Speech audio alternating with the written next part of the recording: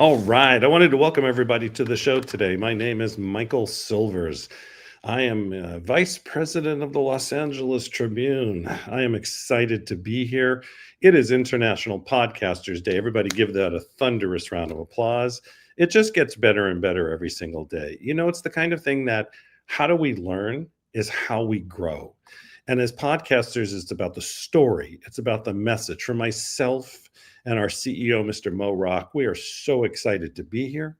We are excited to have everybody on. And it's literally a great day because it is about that education. It is about how we do this. It is about just making a difference every single day. And I think that's what we do. We really have that piece of us that can just, you know, what is it that we do to be better at what we do? And as podcasters, we tell those stories. As podcasters, we make a difference in the story we make. We also listen to people out there, and that will make a difference every single time. So with that being said, I'd like to bring up my co-host for the day. We have a bunch of co-hosts today. Some will be with us right away. Some will be with us later. I have Mr. Jeff Ross and Alana with me now, and they'll tell you about themselves for a second. We'll have Miss Wonderful Karen Hall coming on later. She will be the co-host. She'll be running panels, and she's just brilliant at what she does. Hey, Jeff, good to be on. Another summit, another one to be great to be on with you all. And yeah, absolute pleasure as always, and here to serve. And so for those who don't know, my name's Jeffrey Ross. I live down here in Tasmania, proud father of 3 amazing boys, and I am the Australian ambassador for the Los Angeles Tribune. That's awesome, Jeff. It's so great to have you as our ambassador. And I'm so excited to be here with you guys, with Karen, and with everybody out there listening today. For those of you who don't know me, my name is Alana Cahoon. I'm a mindfulness coach, energy healer. I help high achievers grow into stronger leaders, create abundance, and chill out while doing it. I call it conscious leadership. And my podcast is Creating Abundance. You know, it is about the abundance. Everything we do is about abundance. So I'm going to give the show to you guys for just a couple minutes. I'm going to help with a little tech stuff with a couple of our guests because it's what I love to do, and I'll be right back. Well, Alana, it's absolutely be amazing to co-host this podcast Power Summit with you, and I'm really looking forward to our lineup of speakers. We've got some amazing panels lined up. We've got Jenilee Harrison, who's probably going to be opening up with us. We've got Lefty Williams. We've got a huge lineup lined up for today. What are you most excited about when it comes to today's summit? Well, so many things, but first it's International Podcast Day. How cool is that? I don't think I ever realized how big podcasting was at the time and how big it's gotten. So this is really incredible. And the lineup is just, there's so many amazing podcasters. And what's super cool to me, Jeff, is that a lot of stars, stars that are going to be talking today are sharing voices to inspire others by launching their own podcasts.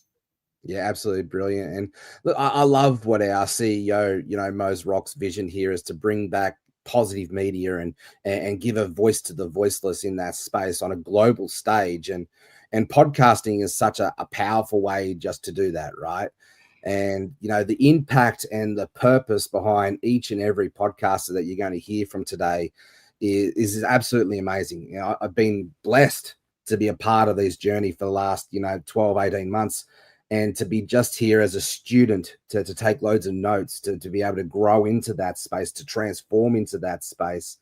And so I know you've got your own podcast. How has your podcast served you and helped you on your growth journey? Well, I never intended on having a podcast, but it was my dear friend, Michael Silvers, who said, you need to do this. And I'm so glad I listened because, now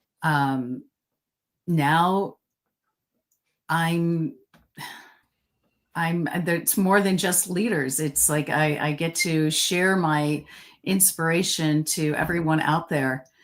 Just as you do with your podcast. It is always how we bring that information out there and how we make a difference. And it really is about the story. I think the story is what carries it every time. And it's really, it's for the Los Angeles Tribune, it's always about, positive media. And we go out to so many countries and we go out to so many people around the world and everybody really has sort of a different story. And they have a different background and things they came from, things they're going to. And it's how that becomes the issue of how do I tell my story? But how do I tell my story so not everybody feels they have to take care of me? We talk about that really is a big piece all the time about storytelling. For those of you watching this, we are going to have an amazing 4.5, 5 hours. It always depends, right? And what's great about that is there's going to be some great individual speakers, but it's always about a conversation. You're not going to see anybody just talking at you. It's going to be a conversation, and that conversation really makes a difference in everything we do. I think that's the important part as we do this. The other thing too, the other thing too is as we have this conversation, settle in, get yourself, I've got myself a Pellegrino. No, it's not an ad placement. I've got myself a Pellegrino. I've got everything sort of, ready to go and looking good. And, it's the kind of thing that just settle in, take the information in, listen and learn. There'll be a time. And for those, by the way, for those of you out there who are podcasters or who want to know more about what we do, you know what? I'll grab my link. Do you have my link right there, Jeff? Your link or the Calendly one? Yeah. Let me get that for you while you're talking. Okay. Yep. If you're a podcaster out there and you want more information, or you want to be able to connect with myself or the team, hit the link, pick a spot, and we'll just have a conversation with you. Looking for always more great podcasts, looking for more people really in alignment, because I think that's always the important piece.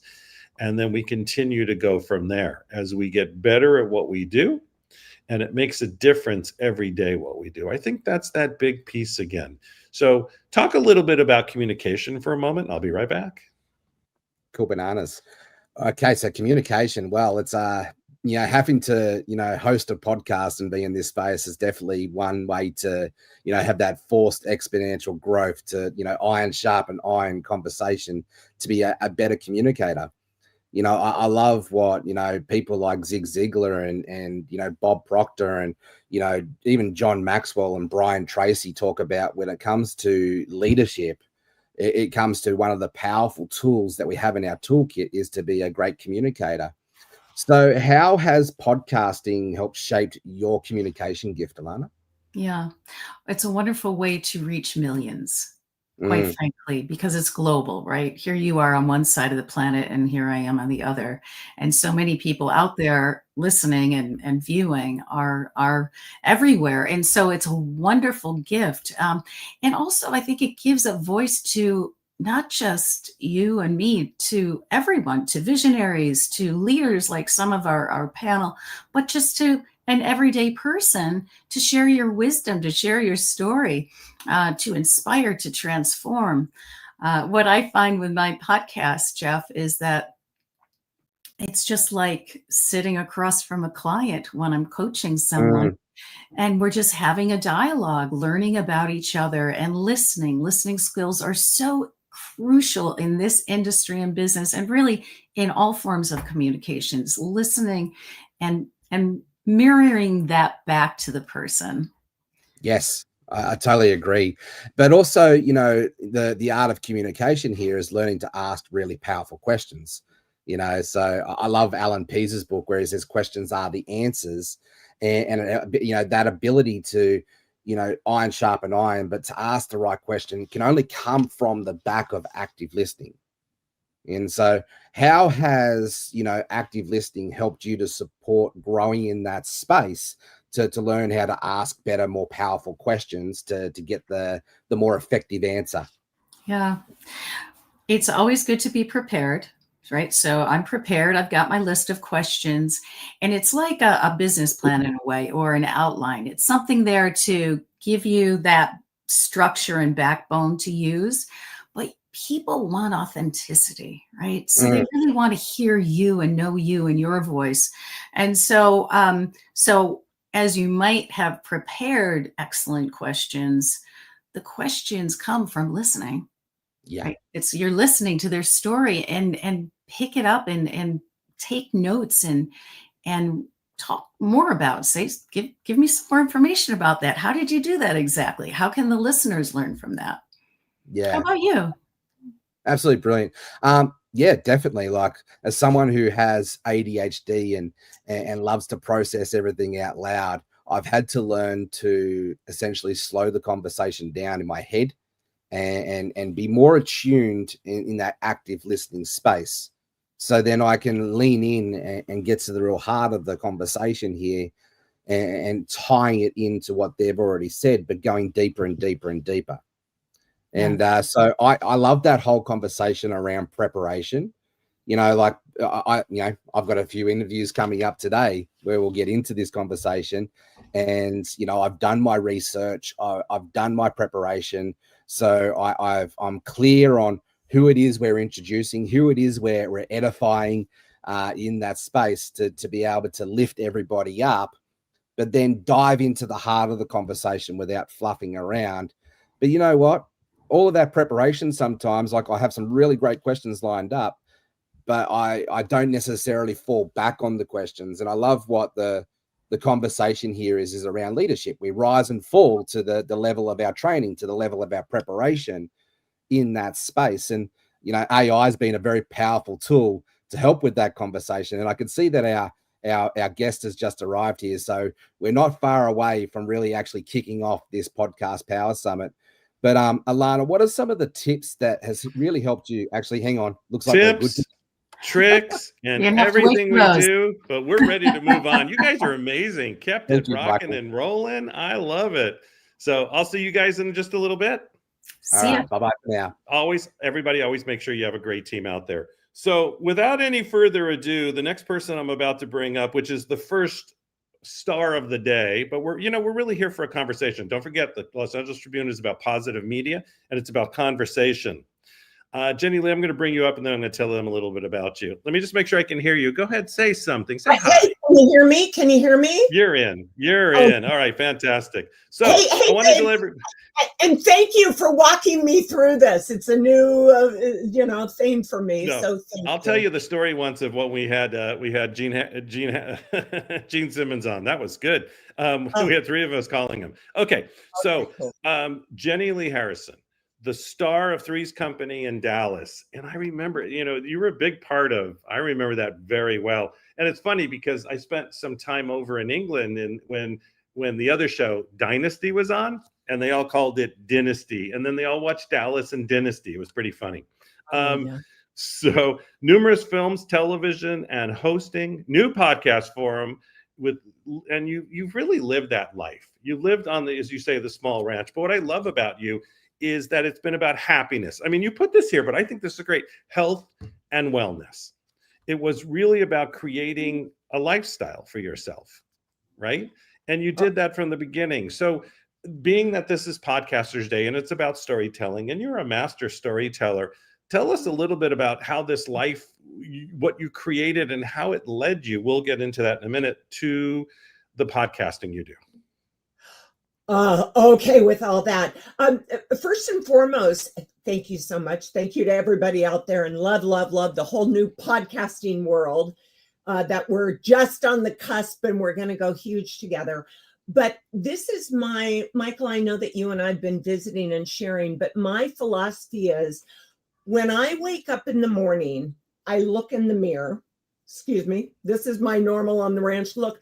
But I look in the mirror and I have to fill this empty vessel up from the tip of my toes to the top of my head. And I just want to fill that up with confidence and love and kindness and wherewithal and work and everything else and fill it up so I can go out and enjoy this beautiful, beautiful life. And I'm actually very disciplined about that because I think that so much of life does present toxicity, if you will. And so we just got to be really cognizant of if we're not whole and happy and good with ourselves, how are we going to be whole and happy and do good and work hard and have everything going for us if we're not taking care of ourselves? So I've always been very, very much into that. And again, because I do have a strong work ethic, that coming from a family that we didn't have much. But I just thought, you know what? To be born in the United States of America, we already got the e-ticket, folks. We are so lucky. And if you just work hard, I think, and have goodness in your heart, you'll prosper. So I don't know. That's my silly. But that's how. But that's right. I think right, because what you're saying is it's work hard, but it's always being of service. One thing you've done with your life is you've always sort of served. You've helped other people. You take other people along the journey. You really learned what's a business and what should be relationships, and that there's a difference there. You made a great comment about that, because I think as we tell our stories, right? And podcasters love to tell their story, right? They love to tell, or they find out other people's stories. You made that great point of there was the business side of the business, and then there was your life. And I think that's the separation sometimes people have a lot of trouble with. And I think they get into trouble because of that. Can you talk about that a little bit? That's a really big subject. Well, and you know what? And I will drop a name because this happened with me. I was once at a convention show someplace, and Elliot Gould was there. Elliot Gould, phenomenal. He was married to Barbara Streisand the first time, but a phenomenal actor and everything else. And I told him, I said, show business for me, it's a business. It's a job. It's my work. Do I enjoy my work? Absolutely. But it's a job and it's business. And I've always tackled it like that. It's not my life. It's a job and business. And Elliot Gould, his eyes just, his mouth dropped. And he even said, oh my gosh, I wish I would have thought of it like that. And it was, and even I was with Linda Gray recently talking about Dallas, and you even putting that intro. Thank you so much, because Dallas was huge, still is huge in Europe. Still is. They shut down the restaurants, everything else to watch Who Shot JR, right? But Linda Gray even said to me recently, she said, you're the smartest one here. And there was all the cast and everybody was around, and I was taken back. But I think when you also say that there's a difference between work and your life, well, there's a difference, but they're all combined. So they're parallels. But if I don't have me all good, I can't do good business. And I think my business is better because I take care of me. So I'm very disciplined about also saying no. No, I can't do that. That doesn't work for me, even though I'm going to do my good business. So there is a polarity to all that, if I'm sounding so convoluted, but still go out there, work hard, be hard, but absolutely take care of yourself, or we're all going to be lost in the plethora of life, right? So you have to manage it, work, pleasure, business, everything, and they all intertwine. I don't know. I think but that's an important piece, because part of what you did with that is you created financial freedom, but you created stability, and you also created an ability to be able to go out there and help, right? And that's what people sometimes, they get so locked into, it's me, or taking care of me, or ooh, look at me in life. They lose the world around them, and then they lose themselves. Yeah, and I'm so sorry for all those people but life is a journey, and as everybody knows, I don't ever want to be preaching to, I'm just sharing my own experiences. But you always hear this from people, and it's true. It is about the journey. It's not the end goal. When you talk to people, I always remember meeting you, Michael, in this podcast world. What a blessed journey. It is so much fun to be able to take my acting experience, but then now I live on a ranch and I do gardening and I have animals, but I love product. I love merchandising. I love reaching out there and telling people, guess what I learned today? Guess what I learned, and guess what I can do, But yeah, I'm no fool that when growing up, I've never taken success for granted. In that growing up, I'm still that one girl. I've never bought a Starbucks coffee. I know I told you that, but it's true, because I'm actually very frugal. With myself, I'm frugal, but it allows me to then be able, as my sister said, yes, Jenny, you're very frugal, but I'm very generous. Because when I am giving, oh my gosh, what you get back. And even one time, my mom, bless her, my mother is almost 96 years old.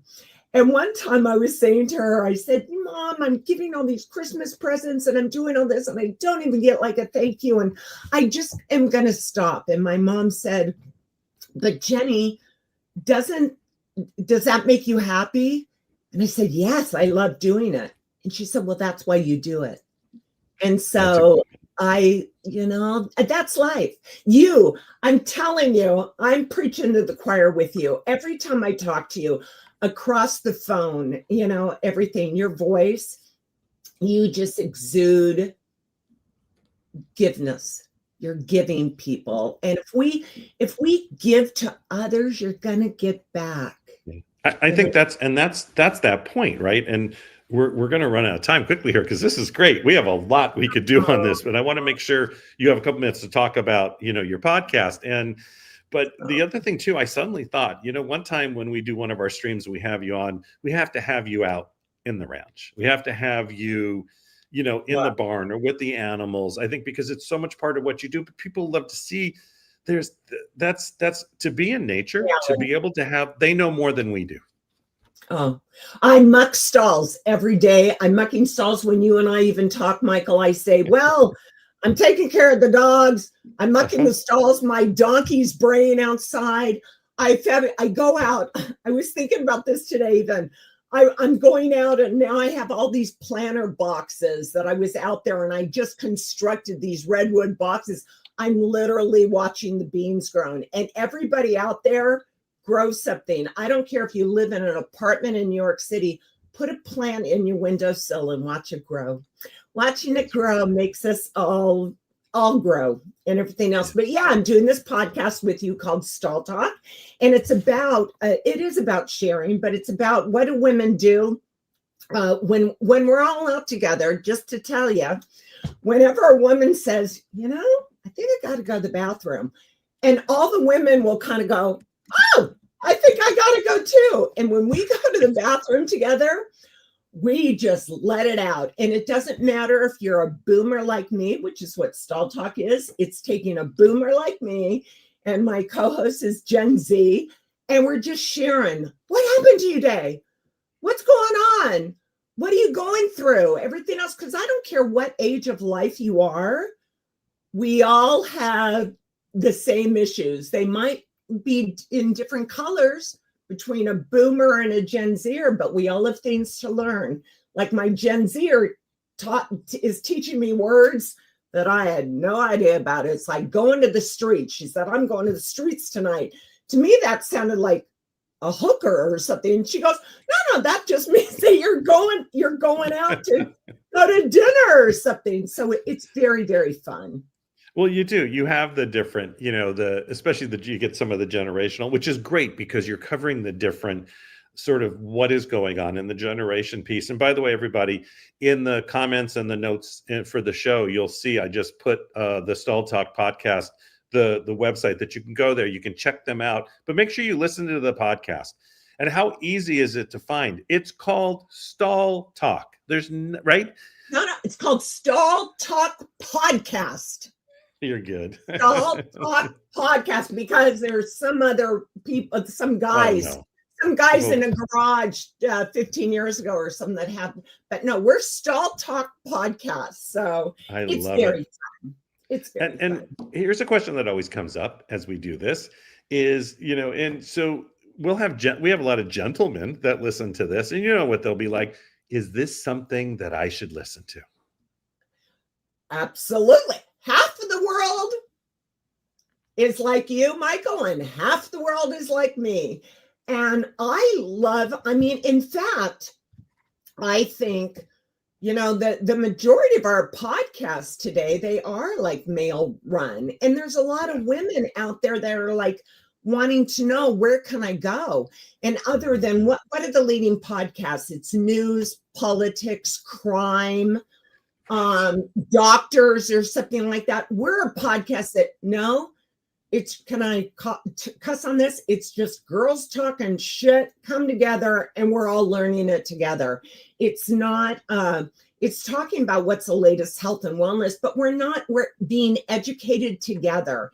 And I guarantee you, whether you're my mom's age, 95, or whether you're 21, we all want to know, and for men to listen to this, I think it serves him well, because men will often say, like, I don't get it. I don't understand what the women are thinking. Well, listen to this. You'll understand this. We listen to you.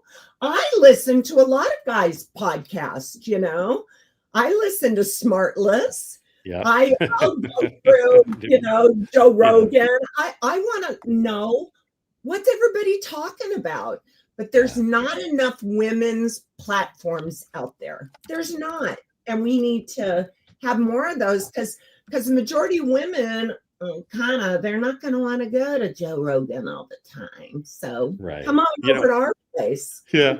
And it's great having you, by the way, everybody, just you'll see in your YouTube feeds and your Twitch feeds and all of our feeds, because it's on our page. I just put also Los Angeles Tribune Podcast Network, because Stall Talk is part of our network, and we're very honored to have it as part of our network. And we're going to be showcasing it coming up, because we're going to be launching actually a brand new website. We're very excited. And we are part of the Los Angeles Tribune family, and it's great, that you bring this message out there. I think that is a really important piece as we do this, and as we continue to really bring that message of healing, of strength, of what are those things that we need to talk about that nobody ever wants to. And we need, though, again, other than, I don't see it out there in a podcast. It's not a podcast that what we're doing, what I want to put out there. It's not to tell people, oh, I know it all. It's the journey together. Come on in, come into the bathroom. What happened to you today? Oh my gosh, that happened to me. But this is what I've learned. I don't know if it's right, but this is what's worked for me. So I want, so it's different than, again, the sports, the news, the politics. It's different than, it's not a show to say, it's not a doctor's show. It's what are we learning? Life is a journey. I do have a thing. They call it an Aunt Jenilee. What's Aunt Jenilee's message of the day? Every day of my life, I want to learn something every single day. And if it's a word, if it's a thought, if it's something, every day to the day I die, God bless everything. I want to be learning. And we're learning that, and let's learn together. Gen Z, the youngest girls can teach me, and hopefully I can teach them. It's just experiencing, laughing, hugging. I want Cardi B to come into the stall, come into the stall and get her, take everything off if she wants to, keep it all on if she wants to, but just what's the lowdown? What's the real stuff going on, and what do you know? Rather than, I don't want to ever, I'm not preaching to the choir here. We're just enjoying it. And by the way, Michael, because maybe you've never gone there, that's what girls discuss when we go to the bathroom together. I was just watching. It's funny you say that, because there's a scene and again, remember, we're a newspaper. It's about conversation. We sometimes talk about shows. We're not promoting. It's part of the conversation. But I was just watching The Big Bang Theory. And there's that one scene where they're talking in the bathroom, right? And they're in the stalls. And the minute when I first met you and saw that, and I had just saw that, I'm like, I get it. I get it. This is because men, we do not do that. Yeah, you're right. Girls go in. I was, again, just at a show a week or two ago, and the gal that was helping me was literally like 21 years old. And we looked at each other and said, let's go to the bathroom. And how girls do it, we run to the bathroom, we're running into the bathroom. She's in a stall, I'm in a stall, and we're screaming over the stalls like, oh my gosh, what happened? Did you see that person? Oh my gosh, how are you feeling? That's what we do. So it's like, yeah. And even then it's very funny, because sometimes, like when you're at the airport, for instance, when women are at the airport, so many times you go in and there's all the stalls, you'll get in your stall, close the door, and you don't have any toilet paper. And you'll say to the woman next door, and you'll go, oh, I don't have any toilet paper. Can I have some? She'll go, sure. And she'll pass you paper, and you don't even know what she looks like. And all of a sudden you'll have a conversation and she'll leave, I'll leave. I don't know when she left. And it's like, but we're all equal girls in the bathroom, just sharing. Yeah, but I think that's great, because that's that conversation. Trust me, we will do anything to avoid that happening. And it is great though, because what that is there's a freeness around it. There's that conversational piece, and you've been in an industry that there's always speaking going on. There's talking, there's conversation. And this always comes up whenever you have somebody who's worked with a lot of different people in Hollywood. I always get this question, so I'm just going to ask it so the audience can hear it. And this is the tough one, right? Because if you answer this question, then everybody else says, "What about me?" But not the favorite. You can never use that word. But who is somebody you really enjoyed working with that could have almost been like a mentor to you in Hollywood, or you just saw something special about them? Right offhand, because we have been talking about this, I would say Larry Hagman, JR on Dallas. What I was so impressed by is whenever you're on a set, and you have your lines and the other actors reading lines. Well, at the end of the day, Larry Hagman was done for his day. He's done. It's 5:00. He can leave, everything else. But I still had lines to read. And my lines were talking to him on many sets. When the star, because Larry Hagman was the #1 star, that star is released. And what they'll do is they put in a script reader. So they'll put a stand-in there to read the lines, because the camera's going, because it's still going to take another half an hour or two, whatever it is, to get the rest of the scene. But you need that actor. Larry Hagman would never leave. He stayed because he always believed, yes, I'm the star. He was the star of Dallas. But he also said, I'm only the star because of also everybody that I'm surrounded with.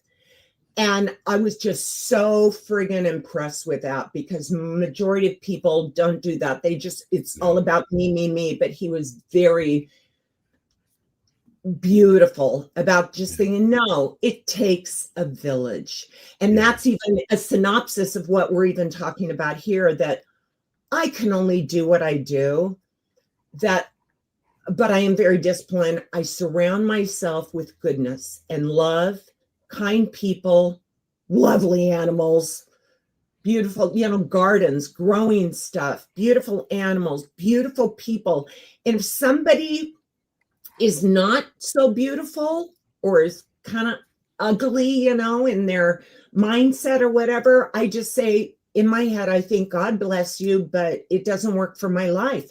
And I'm really good about, I just shut the door, because there's so much kindness and beauty and love and growth in this community, which again is why I'm so excited to work with you there at the Los Angeles Tribune, because I know that that's your mantra, that you are about that. And every time I talk to you, I think, oh, this gives me so much faith in humanity that let's listen to those podcasts that make you cry and laugh and giggle and learn and all that. Let's listen to those. I don't want to listen to the train wrecks. I don't want to see the train wrecks, which is shock jock stuff. And I know it's out there, and I know it's very popular, and God bless all those people that want that want to see that, to go off in there, but it doesn't work for me. I just want to, let me learn something. Yeah. Shake, push my buttons and get me riled up. But let's all think like, oh my gosh, how blessed we are. We are. My sister calls me Pollyanna. So I will say, oh, you know what else? I do remember this when I was first on Three's Company, and I was very young. So I'm talking, I was 18, 19 years old. And I had my PR manager was there, and I was in the dressing room, and I was having to do all this press because I replaced Suzanne Summers on that show. It was a huge job. But anyway, after I did this interview with this reporter and she left, and I found out from my PR agent that the reporter was disgusted because she said, she's so sweet, it just wants to make me gag. And my PR agent said, but that's her. And it's like, you know what? That's what we need more of. So anyway. That's exactly right. No, that's Yeah. the best. So before I let you go, I'm going to do one thing that we usually don't always do, but I'm going to bring up Harold Lefty Williams. I want you two just to meet, because you're going to meet formally next week. Harold was a Harlem Globetrotter for 20 years, has spoken all around the world, has spoken in front of 30,000 people. You've been in front of millions of people, Harold. I'm going to bring you up here right here. I wanted you to meet Jenilee Harrison so you two could formally see each other. How you doing? Hi, because I was also a Los Angeles Rams cheerleader. The very first year. So I was a professional cheerleader for two years. Awesome. I actually dated Dennis Hara, who is an offensive lineman. I lived in the sports world. I'm a jock at heart, and I dated Reggie Jackson for a long time, and the famous baseball player. But I love a good sportsman. So awesome. God bless you. Yeah. Thank you. I didn't play for them for 20 years, but I've played a 15-year professional experience. And I also played with them many years, but it wasn't 20.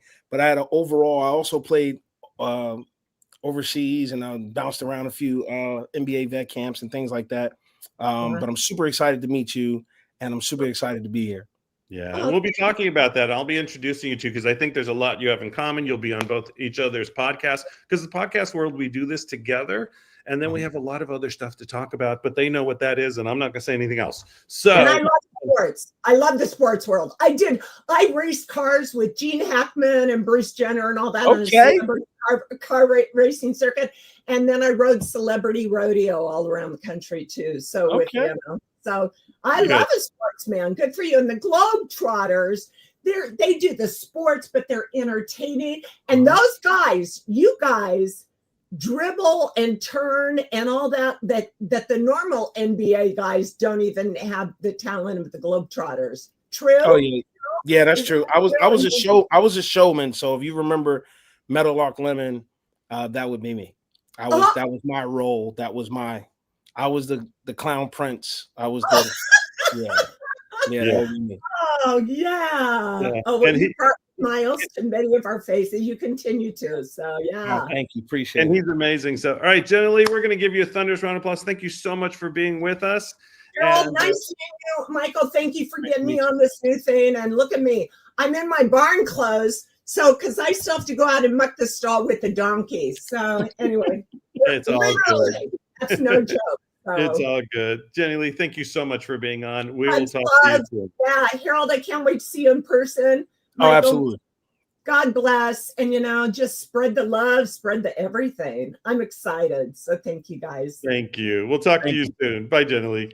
Bye, babies. Harold, how are you? Doing good. How are you? Really good, really good. It's really exciting that it's International Podcasting Day. And so we're having podcasters from around the world. We have podcasters that really have different messages. And we've been, we're talking about messaging, and we just kicked it off with Jenilee, and she's got a great story and where she came from and everything she did. And you do too. It's because you've been around the world. You haven't just seen the US. And how many countries did you get to? 36. Yeah. Okay. So that in all 50 states. Yeah, that's pretty amazing, actually, if you think about it. And with really what you did, you've taken all that knowledge, not alone. By the way, everybody, you have an author to be coming, and I need to talk to you about that too. I've got some good stuff. But at the same time, you've launched a new podcast. Tell us a little bit about your podcast. So it's the Art of Rebounding. It's about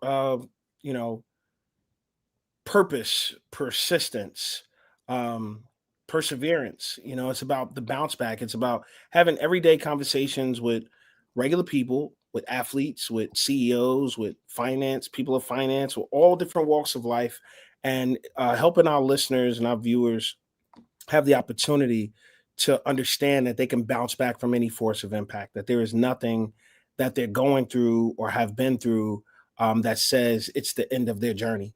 Because when you rebound, you have to get yourself in position. So it's about positioning, right? And then you make your way to something that's already making its way towards you. And so you just have to have the courage to have your mind right and go after it, because all of life takes place in between these two ears. And it's often what helps you rebound are the things that you tell yourself, and then how you position yourself to go after the missed shot. Yeah. The great thing about that, and really what you said, by the way, everybody, if you take a look at your Facebook, your Twitch, all the feeds that we have for the Tribune, I just put the link for the podcast in there. So make sure you go to it, subscribe, talk about it, comment. That's important for us, because that's the only way podcasters get feedback. It's an interesting world that we live in, that, when people are not commenting, you're like, and you get the downloads, but it's like, is anybody listening? And I think that's that piece that always moves us forward. So as you really take, as you're really building this, you've helped a lot of people. What I'm trying to go for is really your foundation, because I think that's a big part of who you are. And that's a big part of between the podcast and the book, and really, really how you manage your children, how you work with them, how you care for them, because they all have a role in Hollywood, but you've made sure that they stay grounded and they know how important this world is, that we need to make a difference. Talk about your foundation. Well, the foundation, the Harold Lefty Williams Dare to Dream Foundation, is co-founded by myself and my wife, Jenilee Williams. We started it as a campaign in 2009. The campaign grew from a campaign to a organization in 2014, because in 2009, I was doing school tours. I was popping up when I can. I was still playing and still trying to do school tours and motivate kids and teach kids to dare to dream. I believed that I had been given the charge in my life to teach kids to dare to dream all over the world. But if you're going to do that, it has to start in your own city. And so I started within the city, and then became a foundation. Is based off of a 6-point thrust system: mind, body, citizenship, education, accountability, and enthusiasm. Those are the pillars in which we raise our children. And those are the pillars in which we pour into our foundation, the 501c3 foundation. We've been honored by the NBA by way of the G League, the Milwaukee Bucks G League team, the Wisconsin Herd, 3 years in a row, poured into our foundation. And we just really appreciate those things. I'm appreciative of every testimonial, every story of someone who I've been able to help and change life. In fact, I was just on the phone with a guy today who wanted to have his son a part of it. And he was telling me today, he was like, "Oh my gosh, I can't believe I ran into Lefty." And he was like, I know you're my son. I need you to help my son, and it made my heart feel glad to know that someone is telling someone about someone. It's not what they say to your face, it's what they say behind your back. And it's been pretty cool. Yeah. It is, you've done so much. I mean, every time I meet you, the one thing I've noticed, and so Lefty's been with us at the shows at Barnes & Noble. He's been on other summits of ours. We've met in person, and you're always of service. You're always serving others. Lefty's not the kind who's just going to go on stage and then leave. He's really going to be part of what we do and part of the whole community. And he's there and he's chatting and he's talking and he's networking, but you're always giving back. You're always saying, how can I help? Is there anything I can do? And it was great was that I actually, and I've never done this before, I had Lefty run a panel at Barnes & Noble, and no one's ever, it's been me, literally, Karen Hall. There's been only a couple people, but you, I hardly knew, but I knew there was something, and you brought the panelists, and it was hysterical. It was great. It was educational. But you just sort of fell into that, and it was great the way you did that. And when it comes to really, that side of you, tell us about the largest group you ever spoke in front of and what speaking in front of people means to you. Well, the largest group I've ever spoken in front of is 20,000 people. It means a lot to me because it's easy to do it in front of a mirror in the bathroom. But when you can do it in front of people, it started at a young age at 12. I was at a place called Horizon Health Center as a teen peer educator. And I began to do different things. And we would go to nursing homes, to youth detention centers and county jails, talking to other people. And we would put together these skits, right, on how to stop violence, on a whole bunch of topics. HIV and AIDS, pregnancy prevention, STDs, all other related topics on how to help them change their life. And I knew right away that speaking was something that would be in my life for a long time. The first time I ever spoke in front of a large crowd, large crowd, was at a place called History Maker in Vancouver. It's 3,500 people. And I knew in that moment I had partnered with a company called World Vision, and they wanted me to give the testimonial. And that's when I go out and tell my story. And that's the moment where you connect the audience to what they call the call, with what they're trying to do, with the people they're trying to help.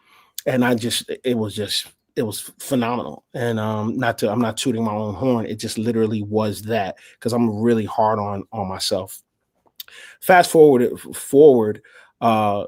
you know, in front of 20,000 people, it's like a Broadway show. It's, you know, it keeps going. There's no cut. There's no time to, you know, can we run that back again? You know, and I just kept going and kept going and kept going. And I just knew that if I can just change one person's life, that it'll all be worth it. And at the end, there's an autograph session, or, you know, meet and greet, if you will.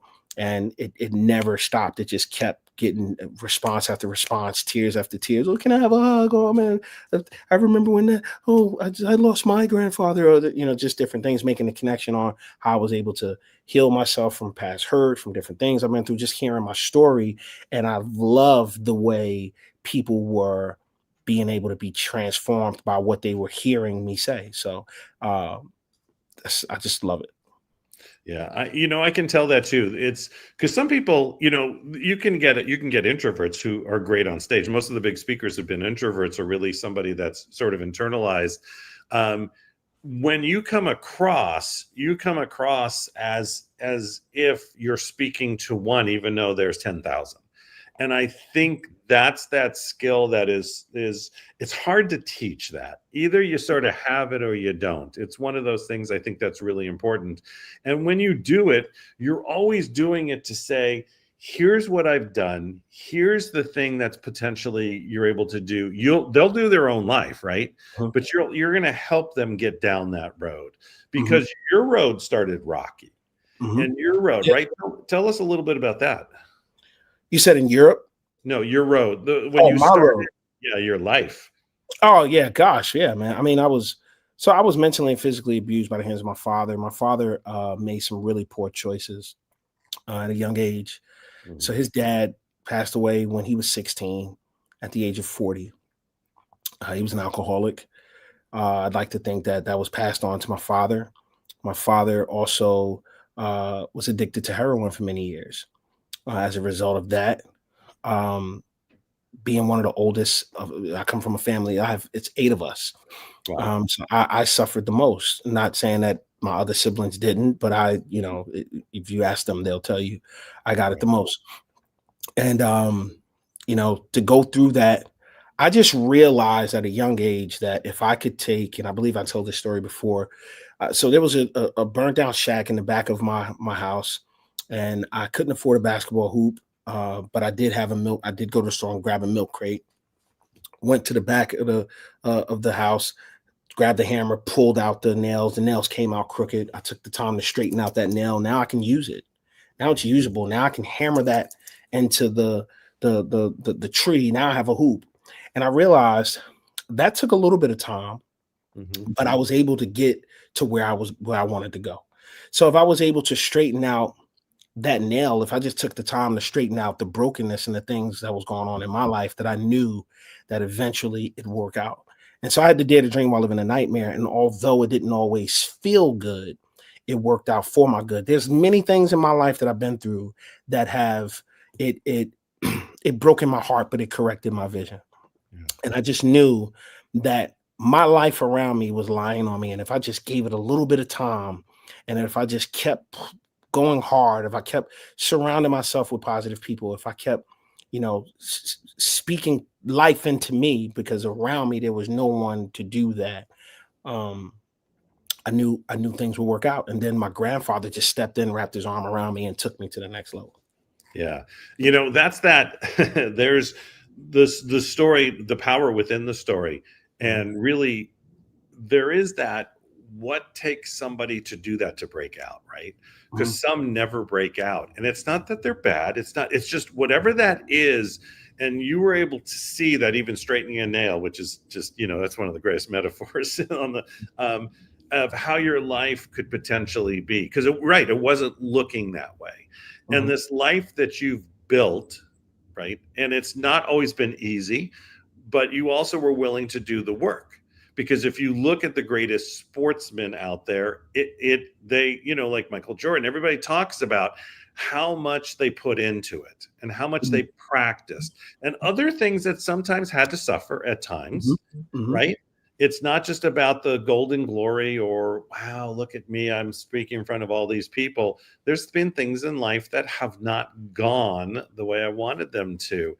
And so coming back around to your podcast, where are you going with that podcast? What are you going to bring to the audience in future shows?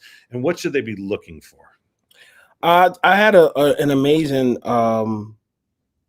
conversation with my daughter, who she didn't realize. She's like, "No, Daddy, you're good at this." And I was like, "Well, I mean, most of the time when you're authentic with people, good things are going to happen, right?" What I'd like to see happen is I'd like to see regular average Joe people on from all different walks of life, to be able to see when I was younger, Michael, I wanted to hear hold on from someone who was really holding on. I wanted to be able to hear you can make it from someone who was really making it, and I looked around me and I couldn't find that anywhere. So I became my biggest hype man. I became my biggest encourager. And I want other people to hear, hold on, you can make it, from people who actually have been in the fire, who have walked through and have come out untouched. Right. It's going to go to a place where people are going to, whether you're driving in the car, whether you have a little bit of spare time at work, or whether you're at home, you are going to turn on to the Art of Rebounding and you're going to be inspired. I had Grammy Award winning rock star on the podcast. He sold 180 million records. He wrote the record Fine China that everybody loves, right? It puts everyone in the Michael Jackson mindset. He's Chris Brown's executive producer.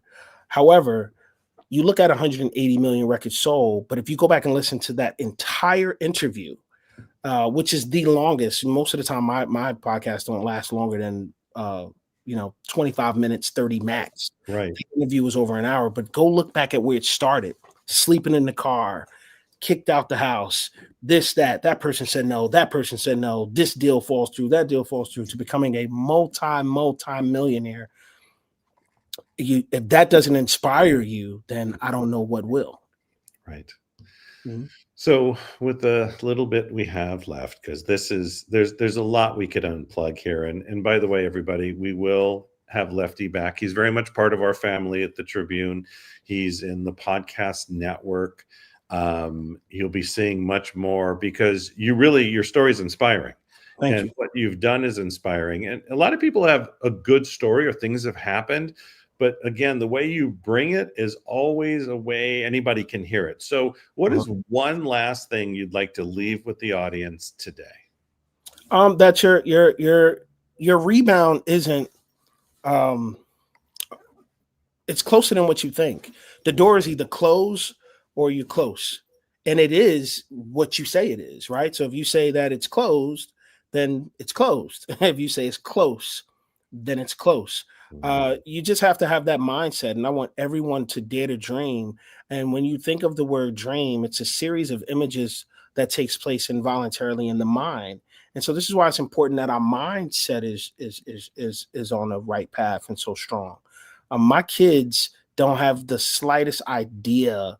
Their story is not my story. My kids are all working actors and done great things, but it's because I was able to overcome, and I was able to be in a place to help someone else dream. So my last thought would be continue to dream, dare to dream. It's never too late. You don't want to be on, your transition bed with regret.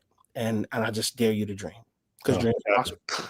that is, thank you so much. For myself and Mr. Mo Rock and everybody at the Los Angeles Tribune, we are so honored that you're part of our mission. We're so honored that you're always showing up.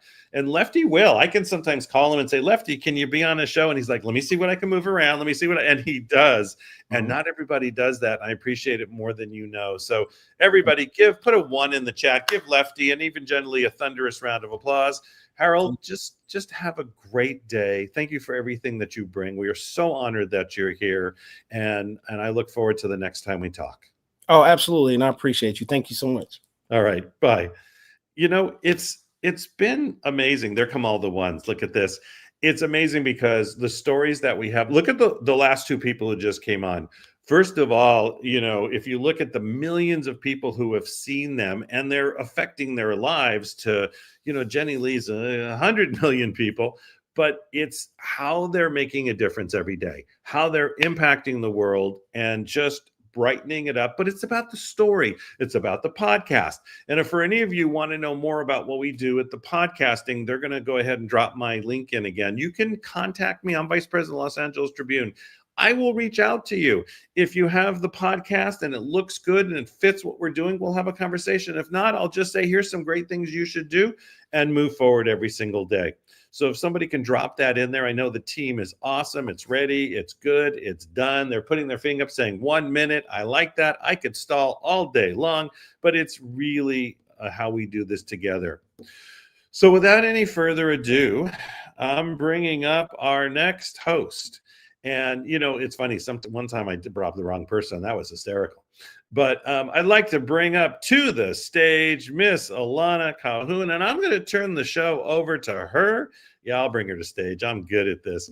I used to run all these myself all the time. So Alana, give yourselves a round of applause. Say hi. They put my link in there, everybody. I'm going to now go away for a little bit, turn this to you, and have a great time with this panel. Wow, what a great act. I never actually set out to start a podcast. I am really a musician at heart. That's where my soul has always been. And it was my dear friend Michael Silvers who encouraged me. And he said, you need to do this, Alana. And I'm grateful he did, because now I'm part of one of the fastest growing podcast networks in the nation, the Los Angeles Tribune Podcast Network. And it's more than podcasts. The Tribune itself is a voice for conscious leadership, for truth, and for uplifting the conversations that really matter in our world today, just as you've heard from our first 2 amazing guests. Big shout out to Mo Rock for creating a platform where all voices can be heard and where transformation can begin. So I am honored to introduce our first panel. It's a dynamic group of the Los Angeles Tribune podcasters.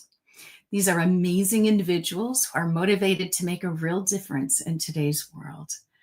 Their voices reach millions of listeners and viewers globally, and their our shows, are living proof of the impact podcasting can have. Please join me in welcoming our first panel as they're all coming on stage. Hey, Jeff, great to see you. Dr. Catrice. Hello. Hello. Hi, Lauren, Jonathan, Crystal. Hello. Tina, Emily. Amazing. This is just great. So, let's just dive right in. I would love for each of you, and I'll tell you who I see first on my list here, to tell us a little bit about yourself, who you are, who you serve, and the name of your podcast. And we'd also love to hear what your show is about and how it helps people. So we're going to start with you, Jeff Ross. Tell us a bit more about yourself. We heard a little bit. Well, g'day everyone. My name's Jeff Ross. I'm the host of the Laptop Lifestyle Dad Show. And, one of the things I'm most proud of is actually being a father of 3 amazing boys. And so with the Laptop Lifestyle Dad Show, we're all about, at the moment, interviewing people who I call hero makers. leaders who create other leaders and getting to share their insights and their stories. And it's such a blessing and a pleasure to be able to be in this position here, to, be part of the Los Angeles Tribune podcast network for sure. Fabulous. Thank you. Dr. Catrice. Hello, I am Dr. Catrice Austin, aka the Queen of Smiles. I am a cosmetic dentist by trade, an author, and host of the Let's Talk Smiles podcast. And my podcast is for anyone that has teeth, anyone who's looking to have a beautiful, healthy, and confident smile. It is the intersection between oral health, total wellness, hot topics, and celebrity smile news. So anything that's dentistry, we want to make it fun and consumable for all. And look at your beautiful smile. Thank you. Thank you. Lauren Fields. Hello, Los Angeles Tribune and family. It's such an honor to be here. My name is Lauren Fields. I am the founder and host of Fields Well, which I say is your destination for transformation. We exist as a podcast, a wellness sanctuary. We host events, and I love being part of anything and everything the LA Tribune is doing, because the LA Tribune really marked the start of me showing up online to build my brand and business. So grateful to be here with you guys, individuals that I seek to help. This was all rooted in my own transformational journey from a horse accident, traumatic brain injury. And what I learned was that my most difficult moment ended up being my greatest blessing and my lesson in disguise and my kind of North Star. And my choosing to rebuild and transform my life taught me so much about what I was capable of. And I want to help others realize the same for themselves. Fantastic. Thanks for sharing your story, Lauren. Jonathan Trone. Oh, thank you so much. And can I first say, look at this group of people. These are some of my favorite people in the world. And I am grateful to be on the screen with you all. Just melts my heart. All right, I'm Jonathan Trone with the Self-Love Revolution. And, so who do I serve? I call self-love the secret pathway to success. And it's kind of, for many, it's one of the last stops on the personal development journey. I tell people, if you've taken all the courses and, you've made your 6 figures and your 7 figures and all this stuff, and that's what I was. I spent 20 years in the entertainment business, working with the biggest stars in the world. It was all success on paper, but inside something was missing. So if you've done all that work, if you've taken all the courses and something is still missing, what's missing is the most important skill we've never been taught, and that's self-love. Thank you. That's beautiful. Thanks for sharing that. Crystal Chow. Hello, my name is Crystal and I'm an investor and a wealth strategist. So basically my podcast is about supporting women to rise in wealth. So what inspired me to actually start is because as I started to pivot out of finance, out of banking into coaching, I really wanted to actually reach 1 billion women, but I realized that not many women that I want to reach can get my information. So through podcasting, I can actually still support them with the shift in paradigm to allow them to know that, being wealthy is something possible and money is something that can be really simple and accessible to both men and women. Beautiful. Yes, absolutely. Emily, the angel coach. Welcome. Sorry about that. Just realized my mic was off. Hello, everyone. Hello, family. I am so honored and grateful to be here. I am Emily Rivera, the founder of the Awakened Superhuman Framework and the host of the Awakened Superhuman podcast. I guide women, men, and sensitive souls, including children and the adults we've become, to embody our true design, to awaken our gifts, and to really step into the leadership for humanity's next stage of evolution. My passion is helping people remember that we are more than human. Can you hear me okay? Yeah, we can hear you. It's fantastic. And I was inspired to create this podcast because there's so many people who are feeling alone with their gifts, their anointing, their expansion of consciousness. And I wanted to create a show that showcases real stories of awakened superhumans of all ages so that listeners can see themselves, find community, and feel empowered to step fully into who they are. Thank you. And I'm honored to be here. Fantastic. We're delighted to have you here with us. Christina Casagnini. Well, hello, everybody. I'm Dr. Christina Casagnini. I am a licensed psychologist, and I was actually working at a hospital for 15 years. So I saw every mental health illness, I think, possible. And I finally decided I wanted to do more than I was doing there. I didn't feel like I was doing the work that I wanted to be doing, which was to have a bigger reach and to really break the myths and stigma about mental health. But like Lauren, I also had my own lived experience of having an eating disorder, and I became a certified eating disorder specialist. And my journey included not really knowing I had an illness. There wasn't a lot of information out there. And so I started my Behind the Bite podcast. And the aim of that is so when people listen, I have a mix of personal stories and professionals coming on, which is like me. I'm a mix of someone who has a personal story and a professional, so that people can listen and feel heard and relate to the people they're listening to. Because in today's world, there's a lot of pressure to be perfect. And my show really creates honest conversations about mental health, food, and self-worth. Beautiful. That's really beautiful. Thank you for sharing that. I think everyone has shared their story. And on to the next juicy question, which is podcasting has become such a powerful way to share stories and ideas. So for those listeners who are either already hosting a show or dreaming of starting one, what is the most important insight or encouragement you'd like to share with them?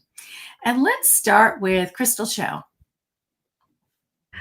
Okay, so for my experience, I find that plugging into a network of podcasters who are already doing what you're doing, that really helps me to accelerate my journey. And personally, I got a podcast coach actually, to support me on the show concept, on really helping me to develop the show structure.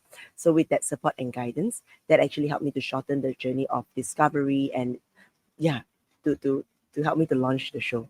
Fantastic tips. I hope everybody is taking notes. Thank you so much. Jonathan. All right. I'm going to say two things, but I'm going to make them really quick.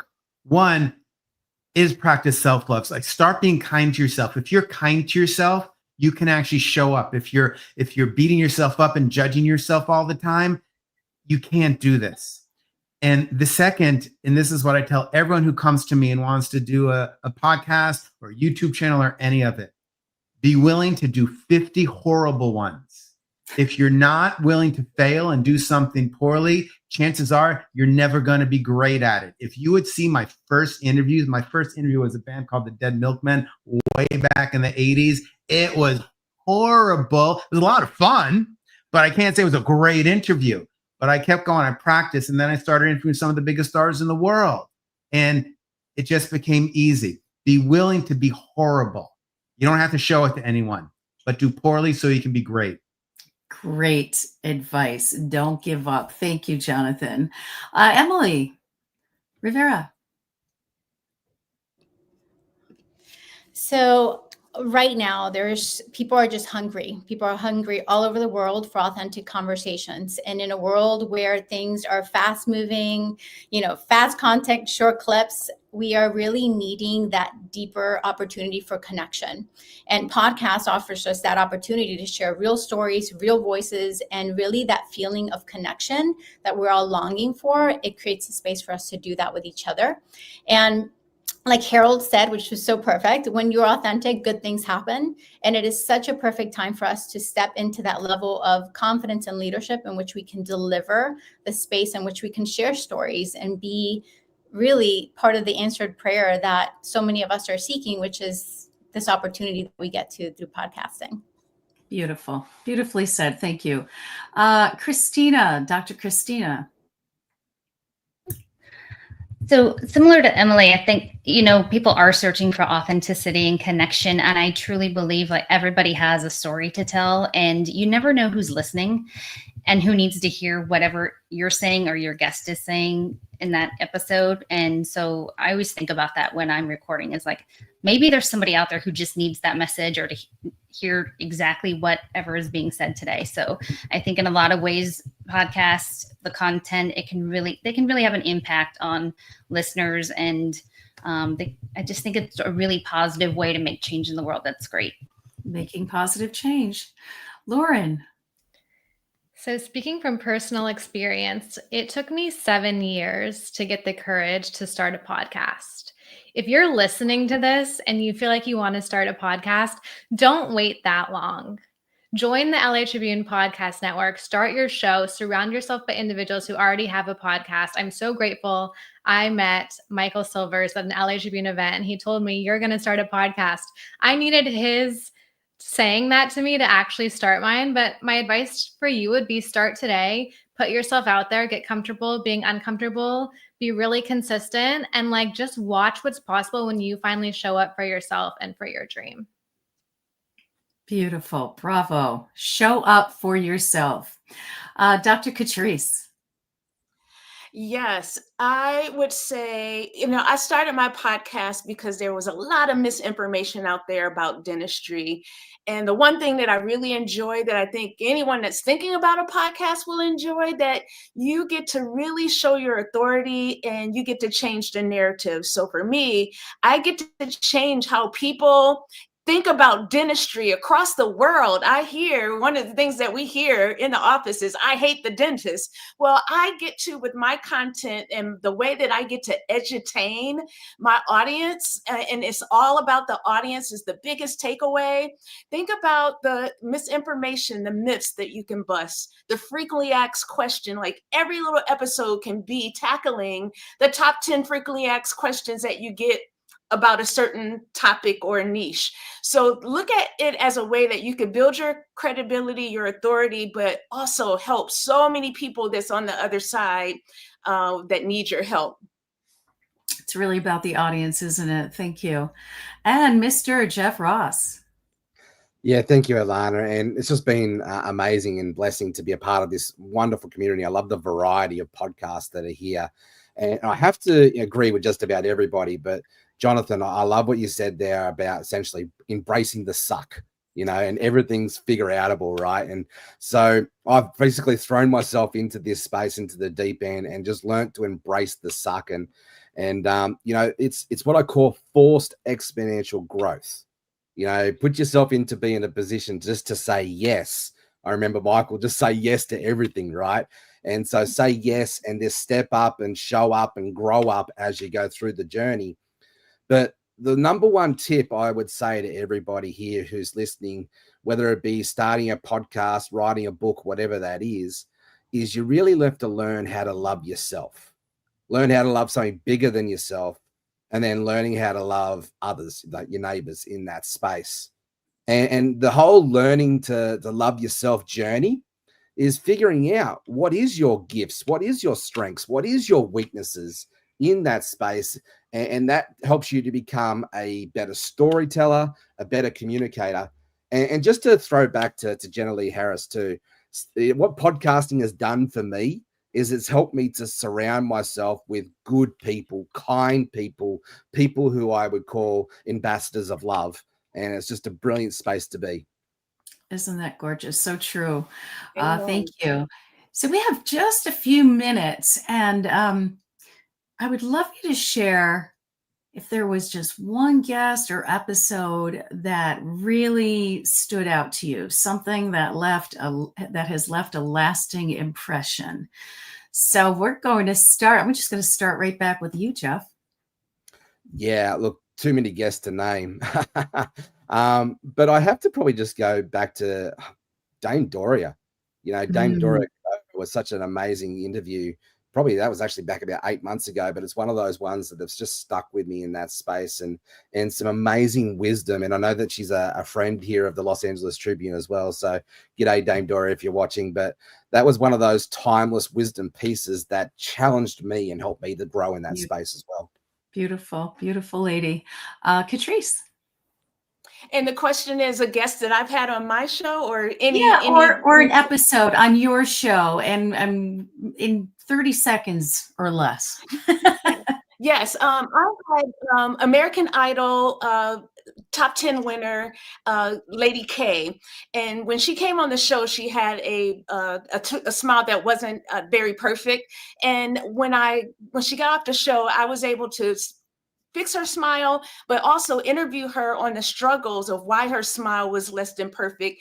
And she gave Americans hope that you don't have to come from a lot of money. There are affordable ways that you can get dentistry. And that's what I'm excited to beautiful. bring to the Wow. I love it. podcast. That's terrific. Thank you. Lauren. I'm going to shout out to David Meltzer, who I had on for episode 50 of the Fields Well podcast. And one thing that he talked about was this gap between who people are and who they actually want people to think that they are, and closing that gap and just authentically being yourself when you're growing a brand or business online, and how valuable it is to just be authentically you. Authenticity. Thank you. Christina. So I had this moment where I was wondering, oh my gosh, is anyone listening to the podcast? I almost thought about quitting because I was just feeling like maybe this isn't having an impact. And I got a DM from a listener who said, I've been listening since the beginning. Can I come on? I have been listening so much, I fully recovered. And when she shared her story in my podcast, and I like to break the myth that like you can actually recover from eating disorders, because that's a myth that's out there that you can't. That was just a pinnacle show for me, and it got me so motivated, and it just kept me going. And I'm over 250 shows in. So fantastic. What a beautiful experience. Emily? Yes. So my favorite was actually my daughter. I got to share her story and her own experiences with her gifts and abilities. And in it, we just really got to celebrate how much she stepped into her own leadership and confidence just by being a witness to my own leadership and confidence. So it's really just highlighting and celebrating that anytime we get to step up, it's not about just who we get to impact out there, but who we get to impact at home by showing up and leading in this way. So that was my favorite interview. I love it. Mother-daughter experience. Jonathan. One of my favorite interviews was Brooke Burke. And, she was on Dancing with the Stars and has hosted tons of TV shows. But we've traveled a somewhat similar path because she's in the whole wellness world now. But we were both at E! Entertainment at the same time. And I was producing one of her shows. So, and I hadn't spoken to her for, I don't know, 15 years or 20 years, whatever it was. And all of a sudden now she's in this personal development world. And I reached out and that was really fun to see how these two Hollywood people, different parts of Hollywood, but same shows, different roles in Hollywood, evolved. So that was really powerful. Serendipity. And Crystal, in a couple of words. Okay. The most memorable one out of all the impactful women that I've interviewed is Christina Lakiani, which is the co-founder of Mind Valley. So the reason why this is so impactful is because Mind Valley being one of the top personal development in the whole industry, having the co-founder Christina supporting me on my movement to help shift women's paradigm about money, and also sharing her vulnerability on my podcast really touched my heart. Awesome. Beautiful. Thank you all for sharing your wisdom. Thank you, audience, for being so engaged. Keep the comments flowing. We're going to a commercial break now. We'll be back in a minute or less.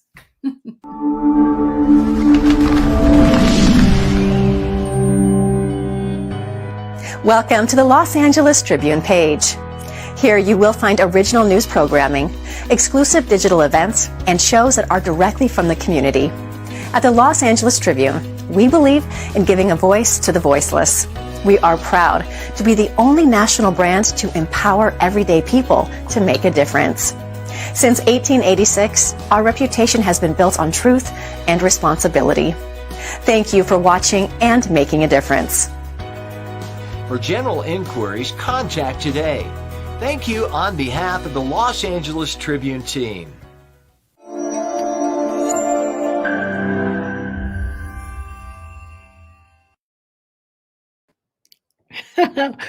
Well, so glad to be with you all. Hasn't this been an amazing show? Just getting to see all of these great guests. I just love to hear all these podcasters that are talking about their experiences podcasting. So I'm so glad. We are going to be bringing up some women, and you are going to love hearing from these women. These are authors from the Women's Journal who are going to be sharing their stories with us. And so I would love to introduce these women to you, and just look forward to letting you know about all of these authors. So, okay, we have Dr. Elizabeth Canty, we have Nicole Cowie, we have Sarah Barthel, and Ashley Borromeo, and Debbie Prediger. Yay! This is like, a party. It's a podcast party. So it's so fun to have all of you together. And Sarah is joining us from Portugal. I mean, talk about dedication. So we are so glad. Debbie's in Canada, and Dr. Elizabeth is in Florida. Nicole is in Canada, and Ashley is on the East Coast. And so very dedicated women. Thank you so much for being with us. So we are going to let you get to know these amazing women. These are all authors in the Los Angeles Tribune Global Women's Journal. And we are, if you can see in our background, we all have the cover of the Women's Journal that is launching, and we will be sharing more details about that tomorrow with you online. So stay tuned, because each of these women have the most incredible stories to share. And this is our second edition. In our first edition, Nicole and Debbie also featured their stories there. And so you won't want to miss it, because they have so much to share. So I am going to start with Debbie Prediger. And so Debbie is the founder of Be Extraordinary Women's Network. And I told her, I always have the hardest time remembering that E, because she's empowering, she's enthusiastic, she's energetic, and I think of all these E words that could go in there, but this Be Extraordinary, extraordinarily empowered with Debbie. And Debbie is a woman who has many hats that she wears. Not only is she a coach and she's an author, she is an incredible entrepreneur, she's a speaker, and she's also a farm girl. So Debbie, if you could tell us a little bit more about you, that would be great. Well, thank you, Karen, and thank you to all the women that I'm sharing the stage with. I just love and adore each one of you. A little bit about me. I am a grandmother of 4, soon to be 5 in less than a month. And I'm super excited. Anybody that knows me knows that my family is very important to me. Yes, I was born and raised on a farm. I'm 5th generation rancher, I like to say, instead of rancher. And I also believe that when we empower women to really pull out that wisdom, that it's not where you live and it's not your little circle. The world is yours if you choose it. Yes. And it's so incredible to have someone that's a 5th generation farmer. That's amazing. And a grandma. I'm a grandma too. And so it's wonderful to celebrate that. And next we will go to Nicole. And Nicole is neighbors to Debbie in Canada. And Nicole is also an entrepreneur. She just launched her first book yesterday, or was it today, Nicole? I think it was today launch day. Yeah, today's launch day. And it's Passion, Purpose, and Possibilities that Nicole is in the book. She is also the founder of Next Step with Nicole Renee. She is a hypnotist. She is a beautiful soul that helps other women who are transitioning and trying to reinvent themselves and oftentimes going through some trauma. And Nicole has shared with us many insightful things as she has gone through experiences with her own life and been empowered to become the woman that she is today. So Nicole, tell us more about you. Well, thank you, Karen. I'm so excited to be here with all of you. Every time I'm in a room with all of you, I leave feeling just like you were saying about Debbie, that E, the empowered. always feel empowered. But thank you so much. And well, I am Nicole Cowley. I am the owner of Next Step with Nicole Renee. I really help women who are in the cycle of almost getting what they want, only to be pulled back into self-doubt and fear. And I help guide them to deep confidence, clarity, and really, really getting what they want. Most of them have done the courses, they've done the programs, they've had the coaches, but they can't get that lasting change. And so I help them really figure out that it's not about doing more, it's about creating the identity that you need to do what you want to do next. Your dream has an identity. So that's what I do. And I am a single mama to 2 incredible children that I love with all my heart.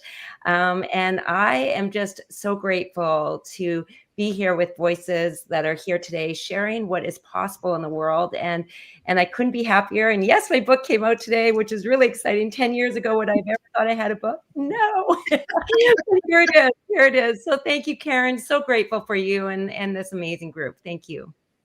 Isn't that great? I mean, 10 years ago, did any of us think we would be here today? So yes, and I love that, Nicole. You are helping people that almost have accomplished their dream. How many of us are there? We need Nicole. We need that. So way to go to help women to accomplish their dreams and just to, empower women. And every single one of these women empower other women. And so we are going to go next to Dr. Elizabeth Canty, and she has a doctorate in divinity, and she has 2 books up there, Living Enlightened. She shares a lot of spiritual wisdom. She was a director for the Center for Spiritual Living. Is that right, Dr. Elizabeth? Did I say that right? And she's also a coach, an entrepreneur, an author, and a speaker, and so much more. And so, Dr. Elizabeth, if you could tell us more about you. Thank you so much, Karen. This is such a joy to be here with everyone. And I love seeing Ashley bouncing her little baby around and hearing about the grandbaby somewhere. My son's 22, so I won't be bouncing him much, but hopefully I won't have grandbabies for a little while either. But love him. He is the light of my life. And I am, thank you, Karen, an award-winning author, speaker, podcaster. That's my podcast up there, Living Enlightened. And I'm also an inner transformation coach.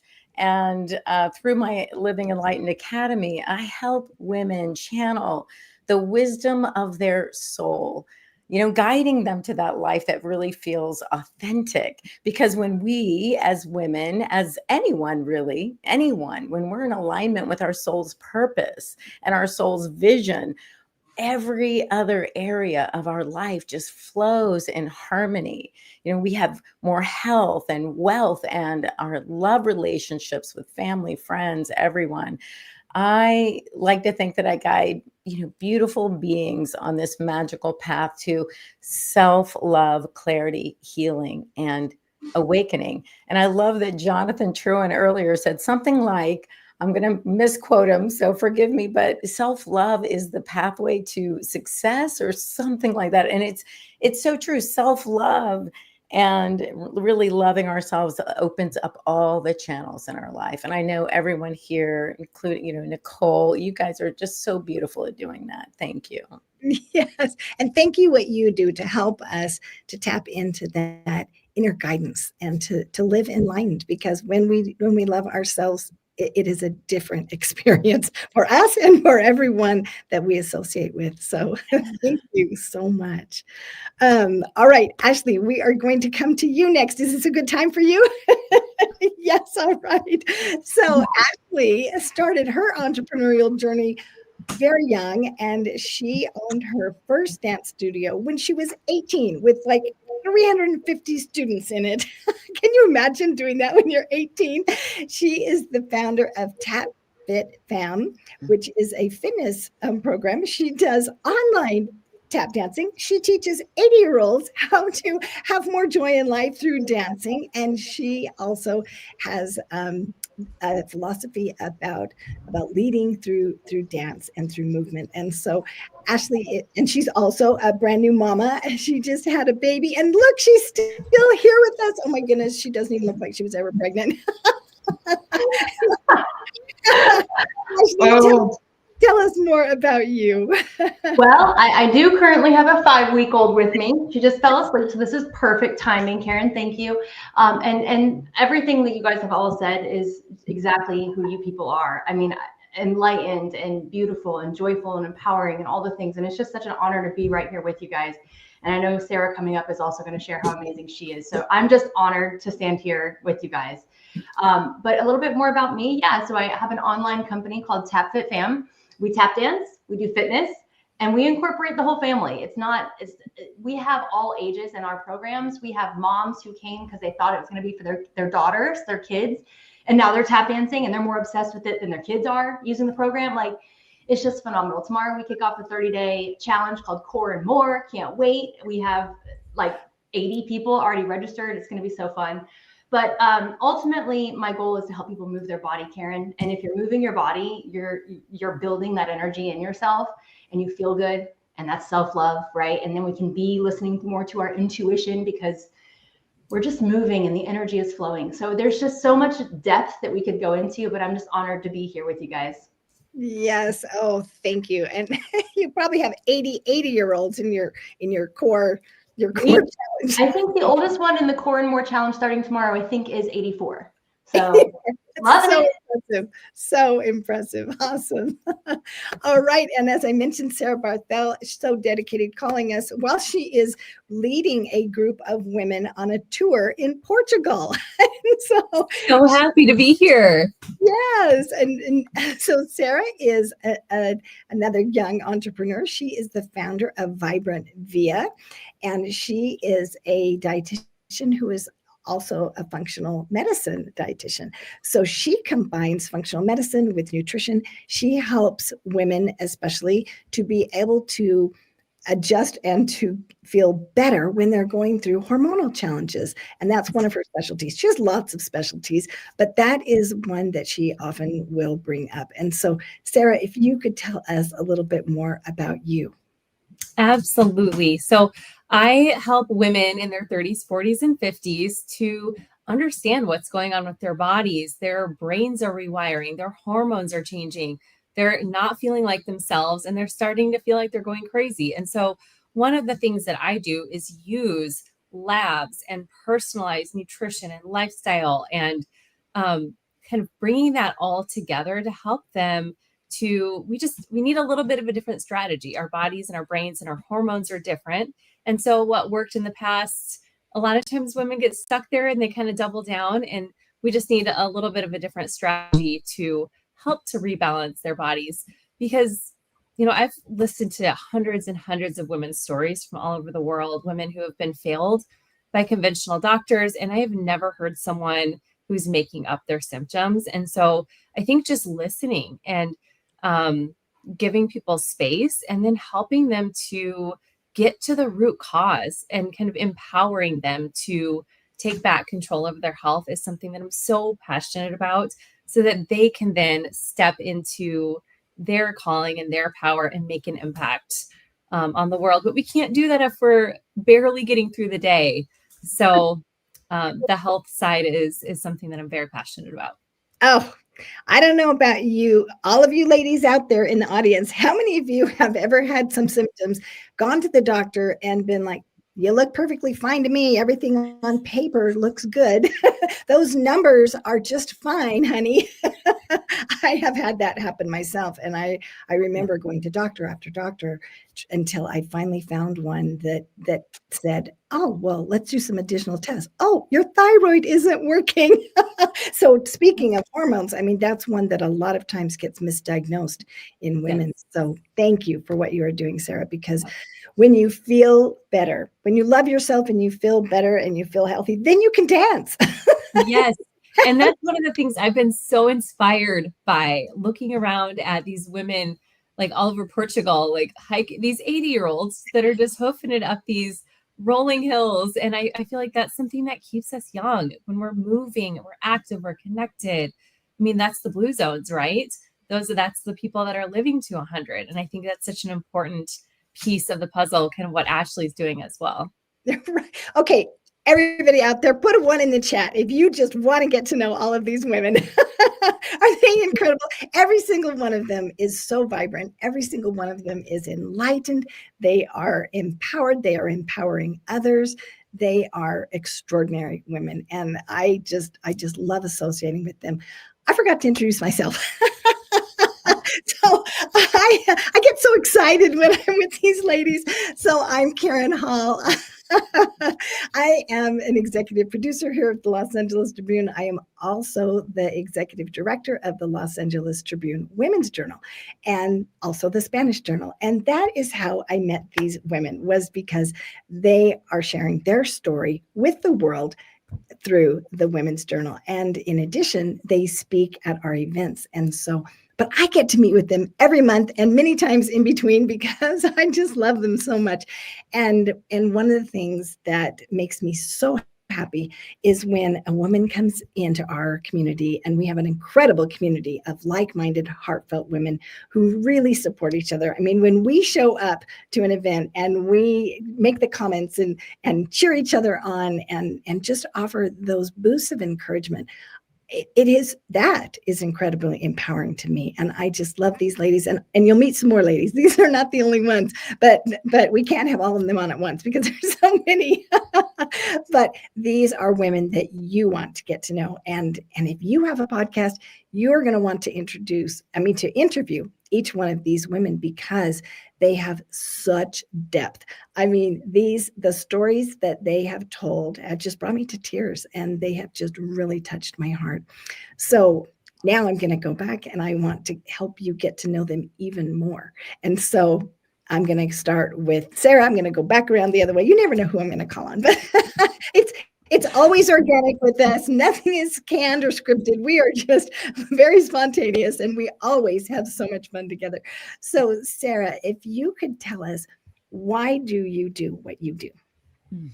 Well, it's exactly what you were saying. How many women have been like, something's not right. I don't feel right. You go to a doctor, they're like, your labs are great. Everything's normal. You're just getting older, even though you're like, I had a woman who was 35 be told that. And did you know that it takes an average of 12 years for a woman to get a diagnosis? Oh.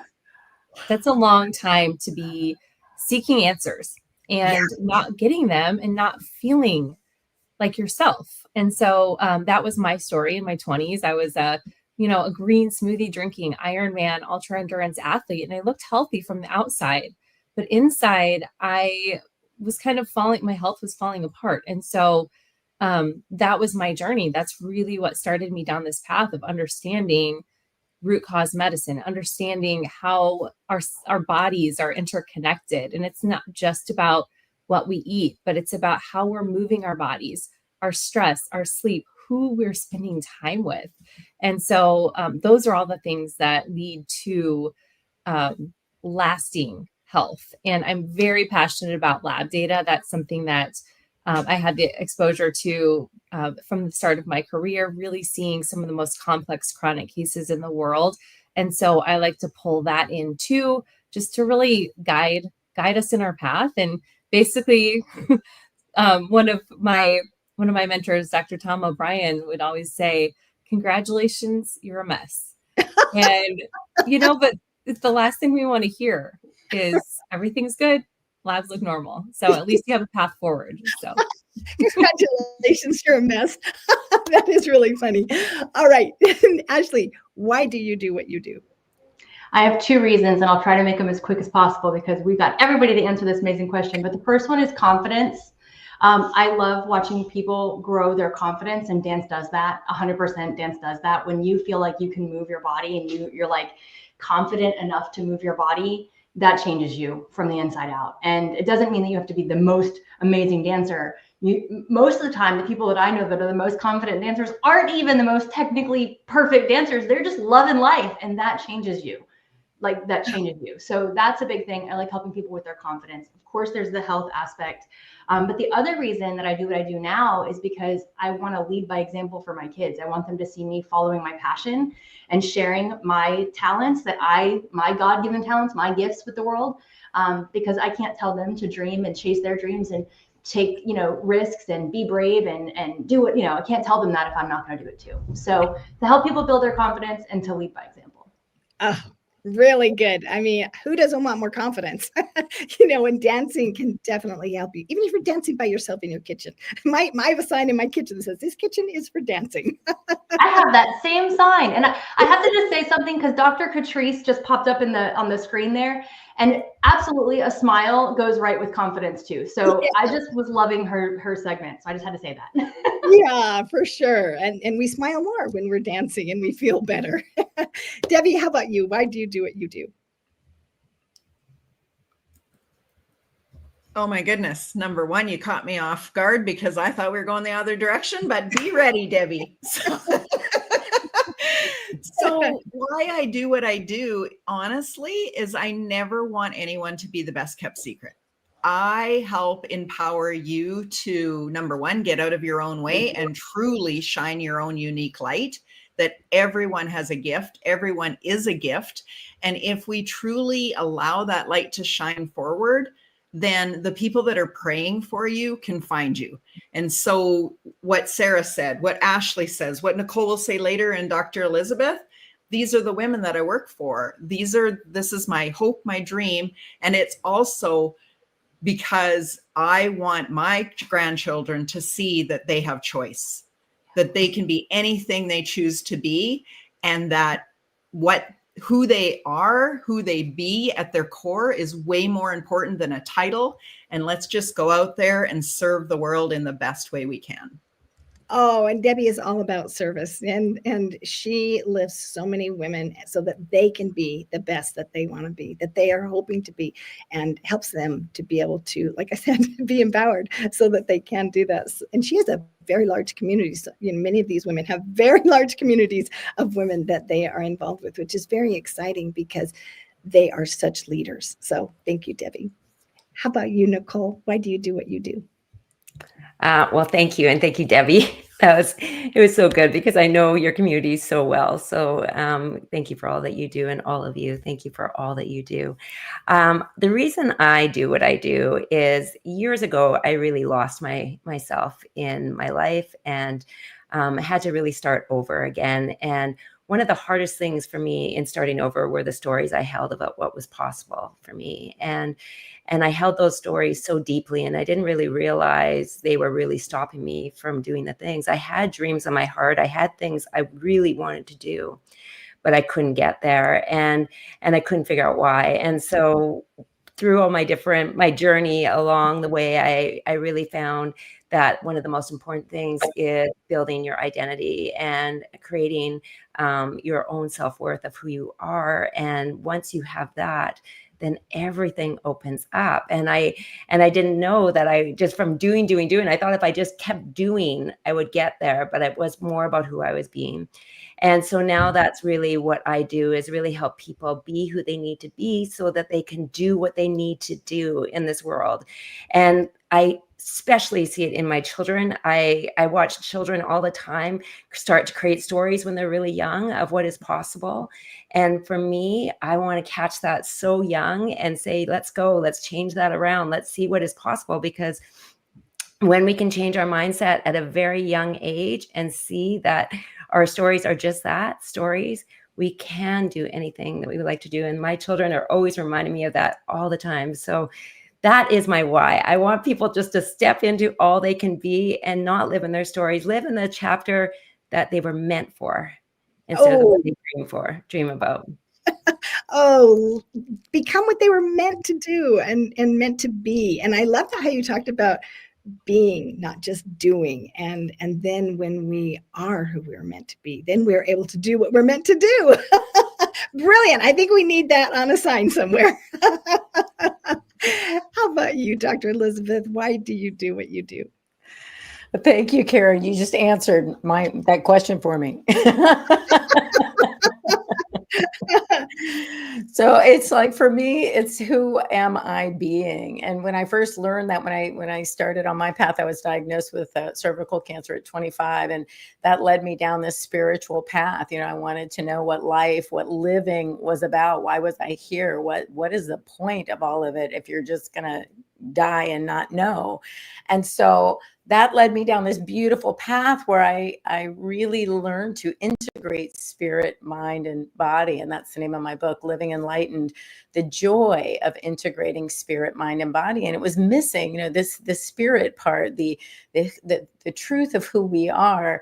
And that led me down that path of who are we being? Because we can do and do and do, just like Nicole was saying. But as Debbie was saying, if we're not shining our light, if that light is really blocked by self-doubt and self-criticism, and not even the things that we adopted when we were children, the scars, the trauma, the beliefs that are not true. And so it just made me realize for myself, as I let all that go, it just felt like dropping armor, that and then I was just this light. And so my tagline, I guess, do I have a tagline? It's love your life and live your passion, because when we are passionate, it's like there's nothing that can get in our way, and we can have the most boring day, which I did today, the most boring day. But I loved it. I don't even know how to explain that. I loved it. There was so much beauty with the dog and the butterfly and the wind, and it was overcast and the seasons were changing. And there's so much passion when we can just love our life right where we are, letting go of the armor, shining our light.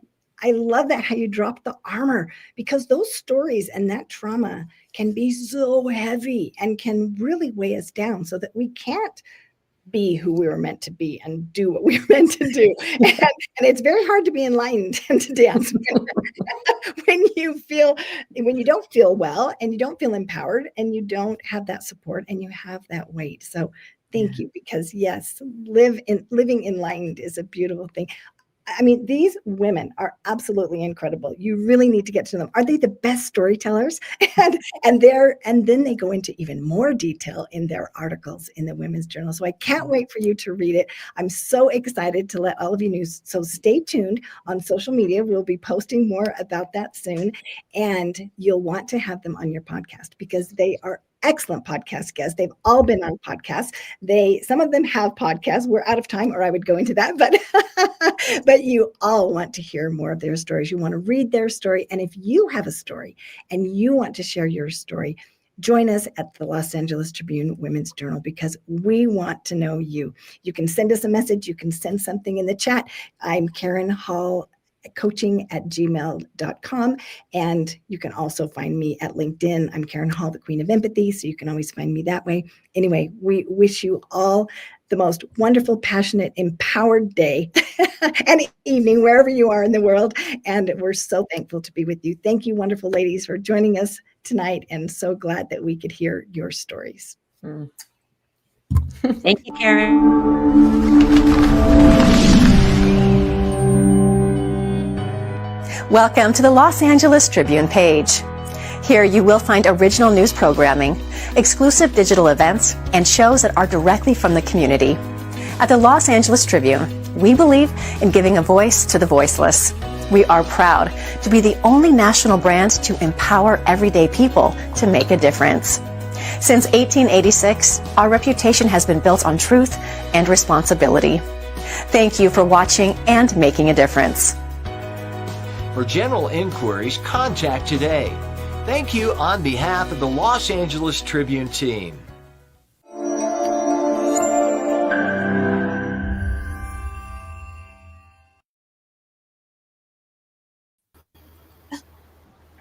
It helps if you click that mute button.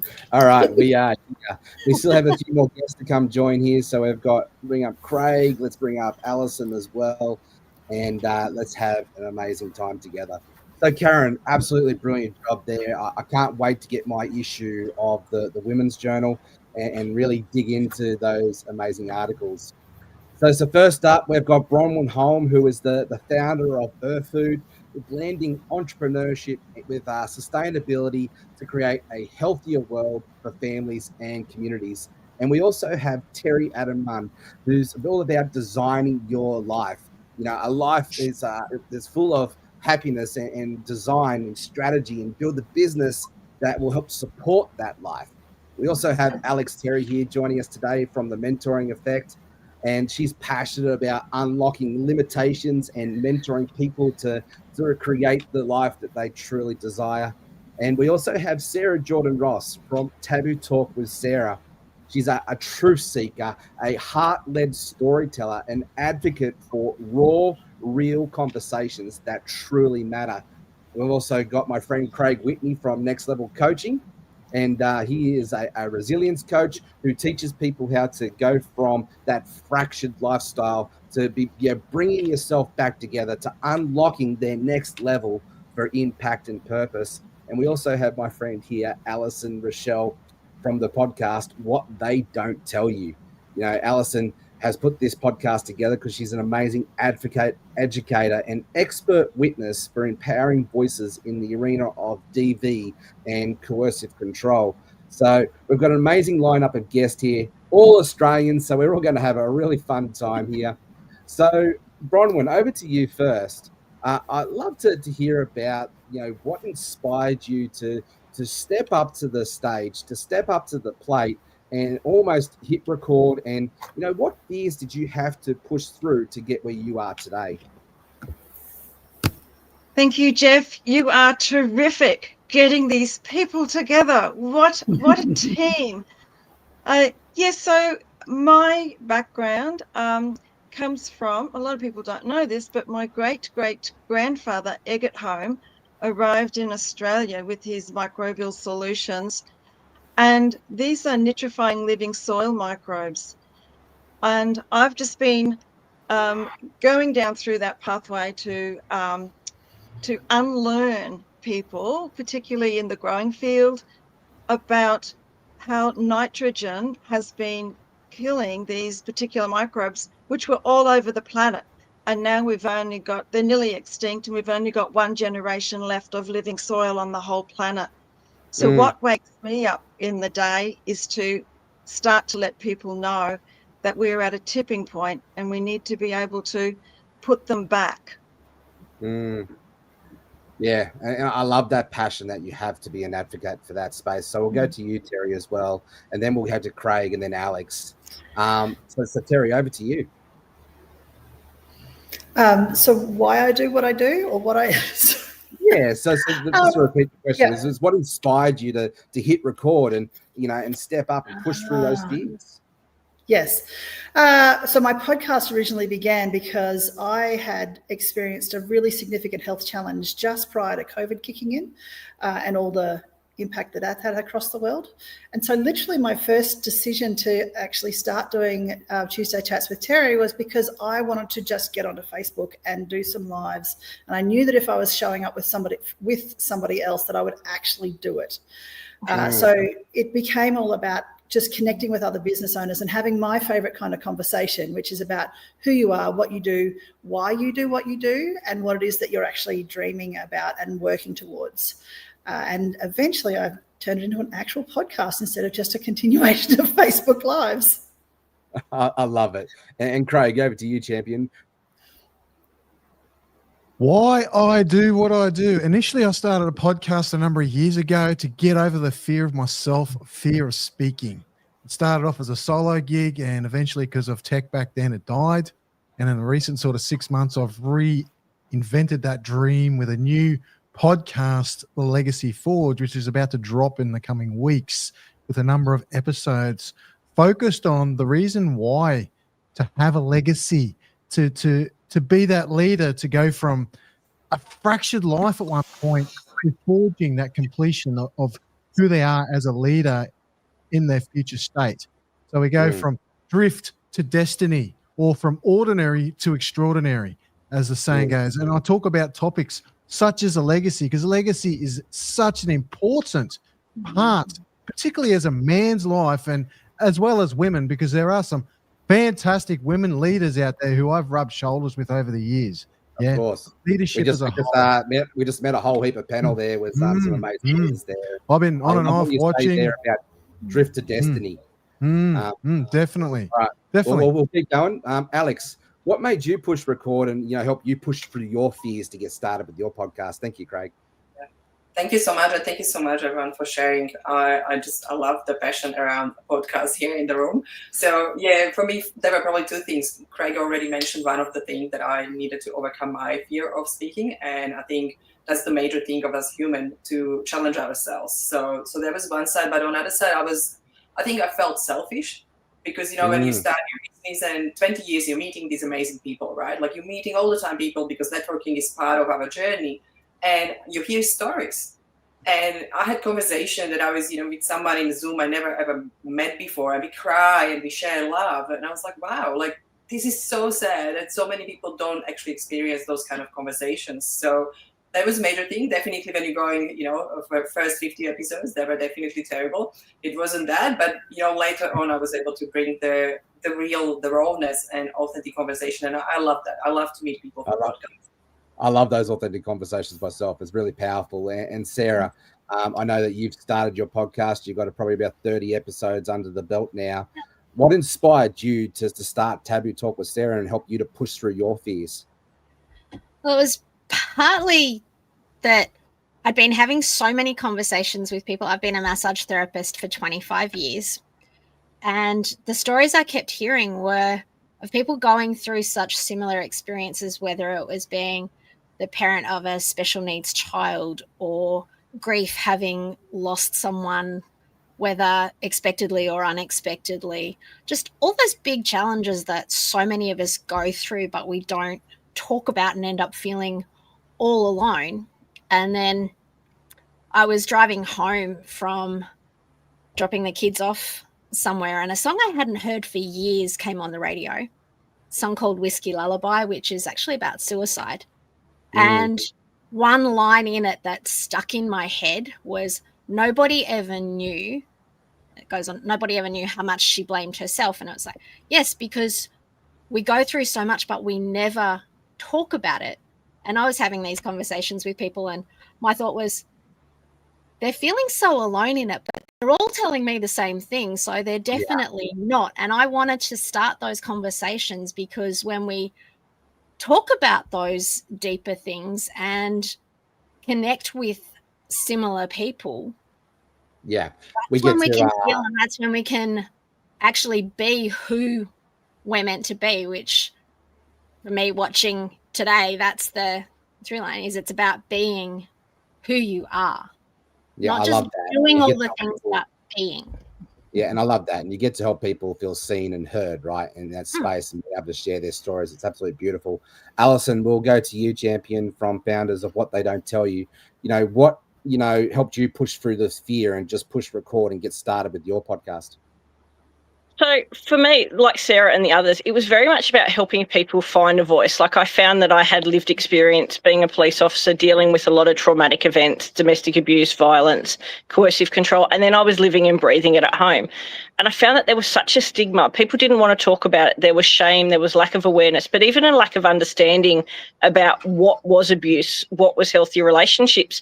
So it was a case that, hang on, we need to start talking about this so we can break these cycles. For many of us, it's come from generations back, and let's change them for the children. So just opening up that platform so we can talk about these issues to keep everyone safe.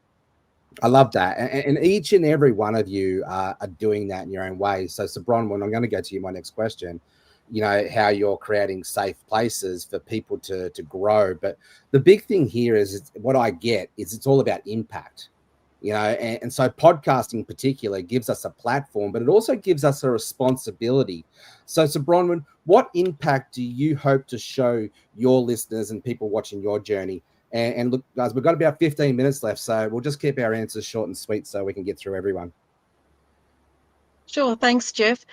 I think the why I'm heading down the podcast pathway is because I'm noticing that when I speak all over Australia in my speaking tours, the audience is getting bigger and bigger to filling up a hall. And I'm thinking I need to have a better platform for the voice of Mother Nature. And part of that is to be able to reach more people. And we really think that as of next year, we'll be able to be in a lot more countries. So it's a bigger audience and a bigger world for us. So we decided to, as of the end of this year, we're going to put the keys to the van, hang them up, and we're going to open the mic. So that's coming up 2026. I love that. So it's not just about impact, it's about leverage and amplification in that space. So Alan, the same question for you, champion. You know, as I said, these platforms, they give us a responsibility. What impact do you hope to show your listeners? So for me, I really want the impact to let people know that they're not alone. There is no shame or stigma about what they're experiencing, what they're going through, to really start bringing that community back together, because so often we're felt to fear shame and stigma. And this goes for both sides of the coin, whether or not you're the victim or the perpetrator. We need to be actually bring people together to help create the change, rather than isolating and dividing and telling someone that they're wrong for what they're doing. If we don't know, we can't change. So really providing that safety that people can start to be accountable for their actions, realise that a generational pattern or something might not be serving them, their kids, and can be supported to change that. So we can change this, because so often everyone's told, you can't do this, you're the perpetrator, and are just isolated. And that's just creating more division. Yeah, so you're challenging the narrative and giving another story to be able to be told. Craig, over to you, champion. You know, with this responsibility that you have, what impact are you hoping to see? What impact I'm hoping to see? I see podcasting as a nice, lovely campfire that the tribes can step in and we can share stories and we can teach each other through our own life's lessons. And as Alison mentioned, bring together as the community and help overcome each other's challenges through life experience. We call this restorative justice. There's a lot of research done around it. It's supportive and keeps people accountable for those who choose to go down that route and who are ready to step up and into it. You're an amazing storyteller, Craig. I just got a visual there of, you know, stories being told around the campfire. Absolutely brilliant. Alex, we'll go to you, then Sari, and then Terry will come to you to close this part of the conversation out. So over to you, Alex. Yeah, thank you. I love the campfire analogy. Absolutely. I can imagine that.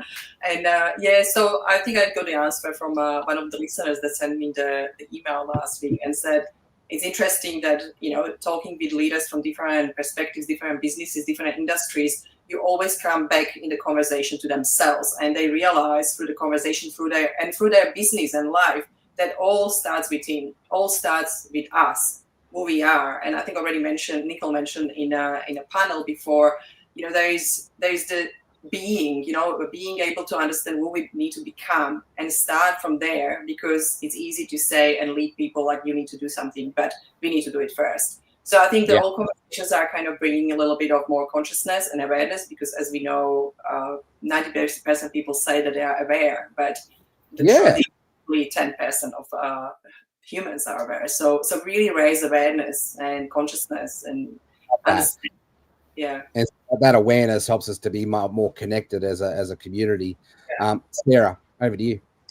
Yeah, got to say, I love the campfire analogy too. And one thing I say in my podcast is our stories matter, so we should share them, because you never know when it's your story that's going to change somebody else's.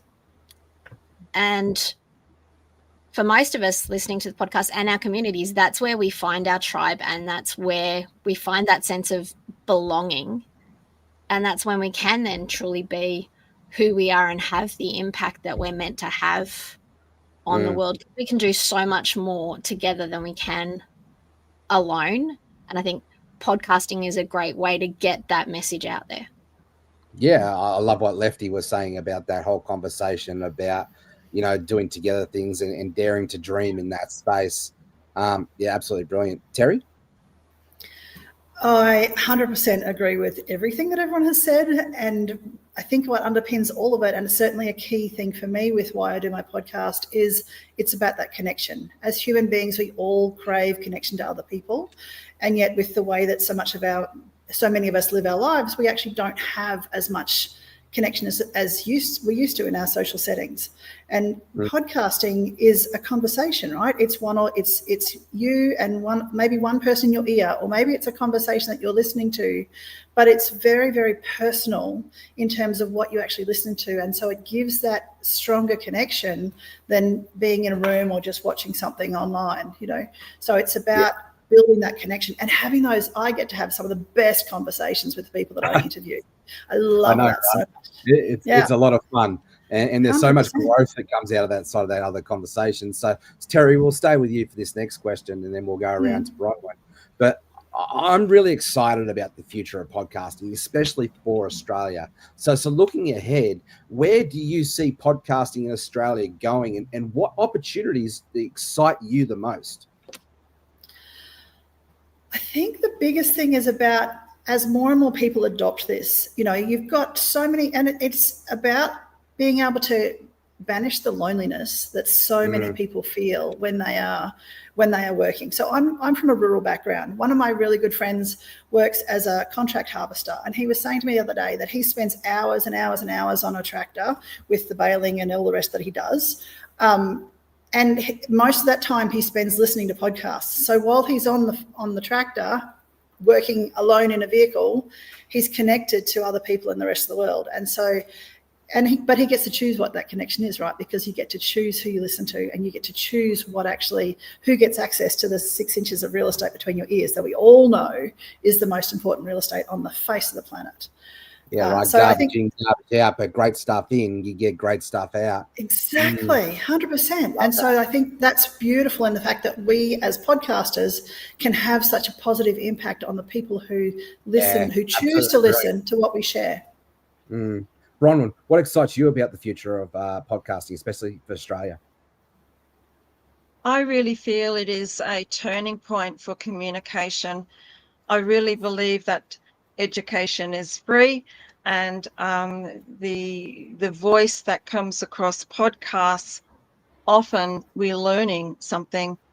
We may have heard it somewhere before by someone else, but when we hear voices with a passion and what's current in that model of the world of that person, it comes across as education, and there is I think a real need for that. I totally agree with you. Actually, as you're saying current, I was automatically taken back to Australian current affairs back in the 80s, back in the 90s, when it was about true journalism and actually, journalizing the facts of it. I love that podcasting we have a platform to be able to do just that. Craig, what excites you about the future of podcasting? What excites me is, all elements of what Bronwyn suggested, all elements of what Terry suggested, being a country lad myself and spending endless hours on the road alone and only 6 inches in my ear to entertain myself, and all the other future leaders that are coming up. It's the deeper conversation. In a world saturated by drama and surface level conversation, it is the absolute opportunity to connect with someone heart to heart. Absolutely brilliant. Heart to heart connection. We talk about a lot about that, don't we? Alex, over to you, mate. I feel like everything what I heard is exactly what I will share, probably from perspective of connection and education. I think having more and more experts on podcasts is absolutely amazing, because you can tap into different industries. You can learn from, about biology, neuroscience, coaching, psychology. You can learn from so many experts, and it's free. And I think also when you look at podcasting, I think is moving, not being anymore just, advertisement and marketing platform like before, 5 years ago, everybody was coming to podcasts, advertising their business. But I think it becomes more to share who you are, being authentic, having connection, and really value. And I think everyone started to focus on adding value, and it just changed the world of podcasting a lot.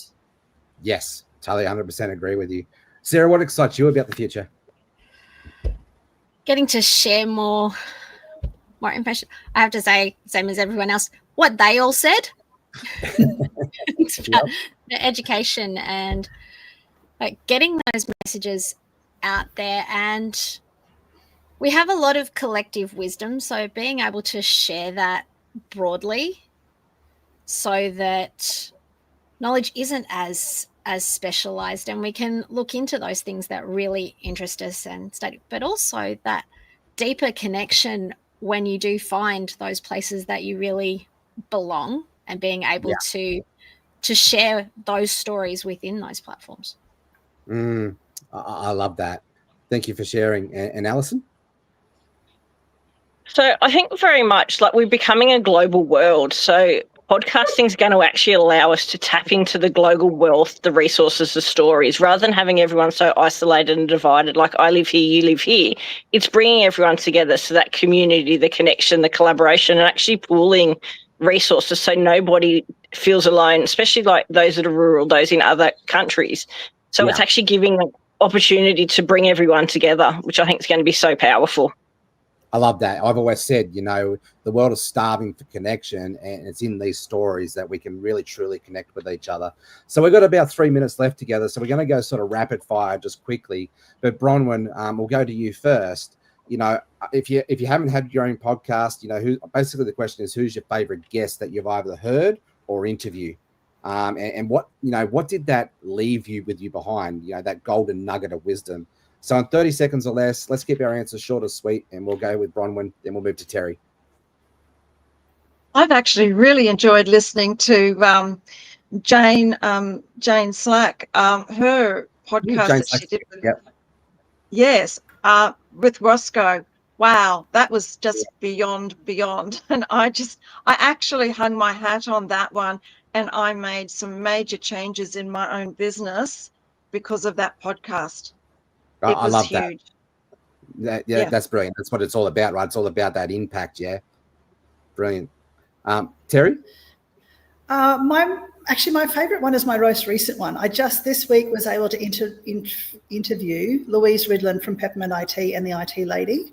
So it's not actually been released on my podcast yet, but oh my goodness, the way that what it is that drives her with her business, the impact that she's creating with her business through Peppermint IT, and also being a female-led IT business that is creating waves here in Australia. I'm like, definitely keep an eye out for their episode when it comes out. Brilliant. Well, Sarah, Alex, and Terry, we've got to keep our answers short and sweet because we've got 1 minute left. So, Sarah? Probably a combined interview that I did with Jackie Wilkinson and Nicole Cowley, because both those amazing women had gone through trauma, rebuilt their lives, and now they're using that to help other people. Brilliant. Alex? Probably last episode, Matthias Schmid, when he was actually sharing about his life, how it was so amazing and so cool on the outside, and when he actually realized that he feels so empty and start to rebuild his life. Yeah, brilliant. And Craig? I know you're just getting started, mate. Favorite episode will be my recent one done with a gentleman by the name of Tim Morris, founder of Hugs Over Handshakes, on really diving deeper on connection through physical connection and the power of modeling. Right, I love that. And we're running over time, Alison, so short and sweet, to the point. I don't have a favourite, but I love the real, raw, honest conversations where people really get to share their heart and their soul and their story. Brilliant. Well, thank you very much, everyone. If you've been watching here with our audience, make sure that you drop a 1 in the comments here if you've loved this panel, and go watch it and reach out to these beautiful, amazing people and just have conversations with them. So thank you very much. We're going to move on to our next one. Thanks, Bronwyn. Thanks, Sarah, Alex, Craig, and Alison. Appreciate you all. All right, I'm going to bring up our next guest here, who is, I just love this guy's story. And so this is Dr. Jaya McIntyre here. And g'day, Dr. Jaya. Is your camera working? Looks like it is. Yes. No, it's not working. All right, I'm just going to do a quick introduction here while Dr. Jaya sorts out his tech and the show goes on, right? So let's see if Dr. Jaya can sort that out and we'll move on.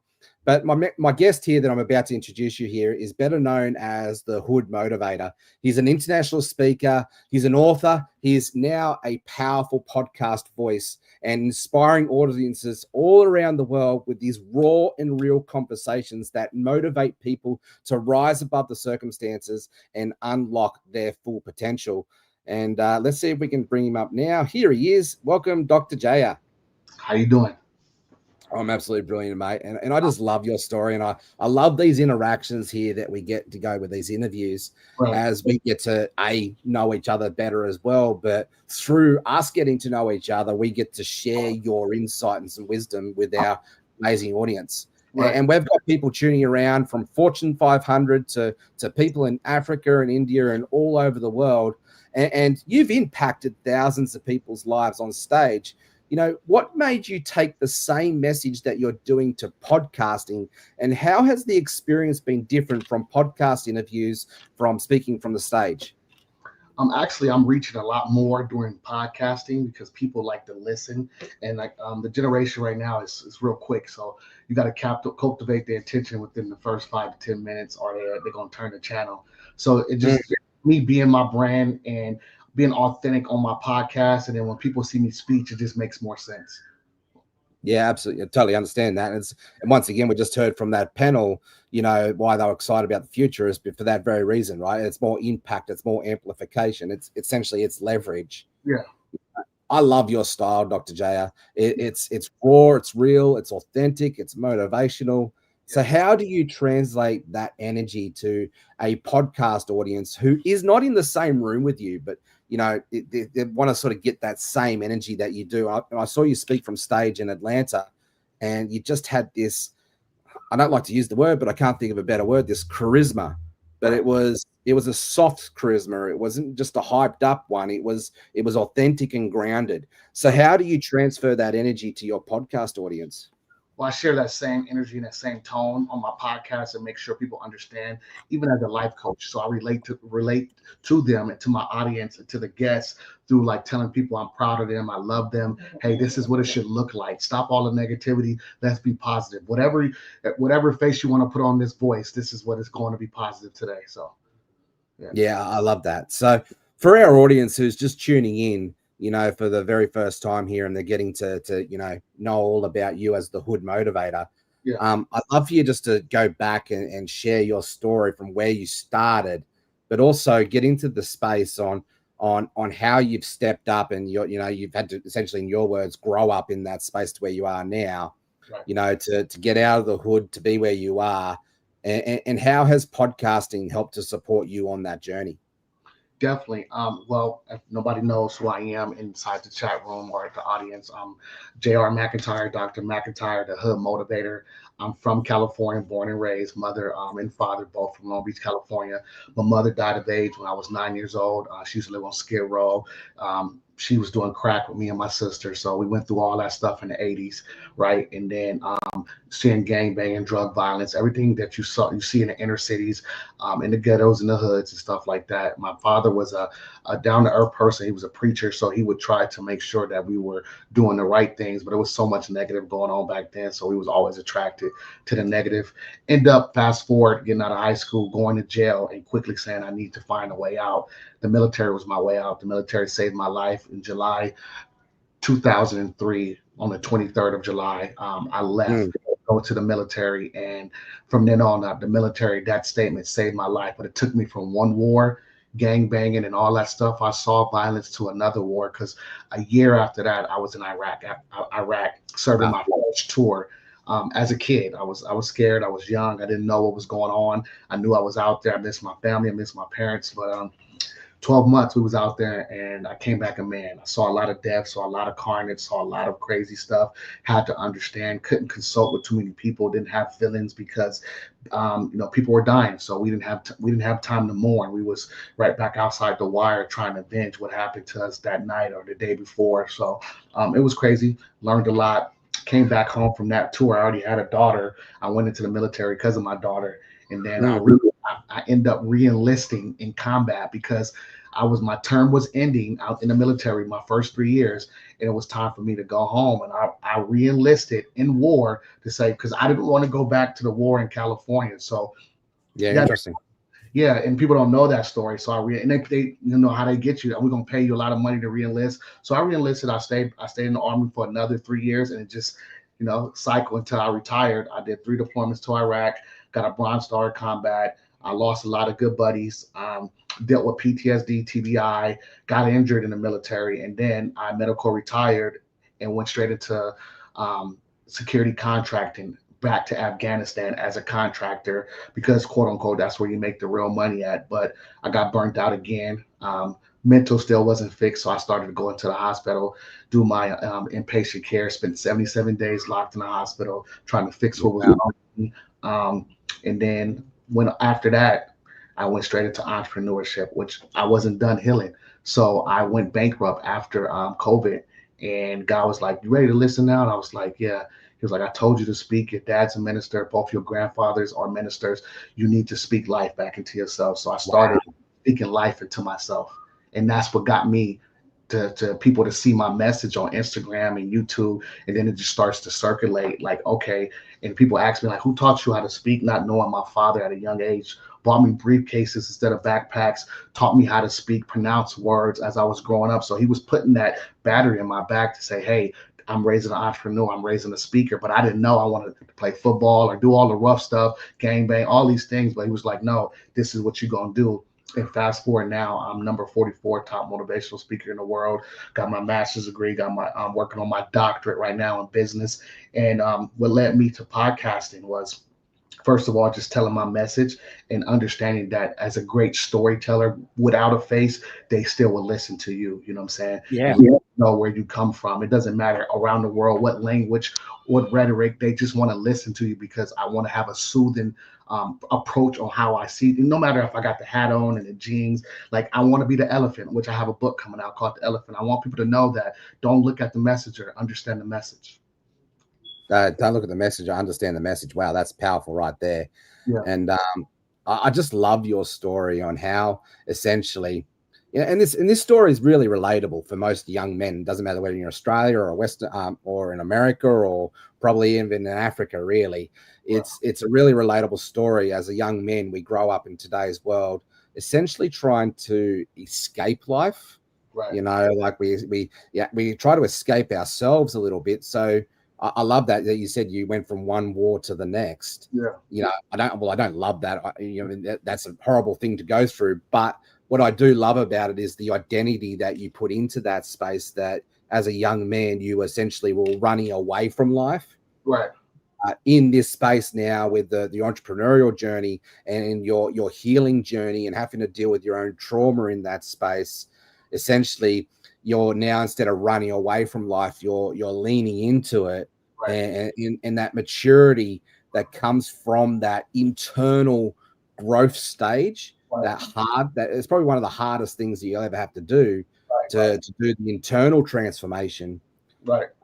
You have a lot of wisdom to share in that space. And I know that you use your podcast as a platform to share that wisdom with the world. So, knowing what you know now, from speaking all around the stages, all around the world, with all the podcast episodes that you have, what would you want to speak to that wisdom as you just getting started, or speak to our audience who's just getting started as well? Well, first of all, like people who's on that journey to become whatever God puts inside of you. First of all, you got to activate your gift. So I activated mine, and God put Jeff Ross in my life to have more people hear my story, not change my rhetoric, but hey, listen, the world needs to hear. So I'm grateful for the plug and the situation that we in right now with the Los Angeles Tribune. Shout out to the greatest newspaper podcast in the world. I'm born there. So for people that don't understand, like when I left California in 2002, never came back. My family's still there. So to be called by the Los Angeles Tribune, which my mother used to live on Skid Row, means so much to me. It gives me chills. So now I want to tell the next person, the boy inside of me, that, hey, you know what? You can keep going. You can do this, because there is a place for you out here in this world.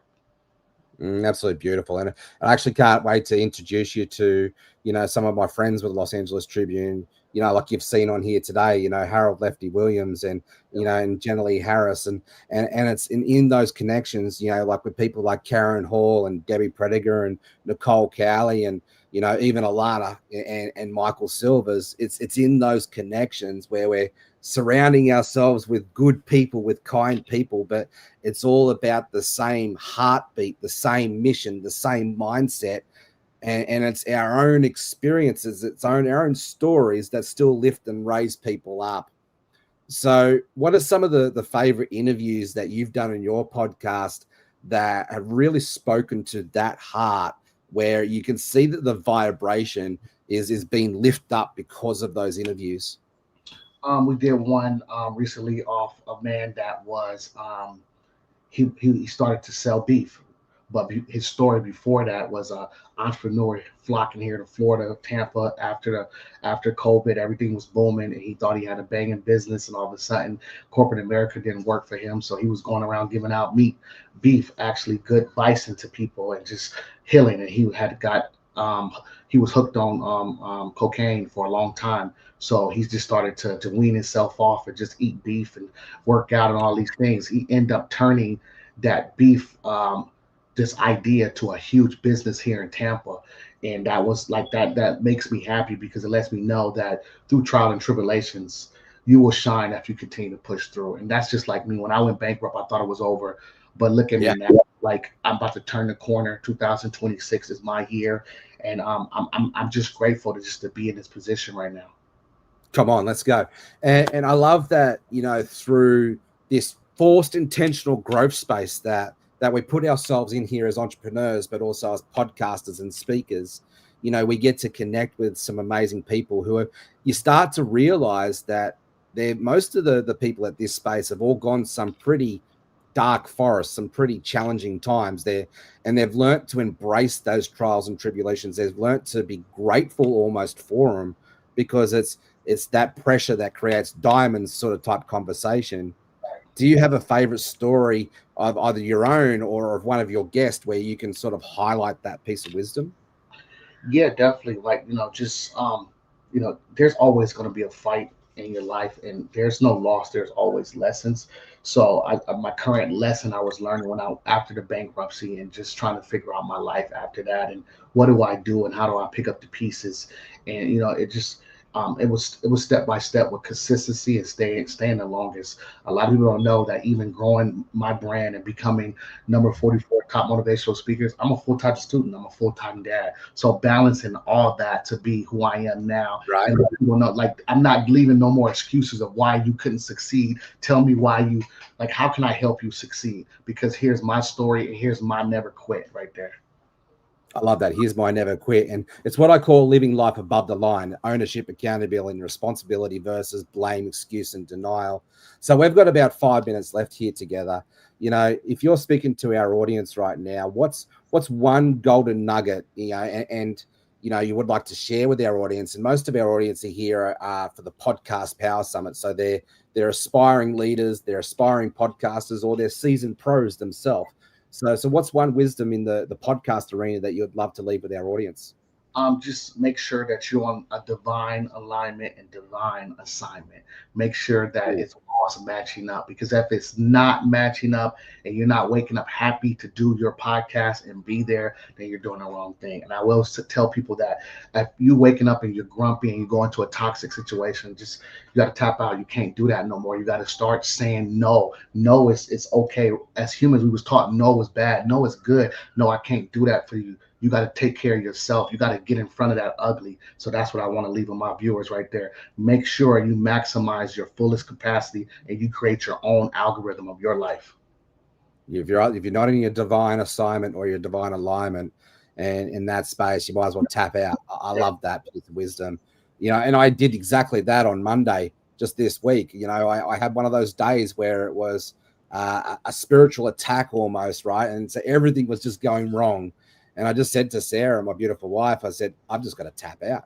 I've got to reset, was the word I used. Yeah. I got to reset. I got to reframe, because I'm operating out of that toxic energy, if you will, right? And it's that our feelings lead to our thoughts lead to our actions lead to our results. And have you seen that in your journey as well? Definitely, yeah. And every level that you get to, you will don't be afraid to lose people. You got to also don't be afraid to lose people. Yeah, you have to, because everybody cannot go with you. So I have saw a lot of that happening, and don't be afraid of it. Just embrace it and keep moving. As long as you're doing the right thing, you don't have to question yourself. Yeah, well, this is the conversation here where we go that the mission matters most versus the transactional type sort of conversations. So here to share with our audience, with the Hood Motivator, with everything that you're doing, what is the big mission that you're working towards with your podcast and speaking on stage? Definitely, I'm shooting for my podcast to be the #1 podcast by next year. I'm shooting to be the #1 motivational speaker by next year, and also just be in a household name. I'm also a teacher. I'm a learner. I understand. I'm a father. So I want to let people know I'm untouchable, but I am touchable. I'm a real person. I fought for this country. I grew up in a situation where I wasn't supposed to make it. Statistics was all bad, but I made it here. And then on top of that, look at me. I have an education. So I have substance that can back that up. So that's what I would love people just to understand that a part about me. So. So breaking barriers here in this space and everything that you do, many people hesitate to start because of that monkey chatter, that doubt voice, that's in the back of their head. How would you encourage our new podcasters just to push that through and just that fear and just get started? You got to jump off the porch. You got to just have no fear. Daredevil back in the day. What was that? What was the guy? Evel Knievel. You got to Evel Knievel it. You got to go do the tricks. You got to get off the porch. You got to fall down. Sometimes you got to hit them curves. You got to understand the road that you on so you can learn it. Just like Mario, the game we played. You got to play the level to beat it, to get to the next level, to understand the next level. And it's just a level above the next level. You got to keep climbing. And that's why I always tell my podcasters, if you get one like and one view, just keep going. Don't stop. Keep putting it out there. When the lights cut off, still be there. So I love that. Just go Evel Knievel it. I think of the I don't like the drink because it's probably pretty toxic, but Red Bull, you just got to go wings and fly, right? Yeah. Well, mate, as we wrap up, how can our audience and our listeners, tune into your podcast? Where can they find you? Definitely, I'm on all platforms. The Hood Motivator, the Motivators Table. You can find me on my social media platforms, the Hood Motivator with the THA Hood Motivator. You can find me on YouTube. You can find me on LinkedIn. And I would love to consult with you, talk to you, whatever I can do. I'm a life coach. Tap in with me. I appreciate it. Brilliant. And mate, I look forward to seeing you in person again in the Barnes & Noble event in November. And then I think we're actually speaking on stage again, maybe in Miami as well. So that's going to be pretty fun as well. Yes, sir. Yes. All right, brother. Thanks for your time. We'll see you next time. See you soon, sir. Thank you. Bye. Bye-bye. All right. Well, that was Dr. Jaya, an absolute amazing guy, the Hood Motivator, and actually becoming a very dear friend in this space. And I've got another good dear friend that's going to come up to the stage here in a second. But hasn't this been an amazing podcast already? And so if you would love to stay a part of our story, if this is your first time actually coming here and tuning in and experiencing what the Los Angeles Tribune has to offer, I want to invite you just to register to this funnel. I know that this event is up and running, but please go put your details in on that funnel there, because that's how you can get onto our community, get onto our list, and stay in touch with all these amazing stories and all these amazing people. So I'm going to bring up my next friend here, which is Dr. Alicia Das. And so Dr. Alicia Das and I have been doing some work behind the scenes to help her amplify her voice and have an amazing podcast as well there, Alicia. So let me just do a quick introduction and then we'll dive in and just have an amazing conversation, just like two friends, yeah? Perfect. So, beautiful.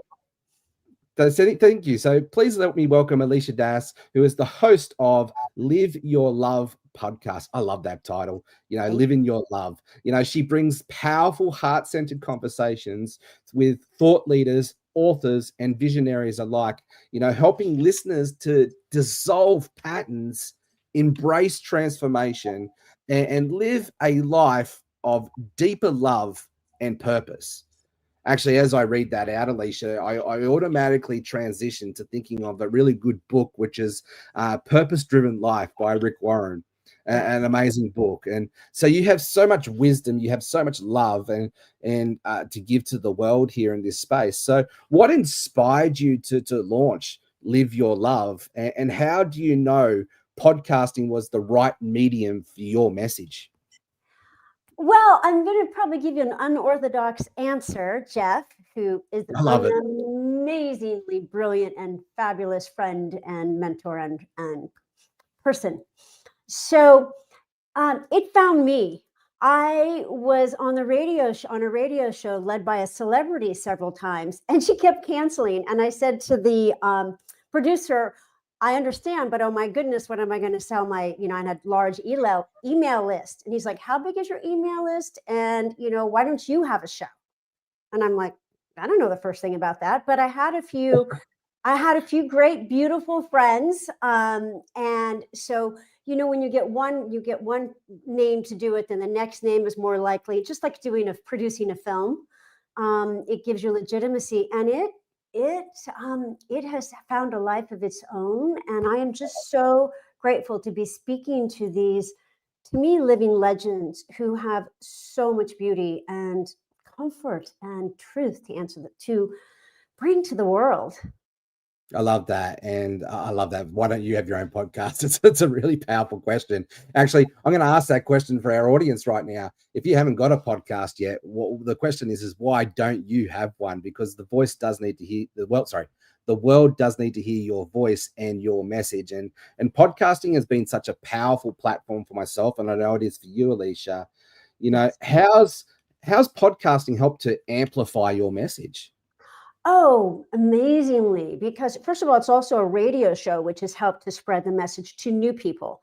And it's helped in so many ways. I've gotten to be friends with, several guests who have been on my show. Then they come to LA and we have dinner, and now we're friends. And because I have, and I don't want to name drop, but the people who are on the show, because those people, I'm associated with those people, it gives me more legitimacy. And I have to tell you, my friends, absolutely. I love what our last guest said of, Evel Knievel it. Do not wait for perfection. I have been in the studio 32 seconds because I lost my studio in the Palisades fire. It's way too busy, whatever. I just threw it up, and my first podcast after the fire was with Neil Donald Walsh, and I had no studio. I did it in a church. The guy who was helping me had no idea what he was doing. And Neil said, it was so beautiful. Neil said, I lost 2 homes to fires, lost everything I owned. And it was just the most gorgeous podcast. And he ended up asking me to come on again. And when he came on a few months later, his Conversations with God is Neil Donald Walsh. When he came on a few months later, I was in the same funky studio. He didn't care. I didn't care. We had a great time. It's actually amazing what podcasting has done for me personally, and introduced me to wonderful people like yourself and Michael Silvers and Mo Rock. And I just love the community vibe that our network has. And when we get to reach out to beautiful people and interview them, we become connected. Because our stories become connected, and I love that the connection that's formed from that, and the world really needs this type of what I call heart-to-heart connections going on deeper. So, how has podcasting helped you to have some really powerful heart-to-heart connections and expanded your community?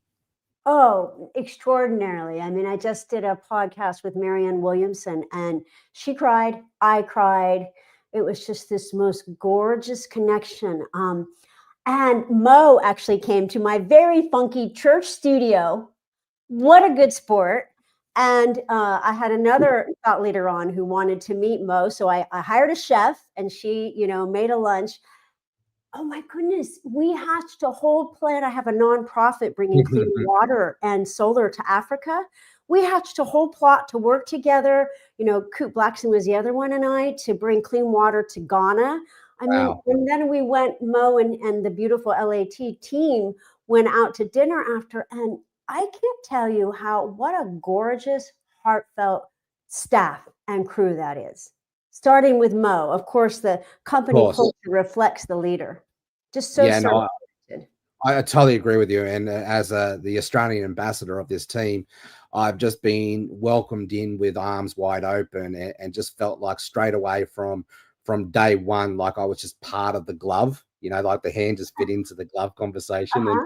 And a huge credit to Michael Silvers and Parisa Rose and Mo Rock for just making me feel very welcome, and the rest of the team, of course.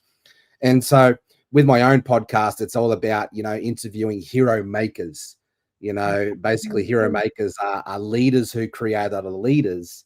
You know, so how is your own podcast helping to, you know, with that conversation around leadership and creating impact and creating legacy in that space?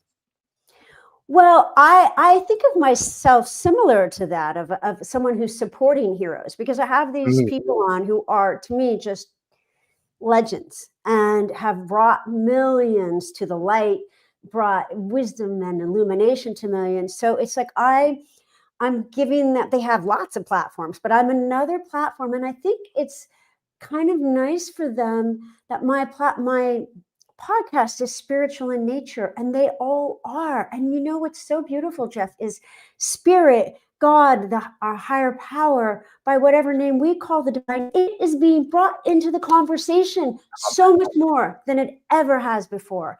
And that is, and including on my podcast, and people going, I don't usually talk about my spiritual path, but you know, and then they are. Are you finding in today's world that conversation is not as taboo? I feel like people are ready for it, and I don't want to go too much down the spiritual path right now for our respect for our audience, but I do want to highlight the fact that I feel like the timing is ready for the conversation. It feels like people are seeking more depth, more connection, more love, right? And that's the heart of what you do and what I do and our wonderful community does. It brings about that heart to heart connection, that love space. How's your podcast helping you out with that? Oh, absolutely. Yes, I couldn't agree more, Jeff. And that's the thing I love about you, is you are so heartfelt. Thank you. Really are. And that is just so apparent in everything you do. It is helping in that it's bringing people of disparate religions, no religion, spiritual paths, no spiritual path. I can't even express to you how passionate I am about bringing all the spiritual paths, bringing us together in the name of love. There is one path, and it leads to love. Yeah, you know? Couldn't agree with you more on Why that. my show is called Live Your Love. Like bring the spirit all the way down here, even if it's it's the universe, or it's angels. That's my book. And angels, 67% of all Americans believe in angels, and that crosses gender, it crosses religion, it crosses atheists. They bring us together. So my podcast is helping that I've had a Hindu leader on, a guru, a Christian leader, lots of thought leaders, atheists. I just love that we all come together. Yeah. In the name of love. I love that. And it's love that brings in the unity, and it's love that brings in the reconciliation and the transformation in that space. And I know how much love has impacted my life. I say to people in my journey, love interrupted the pattern, and it got me to stop and think about that. But this whole journey of what your podcast, right? Live Your Love. And for me, on my own journey, I had to learn how to love myself first. I had to learn how to love something bigger than myself. And I had to learn how to love others to get out of that pride and ego space. So how does your podcast help others to love? Every single guest I have on, I ask them deeply personal questions about their journey. And what do you do when you don't want to love? Because that's when that's a powerful question. Yes. And how do you walk yourself when everything is pressing upon you to choose less than love? How do you walk yourself forward from your lower self into your higher self and choose love nonetheless? Because I know, like, this type of love that we're talking about, it costs something, right? It's a sacrifice. It's a burden that comes into that space. And to love your neighbor is not easy, So what do you do? What do you do that helps you to learn how to love your neighbor, especially if that person is not an easy person to love? Because literally I was up half the night because my HOA, my neighbors, are in a war with each other. Wow. One of them was specifically attacking me. So I went, defending never works. That's ego. Yes. 100% of the time. So I just said, I'll get back to you. And then I did consult ChatGPT. I put all these texts in and I'm like, Guilty. how do I respond neutrally and with love and balance? Because it was quite an attack. And, ChatGPT gave me its answer. And then I, of course, edit it until I knew I was completely, beautifully neutral. Mm. And then I responded. And that neutrality, it doesn't sound like a very sexy, loving word, but it really is, because it's that place that says, I don't know enough to judge. I'm here, rocked back on my heels, trusting that you have all the inner resources to heal yourself, to love yourself. And in that space, I'll meet you. In that space, I'll meet you. Wow. There's some really humility about that space. And that's what love really does, right? It humbles us when we come out of that pride and ego space, and we just learn to really lean into that love and live your love. I love what Dr. J was just talking about in the last interview around, your assignment must meet your alignment in that space. And when you're in that space, you're operating out of love. I could feel my heart racing across the screen right now from Tasmania all the way over to the Palisades. And this is that contagious, almost obsessive, love space. Not even almost. It has to be a divine obsession. Right. Yes. And so it's energy transfer at the end of the day when we're radiating out of this love. So we've got a little bit of time here, and I know you're such an amazing coach and teacher in this space to be able to teach some wisdom in this space. So I'd love for you just to spend 5 minutes on how we can, bring ourselves to this heart-centered, this love-centered space where we can truly live our love. Beautiful. Well, I would, if it's okay with you, Jeff, I would just love to bring us into a 2-minute experience of really being in our heart. Yes, please. Okay. So everyone, if you would please just truly open your heart and breathe love into your heart chakra. Just really reach in, and all the love of the universe, all the love of God, the Christ, the Buddha, by whatever name you know the source. Breathe in that love from your heart chakra. As you exhale, just let anything less than love go. Just melt. And really just open your heart. And now be aware as you breathe in love. That love softens and amplifies and fills every cell of your body, bringing healing, bringing light, every thought, all your emotions. Just one more time, breathe in love. Exhale anything less. And as that love takes you over, has its way with you, tickles you into truly loving yourself. And that love is so overflowing, you start to love everyone here and connect heart to heart with everyone on this beautiful call who have come here in the name of love. And then that love is so infinite, it just connects you to all the entire universe of love, all the stars, all the galaxies. You right now are a conduit of love, healing our planet, healing yourself, healing your soul, reaching in and healing our world. Don't underestimate your importance in the grand scheme of love. And in this next second, just gently commit to choosing love, nonetheless, regardless and unconditionally, doing your best to choose love. So it might be, I unreasonably choose love that I might love as Source loves. Starting with myself and letting that radiate out to the world. And so be it. Amen. Amen. Wow. One of my favorite sayings is, we're all walking, talking skin bags for the human emotion. And when our emotions go high, our intelligence goes low. Mm-hmm. But I just love the way that you've just reset myself. You've reset our audience, and you are just an amazing gift to be able to help support this whole conversation, Alicia. And I really appreciate you for that.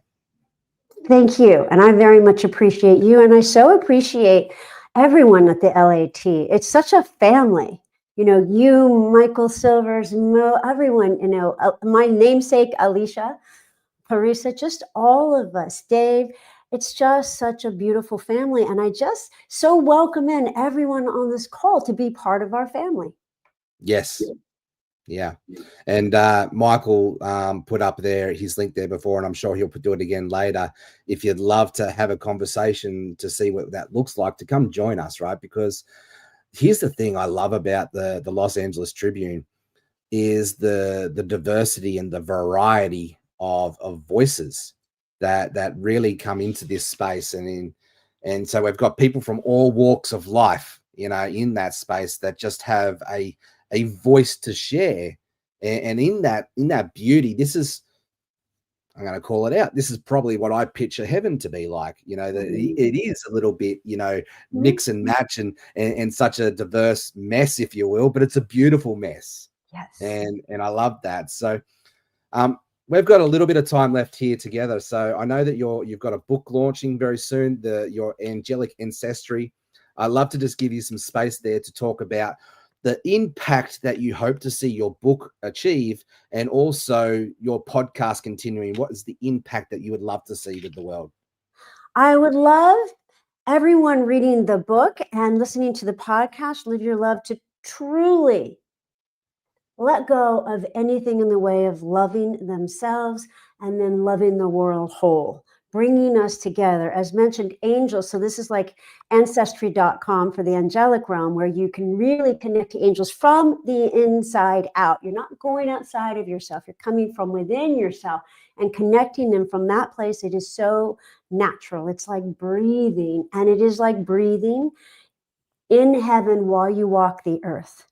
And Live Your Love is the same. It's living your love. It's bringing the spirit. Grounding is not grounding your spirit. It's bringing the spirit all the way in. So living your love with all kinds of people from very different walks of life, very accomplished people, all talking about the same thing. How do we come together?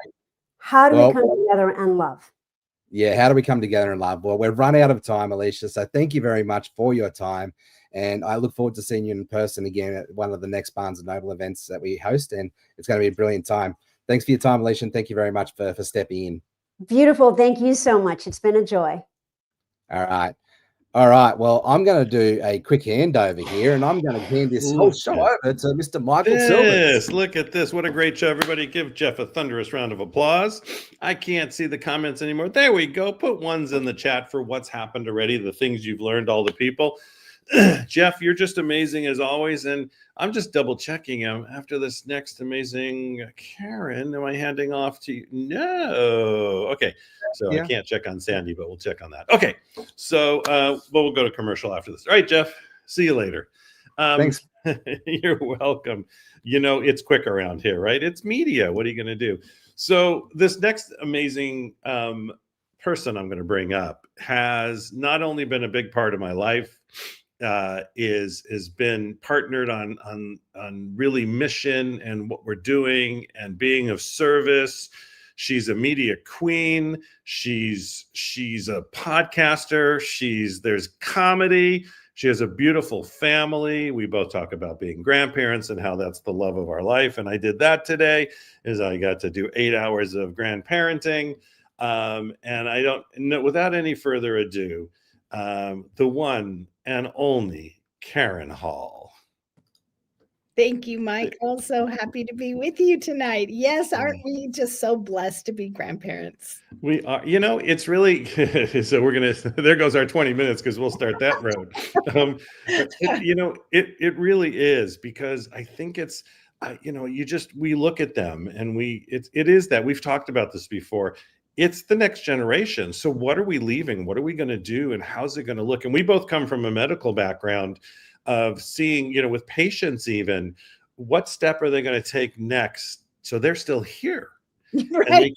Right. And I think about Nicole Calley, how she was saying her why was her children. And that is my why. And now it's my children and my grandchildren. And so it makes a big difference, when It does. And I think that's the thing and that's the brilliance of, and we're able to talk about that. For everybody out there who's a grandparent, it's okay to talk about being a grandparent or parent. Just don't forget your kids, because we always talk about the grandkids, right? Let's not do that. So Karen, tell us, what in the world are you doing right now and what's exciting you? Well, what's exciting me right now, Michael, is the Los Angeles Tribune Women's Journal. How did you know, right? Well, thanks to Michael, I'm the executive director of the Los Angeles Tribune Women's Journal, and I am so excited to be a part of that and to provide a platform. When Jenilee was talking about we need more women podcasters and we need more women authors and we need more women speakers, especially in the personal development world. And so it makes me so happy to be able to provide this platform where the women can publish their stories and speak on stages like this and really get their message out in the world. So that makes me so happy every day, but it especially makes me happy this week because we have our second edition ready to launch. And so stay tuned online. What's great about that? You're right. It's funny when Jenilee was saying that, right? I was thinking and I'm thinking, because you're always thinking what's next or what they need to bring. And what's amazing, what Karen brings to that world is for these women, not only to get together, be able to talk, but they're on a mastermind once a month. So once a month they can be together in that way. And I'm thinking, Jenilee Harris, I'll just ask her to be on it because she's powerful, right? She comes from very meager beginnings and made it all happen, but looked at it from a very, how am I making a difference? How am I changing the world? And she talks about being frugal. It's the funniest thing when she goes into that, but there's brilliance behind what she does. I thought that was really interesting when she said that too. She said, I'm frugal, but generous. And that's not always the case with someone who has come from, a humble background like that, but she keeps that humility in her heart. And yet she's so generous. And even the way she's so humble, I'm just in my barn clothes, and she's just real. She's just so authentic. And I thought, I can't wait to get to know her better. Yeah, no, I'll make that happen because she is. And that's the kind of thing where she does come from that place of service. And it's funny, she doesn't even tout it, right? Right. She's very sort of humble about that. And she didn't, it's hard for me to pull, and I know what she does. Right. So, right. I know. It's funny because I've had a call with her and she's like, just give me a second. Because she did. She was just mucking this, she does whatever for the animals and for people around her. And she's always just trying to, how can I be of assistance? How can I help? Because she's done well because she had the business sense. Yeah. She had that. And I think that's where you put it together. You know what? Tell us a little bit about that podcast, which, you actually have several. So Karen's just not about one, right? But, tell us, go either way you want. You can talk about both, but really, where are they going and what's the mission? Yes. So my first podcast that I started, I'm coming up on my 3-year anniversary in November. So next month, I will have been doing this for 3 years. And statistically, if you can make it past the 8th episode, you have beat out a large majority, probably 90% of the population because of pod fade. And I remember just thinking, just make it past 8, just make it past 8. And now here I'm, how many, I'm on, almost 100 episodes with, I can't even remember how many thousands, tens of thousands of downloads. I think I was at 60,000, but I'm in the top 2.5% globally.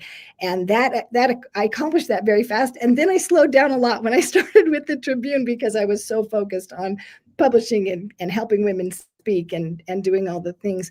But I love my podcast so much. It's called The Hero Within. And I remember when I was writing a book and I was interviewing all different people about the experiences in their life that had brought them to where they were and how they navigated adversity to find hope and healing. And as I was writing my book, I didn't know how to market my book. And so one day I thought, well, why don't I just start a podcast? And I'm like, I have no idea how to start a podcast. So I started doing research and I thought, oh, they don't even have to pay. They can just listen to this for free. And I can just get the story out there and reach, anyone. And very quickly, this message resonated so well with people that it just grew real fast. And on every continent, I think I'm in 54 countries, which I was always so surprised. Who knows me in Kuwait? Nobody knows me in Kuwait, and nobody knows me in a lot of these little countries far, far away. And I'm like, how in the world did they ever find me?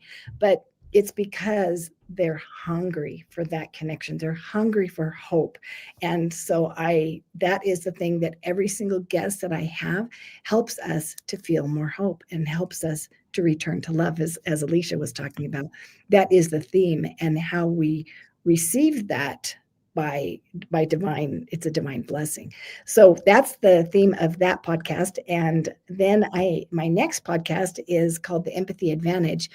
I'm an emotional intelligence leadership coach. And so I often talk about empathy and about emotional intelligence in leadership and how that makes such a difference as a leader to impact your team. And I remember when people years ago, Michael, you and I know these days, they used to call it a soft skill. And yeah, if we were going to cut the budget at the corporation, we were going to cut the training, budget, because nobody had extra funds for the fluffy stuff. But then I remember when Harvard Business Review put out the study that actually, when you train people on emotional intelligence, you increase engagement, you increase profitability, and you increase productivity. So in the bottom line, in the dollar scheme of things, it increases the dollar amount. It increases loyalty. It increases referrals. So many benefits by just training people on emotional intelligence. And I remember another study that I read where they said, yeah, but can you really train people to be emotionally intelligent? Actually, you can. And that was a beautiful thing to learn, that it was a skill that you could learn. Now, it always helps when it's authentic, with the energy behind it, because sometimes people say the right words, but when they have the energy behind it, you just are connected. We talked a lot about connection on the summit today. And so emotional intelligence is extremely important. And that's why I started that podcast. And then my other podcast, I co-host with Barbie Ray. She's one of the inaugural members of the Women's Journal. And it's a comedy show called Unstoppable AF. And it's not what you think. It's unstoppable and funny. And so we're on a break right now, Michael. So just so you know, we are on a little break. But our platform took a vacation, and so we were on a TV show doing our comedy podcast. But we had so much fun, and we always have so much fun. And life, one of the things about life is that if you can learn to laugh and if you can find the humor, you can increase your resilience. And that's an emotional intelligence skill. So I love to laugh. I love to help other people laugh. And if you're having a bad day and you can laugh, it just changes your whole outlook to where all of a sudden you can cope better with what you're dealing with. And you even see things differently. You might say, oh gosh, it's not this huge problem that I thought it was. It's actually something that I can deal with. I'll find a way. So I love laughing, and I love finding humor in situations together and reframing it. And that's what humor does. It helps us to reframe things. I think that's an important piece, because it is that reframe. We used to talk about it, and you're right. We come from they loved it. That was the people they cut first. I love that you said, because it was. Mm-hmm. I mean, they were the ones who were gone first. And I even worked with the developmentally disabled for a couple of years, and I'm like, why are you cutting the counselors? Why are you cutting the stress that goes on, especially the high functioning? What are you doing here? We're not seeing the whole person. Right. We're looking at it's that money part. And you're right. I remember those studies too. It's like, finally, like, okay, we exist. Right. But you made a point too about the laughter. And we used to talk about this at events. And Karen, why did Johnny Carson always start with the monologue? Why was there that comedic, you don't know how the show's going to go, but it heightened everybody's state. It brought everybody into sort of that learning position. And I think that's what you and Barbie have done. You really create that. It's interesting to watch, if you look at all three of your shows, how they actually almost interact with each other. Yeah. So, and there's really a reason that they're there, and that you've done this. How does this fulfill part of the mission in your life? Well, the mission in my life is to help people to remember who they really are. And when you are going through challenges in life and adversity and trauma, it's easy to forget who you really are. And it's easy to forget your divine identity. And so when I can help people remember their divine identity and tap back into their spirituality to be able to be their best self so that they can return to love. Because I remember when Jeff was just talking and he said, sometimes it's hard to be loving. And when the person, is mad about the HOA and they come over and they're mad at you, it's challenging to be loving in those situations. But when we can step back and use emotional intelligence and put it in Chat GPT, like Alicia said, and have a neutral response, be curious, and really, use that emotional intelligence for our highest good and for the other person's highest good, then we can have harmony and we can have more peace in this world. And so my mission has always been to be an encourager and to help people remember who they are and whose they are. I think that as we walk through this world together, I mean, we're all on this planet. We're all taking a step at a time. I think, for me, what you're creating is that sort of that change agent. You're creating, and it is and it isn't. It's not always about a change agent. And that's what I love about you too.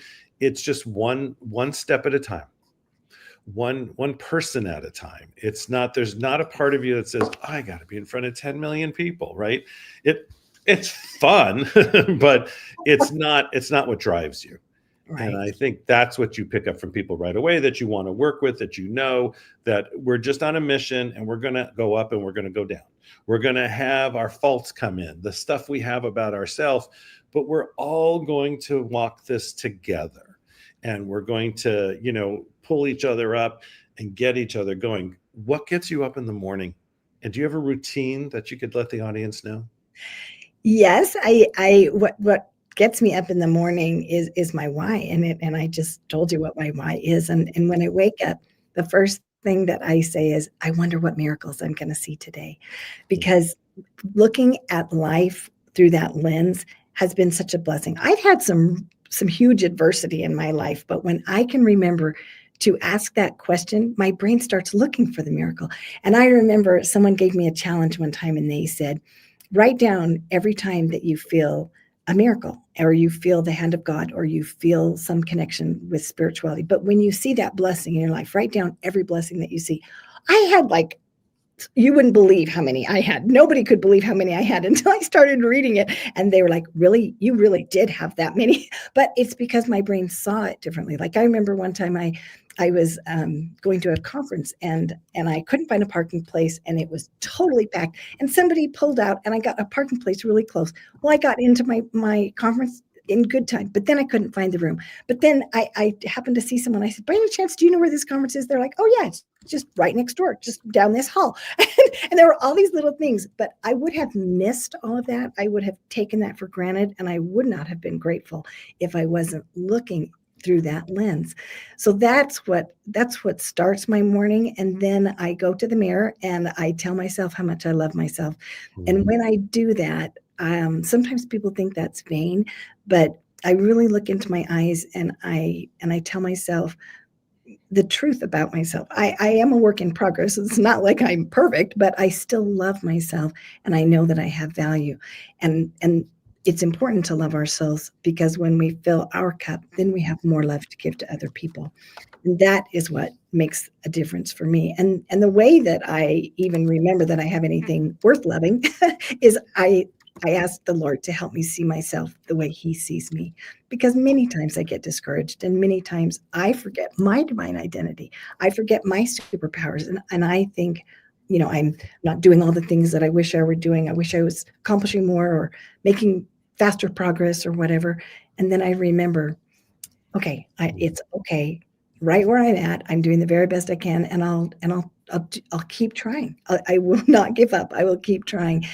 But when I do ask the Lord, please help me see myself the way you do, that opens my eyes and it always touches my heart because he always says the nicest things to me, and that blesses me. And then I work to feel that. So I give myself a hug, and then I think, who can I bless today?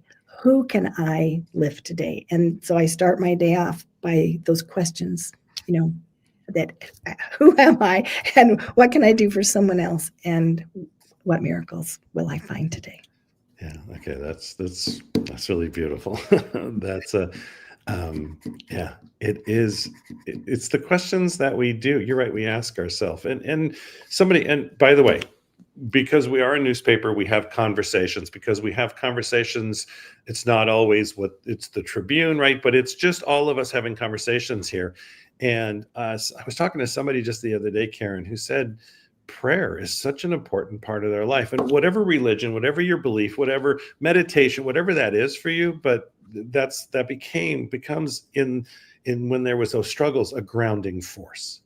Right. And, I didn't even mention prayer. Prayer and reading scriptures are, part of my morning routine too. But that meditation and that prayer really connect us. So a lot of people think about prayer as in, like asking like a butler, like, could you bless me with this?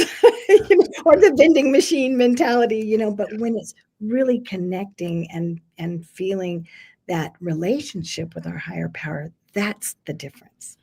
Yeah, I agree. This has been this has been wonderful, because really what you bring to this, and what you bring to the Tribune, what you bring to the Woman's Journal, but it's bigger than that. It's, for me, it's what you bring to your kids and your grandkids, and the difference that you make every single day. And that's just the way it will always be. And walking this journey with you. And I hope we'll do this till the day, as Zig Ziglar, they put us in the box, whatever that is for us at the next. And then right? Zig Ziglar too. I miss that man. I know.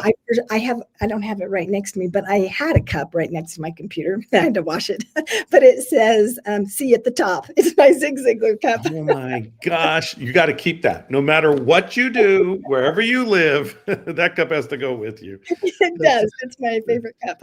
Oh, this is amazing. Well, thank you so much for your time. By the way, everybody, Karen's not done, because there is another amazing panel later in the show that she's going to have on with an amazing group of women that really, it's all about leadership and everything Karen talked about. And I look forward to it. So Karen, thank you so much for being here. Thank you for being part of the team. Thank you for being on this. I look forward to much more together. Oh, we got to talk about Pay It Forward Puerto Rico too. Oh, so much has happened. There's always so much happening in your world, Michael, and that's what makes it so exciting to be a part of what we do. Is there's always something going on. There's always something fun coming up. There's always something that's empowering and opportunities that you help to elevate other people. Thank you for having me on today. It was my honor to be a part of the summit today. Thank you so much, Karen. We'll see you later. Okay, see you soon.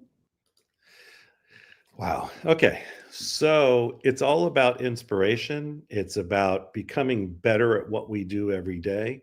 It's, as Karen said, it is about laughter. It is about enjoying who we are, but enjoying the people around us and making a difference and continuing forward and having fun as we do this. So we're about to go to commercial. What a great show we have so far. Next is going to be a little bit of a different segment.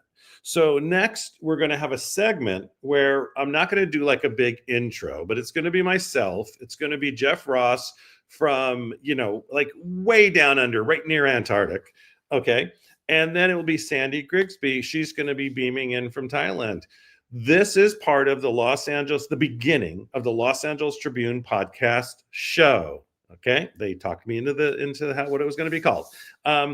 And so we're going to just banter. We're going to banter back and forth. It is going to be part of one of the shows that we do. So the show, it's a podcast, and it's going to come from the Los Angeles Tribune.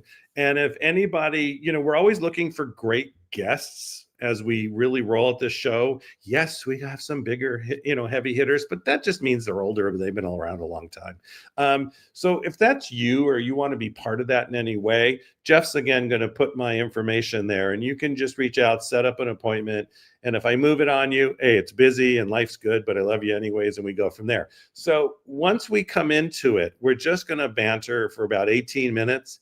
And even though this is being broadcast, you're seeing in a way 3 people who have just gotten to know each other, who think that this show is just, the first one we did was more fun. We could have just done that all night long. We could have cut 10 shows in one. And it's really about creating a difference, making a difference. Who are we as we make a difference, and continuing to change lives? So I'm going to go to commercial. I'm just, and by the way, I always teach as I'm on here because it's part of what I do. So right now I'm actually just looking at the schedule and right on time. We are never late. I should never say that because then everything goes, or I'll kick everybody off by accident. I did that once, by the way. 12-hour show. We had about 450 people on. I put them all into 3 breakout rooms. I had like Brian Tracy in one, and I can't remember who was in the other 2. And then I came back to the main room, but instead of hitting the right button, like leave and then come back to the main room, I turned the whole show off. I never got so many texts in my whole life. And you know what? For a minute, I was sweating like, okay, I'm just going to Hawaii. I'm just, right? And then I turned the whole thing back on. Everybody started to come back on. We laughed about it. We talked. I ignored all the 50 million texts I was getting, like, what'd you just do? And then you just keep going forward because life is a learning every day. So with that being said, we're going to go to commercial. Let's go to commercial. And when we come back, I'm going to bring the 3 of us up and we're just going to rock and roll. Let's go to commercial.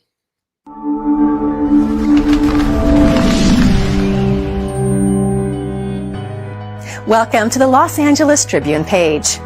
Here you will find original news programming, exclusive digital events, and shows that are directly from the community. At the Los Angeles Tribune, we believe in giving a voice to the voiceless.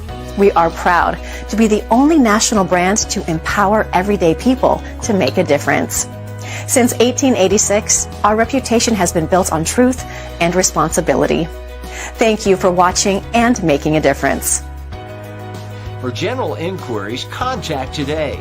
Thank you on behalf of the Los Angeles Tribune team.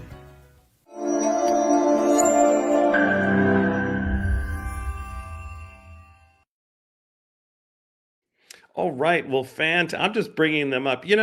As everybody knows, this is, and we're going to test and this is the Los Angeles Tribune podcast show. I keep going back to my old, right? I can't help that. And what's great about it is this one, this is where we play who gets to be on, who gets to be where, and who's next to each other. See, and I know how to play with buttons because we can go anyway, but that just looks always wrong to me. So anyways, isn't that right? This is, whoa, too much. So we are doing a live broadcast tonight, everybody. So when you watch this 6 years from now, this was a live broadcast going around the world. But from myself and the Los Angeles Tribune and Mr. Mo Rock, I am the vice president. We have Sandy Grigsby. She is, I love it, an image creative director. I can read just right there. That's perfect. And she's co-host of the Los Angeles Tribune podcast show. I'm only doing that 10 times, so I remember to say it the right way. And Mr. Jeff Ross, our Australian ambassador, and of course, another co-host of our show. We're so excited to be here again. Boy, that last show was fun, wasn't it, that we did? We had so much fun. We're ready to do it again. So let's party. Let's party. Well, does anybody have anything up this week or anything that came up or, like what's going on in the world out there? There's a lot going on in the world. Apparently, there's some sort of object coming towards Mars, and there's a secret mission and all kinds of things that are happening. So maybe aliens are coming, maybe not. Wow, Depends I missed that totally. You know what? Part of a news agency, and I don't know that. If it gets here, though, I want them to know. First of all, I want them to watch this show. So that's number one, because they can get all their information and entertainment from there.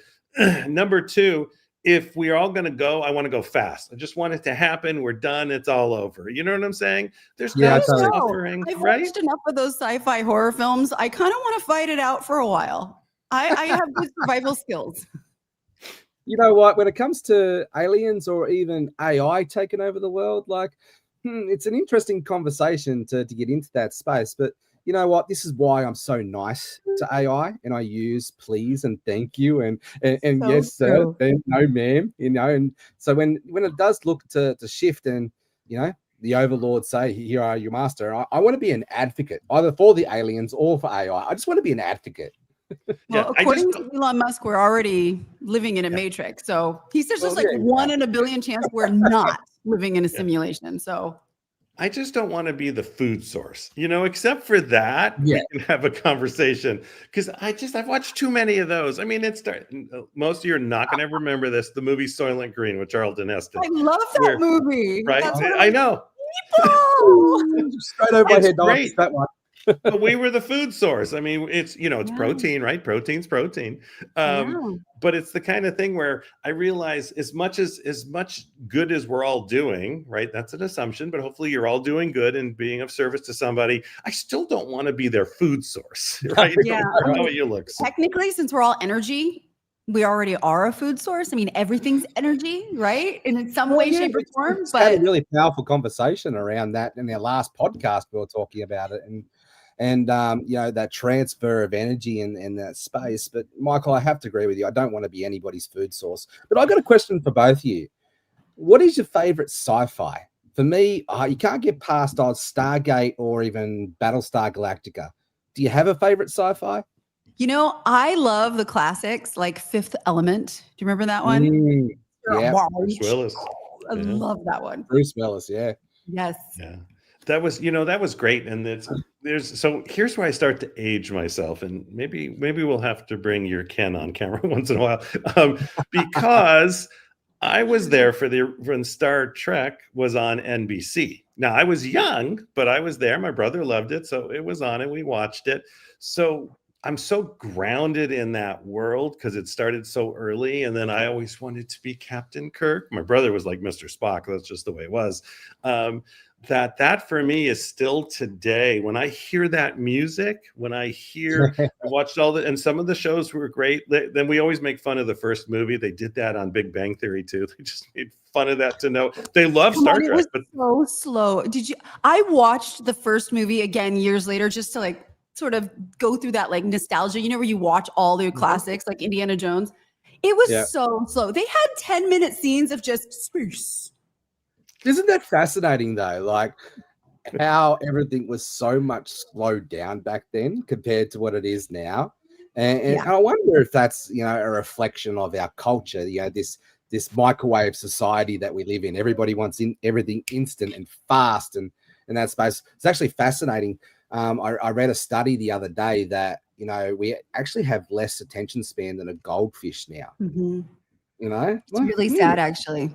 It's really sad. I feel like young people struggle nowadays because I know way too many who don't have a job and they don't know what job they want. And they're in their mid-20s. It's like, what? By the time I was in my mid-20s, I already started a business. I already ran for beauty pageants. I had traveled around the world. I had multiple scholarships. I had all kinds of things going on. So I'm confused by these 24-year-olds who don't really know what they want.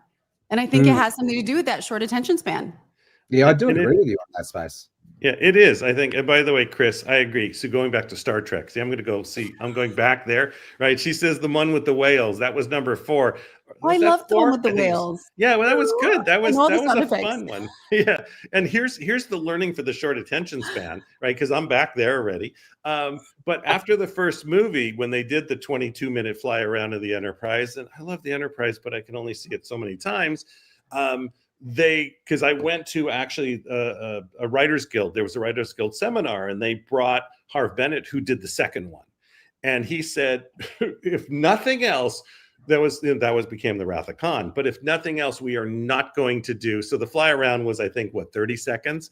It's like they learned their lesson on that. They took what worked, what didn't. And I think that's for all of us, even with short attention spans, that it's the ticky generation.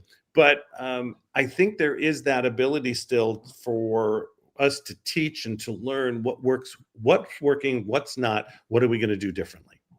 And I think we can still be the change agent, even though things are moving fast. And I think that's okay to a point, as long as we remember there's human beings around us. Correct. That's true. Yeah, That's true. I love that. And looking for ways to have heart-to-heart connections. And one of the things I love about, whether it be Star Trek or even Star Wars or, even TV or movies, is they give us a central point of discussion to connect us. Yeah. Mm-hmm. So, Michael, you've been around the traps a little bit. You've got a little bit of wisdom to share. How have you seen, entertainment space, especially, connect the human race? That's a big one. Look at him. Yeah. I think it has. I think entertainment brings people together because it gives you something to talk about. I mean, look, we already have talked about all these older films that we loved, right? That's a connection point, and it helps build community. And when you look at the way people communicate, a lot of times they connect based off of references, whether it's slang, entertainment, stories, whatever it is. And I think film, television, that really helps bring that together. I mean, you can make a reference to a show from the 90s, and if you know the show, you get it. You're kind of part of the in-group, right? Same thing with TikTok. Young people make a reference to trending things on TikTok, and we're like, what are they talking about? And it helps unite them. So it's funny you say that. My son, I got a 13-year-old, a 12-year-old, and a 9-year-old. So we're just heading into those teenage years. And my son says, thank you. Everybody says that. And Harrison turned around and he said, "Dad, I've got to go outside and touch grass." I mean, huh? What do you mean you've got to go outside and touch grass? Like, that's a reference that the younger kids use now. And it's like, I had to look it up. It's like, we're inside too much these days. Whereas, I don't know about you, but when I was his age, I was out on my push bike and, down the parks with my mates. And it's a different world today. It's so different. At 13, I was still digging in creeks for crawfish. Where did you guys grow up? We sure didn't have that on the streets of LA. I'm telling you right now. Northern California, outside of San Francisco, we still had creeks. We still had crawfish. We had big trees we could climb. Look at that. Look at that. In Australia, we call them yabbies. You ever heard of a yabby? A yabby? Yabby. It's a freshwater crawfish. They grow in dams. And as a little kid, I used to create these wire cages and throw them out into the dam and catch yabbies. It used to be something that was really fun to catch these yabbies. That's so cute. I want to catch a yabby. There are all kinds of animals in Australia. I want to catch those. So, well, except for the deadly ones. Stay away from those kangaroos. They'll box you. Yes, I'm telling you, I want to see those kangaroos so bad in person. I have to go and make a kangaroo excursion. Yeah. Are we going back to this? We did this last time all about it. Did we not talk about Australia enough? Platypus. I want to see a platypus. Yeah, a platypus? I love it. Yep. Yeah. Mike, what's your favorite Australian animal? Yeah. I was going to come up with something really funny, but I can't. It is not popping. I was going to say again, it's the same, something that doesn't kill me. That's all. No, I know what it is. Watch this. We'll get all these wicked things back from the Australians. I love the cane toads. The cane toads. This is an infestation. A whole nother place. Yeah. I've got a story to share there, but I don't think I will in this public forum. All I know is the first time I went to Australia, we went up to northern Queensland, right?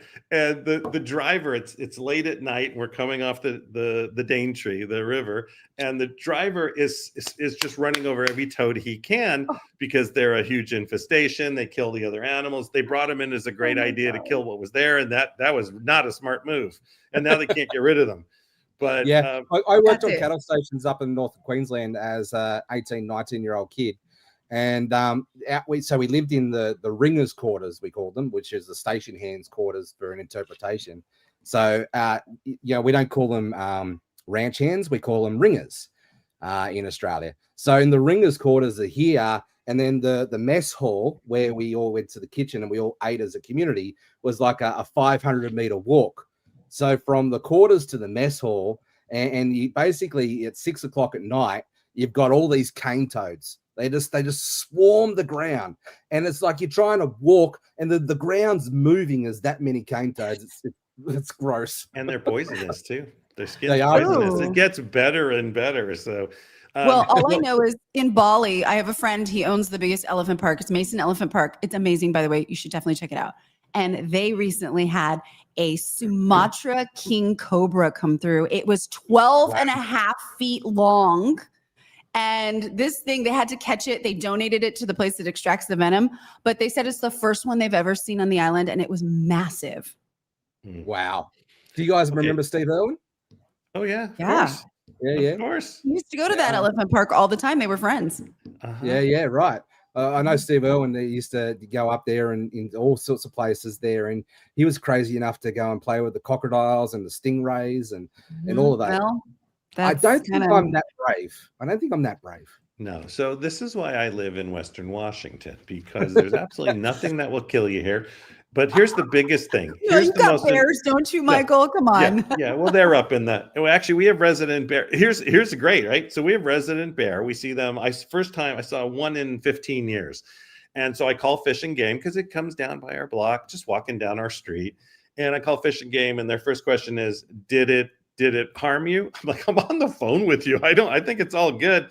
They said, "Well, then leave it alone." I didn't know what to say next. I said, I really wasn't planning to play with the bear.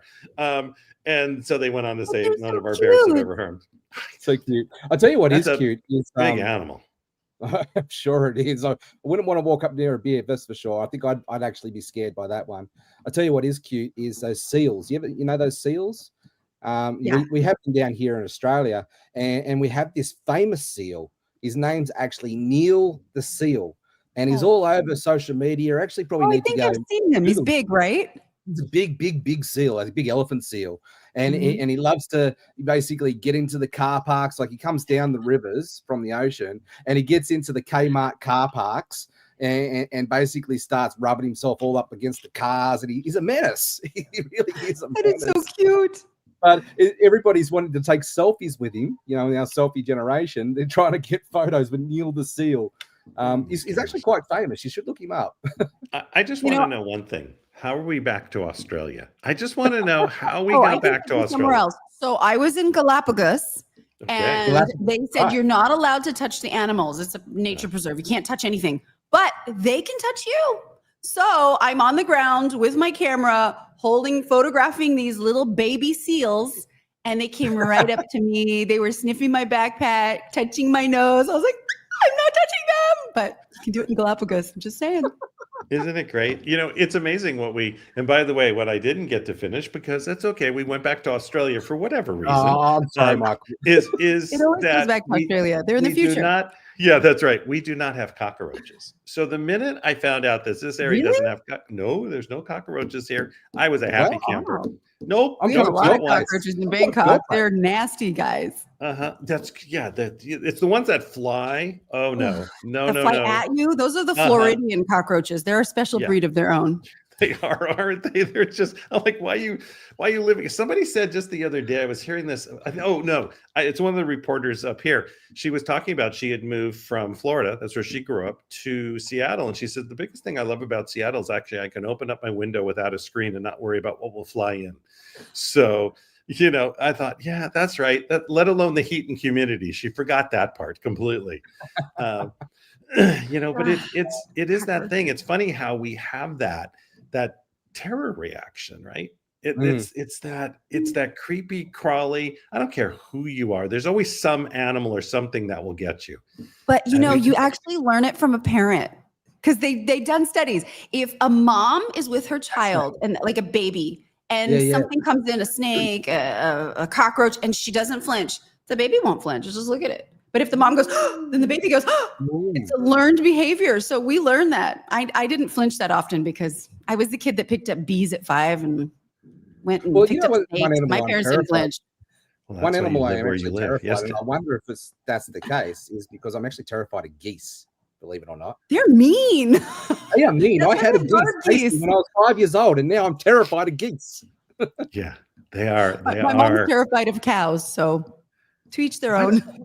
Yeah. What? She can't stand. She was attacked by a cow as a child, so she doesn't like them. She'll pet them from a distance. She'll just like air pet them. I'm like, oh, come on. I made a friend with a cow in Bali, and I named him Franco, and he used to come to me for apples, and he was a little baby. He was a boy. It was a bull technically, but so cute. Yeah, I love it. So cute. I love it. I love it. So we have just a couple minutes left. And wrapping around back to science fiction. See, I haven't let that one go. You know, thank you for mentioning. With you, Michael. Thank you. That's right.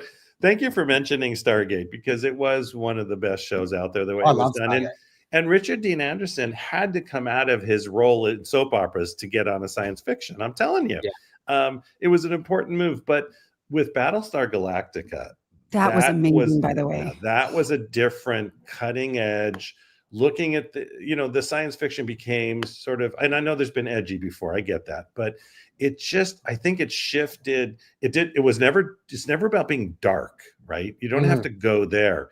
It was very wholesome. It was wholesome, right? Well, I don't know some of the shows, but by your command.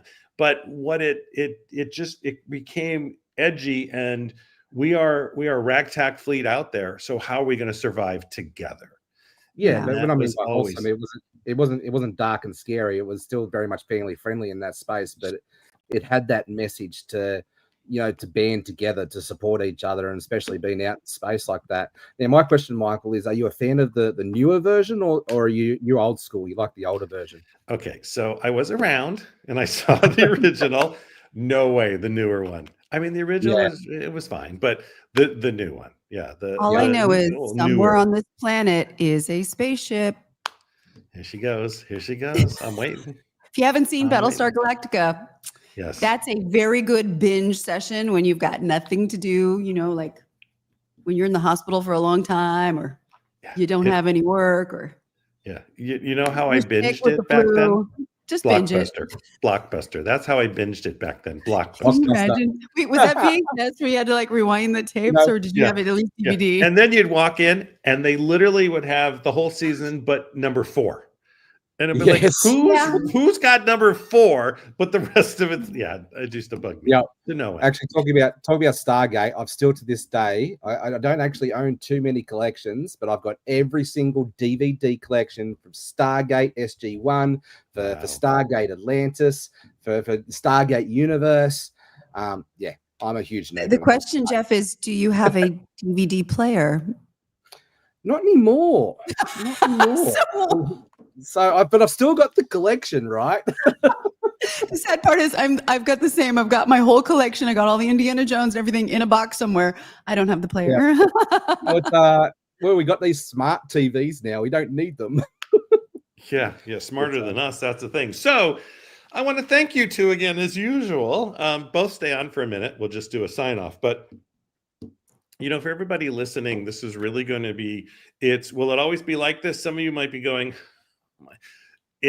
We're going to have interviews. We're going to have amazing people on. We're going to talk about things that are happening. And then we're just going to shoot the, we're going to just talk, and we're going to banter, and we're going to have a place where you can go to latpn.com and you could see our show. We'll have a place you can make comments, and what are you looking for? And what is it that will make a difference in your life on that show that we can do? And we're not always going to have just people who have a big name. We're going to have just human beings, just trying to make a difference every day. So for myself and the Los Angeles Tribune Podcast Network, this is the LATPN show. Sandy, and by the way, we're live today. We're live actually on a podcast summit at the same time taping this show. So both of you stay on for a second, but Sandy, this is just like the formal, Sandy, thank you so much for being on as usual. This is great and wonderful. Jeff, you're amazing as usual.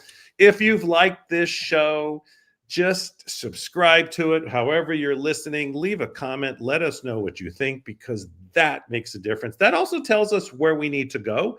And if we need to change direction, which we won't do, but we'll still read the comments and we'll listen to you sometime, somehow. We might make fun of the comments from time to time, but that's right. Really that's going to be fun. This is going to be, As our show gets kicked off, we're still going to have a great time. So anyways, thank you all tonight. It's been great. Everybody stay on the summit. This is just a sign up for the podcast. All right, fantastic. This is always fun. We have like one more minute till we have to continue the summit. But Sandy, you just, everybody, by the way, Jeff and I didn't know Sandy just 3 weeks ago, 4 weeks ago. I mean, it's been the universe blessed you with me. Universe, thank you, universe, thank you, universe. And we did come together, and we've really just sort of let it roll. I know we have to move on, but we're getting the time out. But it was really just about being together. And what we'll do eventually is we will look the group metal.men. It brought us together. I learned about it at an In-N-Out Burger. It's funny how you learn these things, and met Sandy there. And it's just, it's when it's meant to be, that's how it happens. You don't have to fight it. You don't have to work too hard at it. And it's just there. Kismet. Because I really is. It really is. So Sandy, thank you so much for being on and being on the stream. I appreciate every minute and every moment that you're here. Jeff, you're of course a co-host, and we have more to come, and we're going to go from there. So Sandy, thank you so much. There she goes. All right, Jeff, I'm going to turn the show back over to you so that you can turn the show back over to Alana. I think this is the way it goes. And then I'll be back a little later. I know. All right. As the show says, the show must go on. Thank you, Mr. Michael Silvers. All right, let me bring up my co-host here, Alana. Alana, this has just been amazing. It's so much fun, right? Oh, and I love the last conversation. I'm so on board. That was a blast. Sure was. Well, I'm going to hand the road over to you, and this is your show from here on out. Sounds good. Welcome, everyone. On this International Podcast Day, I'm thrilled to introduce our panel of Los Angeles Tribune podcasters. Amazing voices making a difference and reaching audiences worldwide. Let's see what's going on here. So welcome, everyone. Let's start by telling us a little bit about yourselves, who you are, who you serve, the name of your podcast, and the kind of audience that appeals to you. Albert, let's start with you. Oh, can't hear you, Albert. There you go. Hey, everybody. My name is Albert Corey. Put a 1 in the chat if you can use extra profit at the end of the month. My name is Albert Corey. That we've assisted over 150,000 clients to increase their profits every month with simple accounting and marketing. So if you want more ching-ching in your pocket, just put 1 and we will show you how.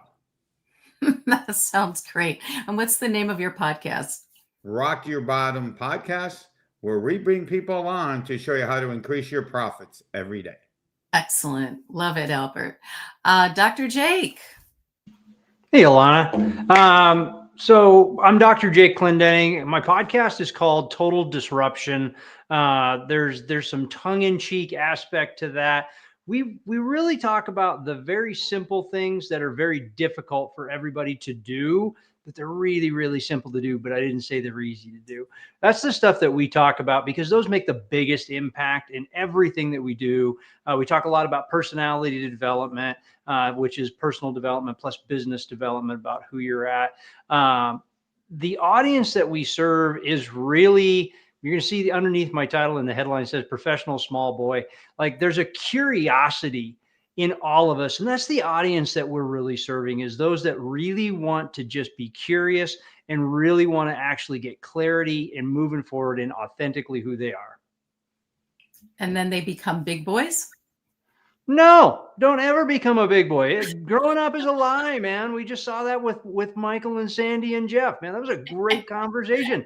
That's why I'm a professional small boy. We just get better at it. I'm going to go pick some crawfish myself at the local creek. Thanks, Dr. Jake. Will and Olivia, so great to have you here. Tell us about, well, why don't you tell us about who you are, who you serve, and the name of your podcast, and what kind of audience is going to find you or finds you intriguing. Thanks, Alana. Yeah, I am Olivia. Of course, this is Will. We are based out of Austin, and our podcast is called Art of Intimacy. Yeah, it's very simple. We are a couple learning how to be, better lovers, and our podcast is simply for that. For those who want to deepen the relationship and make it more than just, just simple relationship. It's a spiritual act. Now we're learning to become closer to God through our relationship. Oh, that is so beautiful. Wow. I'm excited to see. I've been watching the path of your podcast. So that's really beautiful to hear. And we could all use that. Hi, Chris, Ashley, how are you? I'm so good, Alana. Thanks so much for having me. Thanks to the Tribune for having me. I'm so excited to be on a panel with all of you. My name is Chris Ashley. I'm on a mission to help people break through mental limitations, reach their true potential, and remember who they truly are. I'm an author. I have a TV show, but I also have a podcast, which is called Change Your Mind with Chris Ashley. And I explore the intersection between personal development, spirituality, and science to help people heal and transform and just switch their perspective and their mindset. That sounds brilliant. I'm going to be tuning into that tomorrow too. And the name of your TV show? It's called Expanded Awareness, and it airs on New Reality TV. Oh, and that's more of the metaphysical. So it's really fun to explore that side as well. Absolutely. I like to get my woo-woo out. Thanks, Chris. So for those listening who are either new to podcasting or thinking about starting their own show, what's the one piece of advice you'd like to all share? Actually, I'm going to start with you, Chris. We're going to go back in the other way. Yeah, I think just start it. There's all these fear about getting started, right? They say 90% of people don't reach their goals, and that's for two reasons. One, because they reach a bump in the road and they give up. But two, most commonly, they're so afraid to get started that they don't even begin in the first place.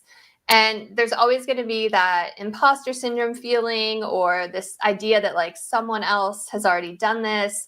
But if you have a message to share, I guarantee there's someone out there that needs to hear it from your unique perspective. And you're going to say things in a way that's just going to totally click with someone in a way that it didn't with them before. So I say just face your fears, just be courageous, do it afraid, and put yourself out there. Put yourself out there. Someone said earlier, one of the speakers about, I don't think they use the word failure, but you just keep going until you grow. Oh, I think it was Jonathan Trowan. Yeah, he was talking about how he started with a really bad idea. But who knows? For some people, that might not be a bad idea. Olivia and Will, how about you? What kind of advice? For us, we were perfectionists. When we decided that we were going to do a podcast, it was like, well, we have to have this, we have to have that. And then it was like, if all these things line up, then we can do this. And then a year passed and we still haven't done anything. So I would say it's get past being like, you need this or that. It's rather just jump into it, with full force, and don't be afraid, be confident, take that courage and make that first step. We're learning from our mistakes too.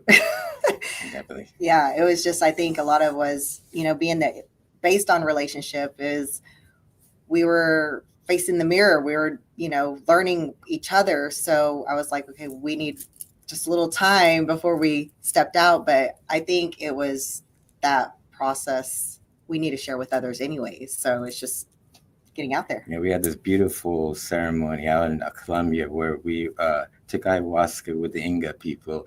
And through that, it was a beautiful thing that came from that. It was the fact that it said, you have something special to say, have the confidence, go out there and just say it.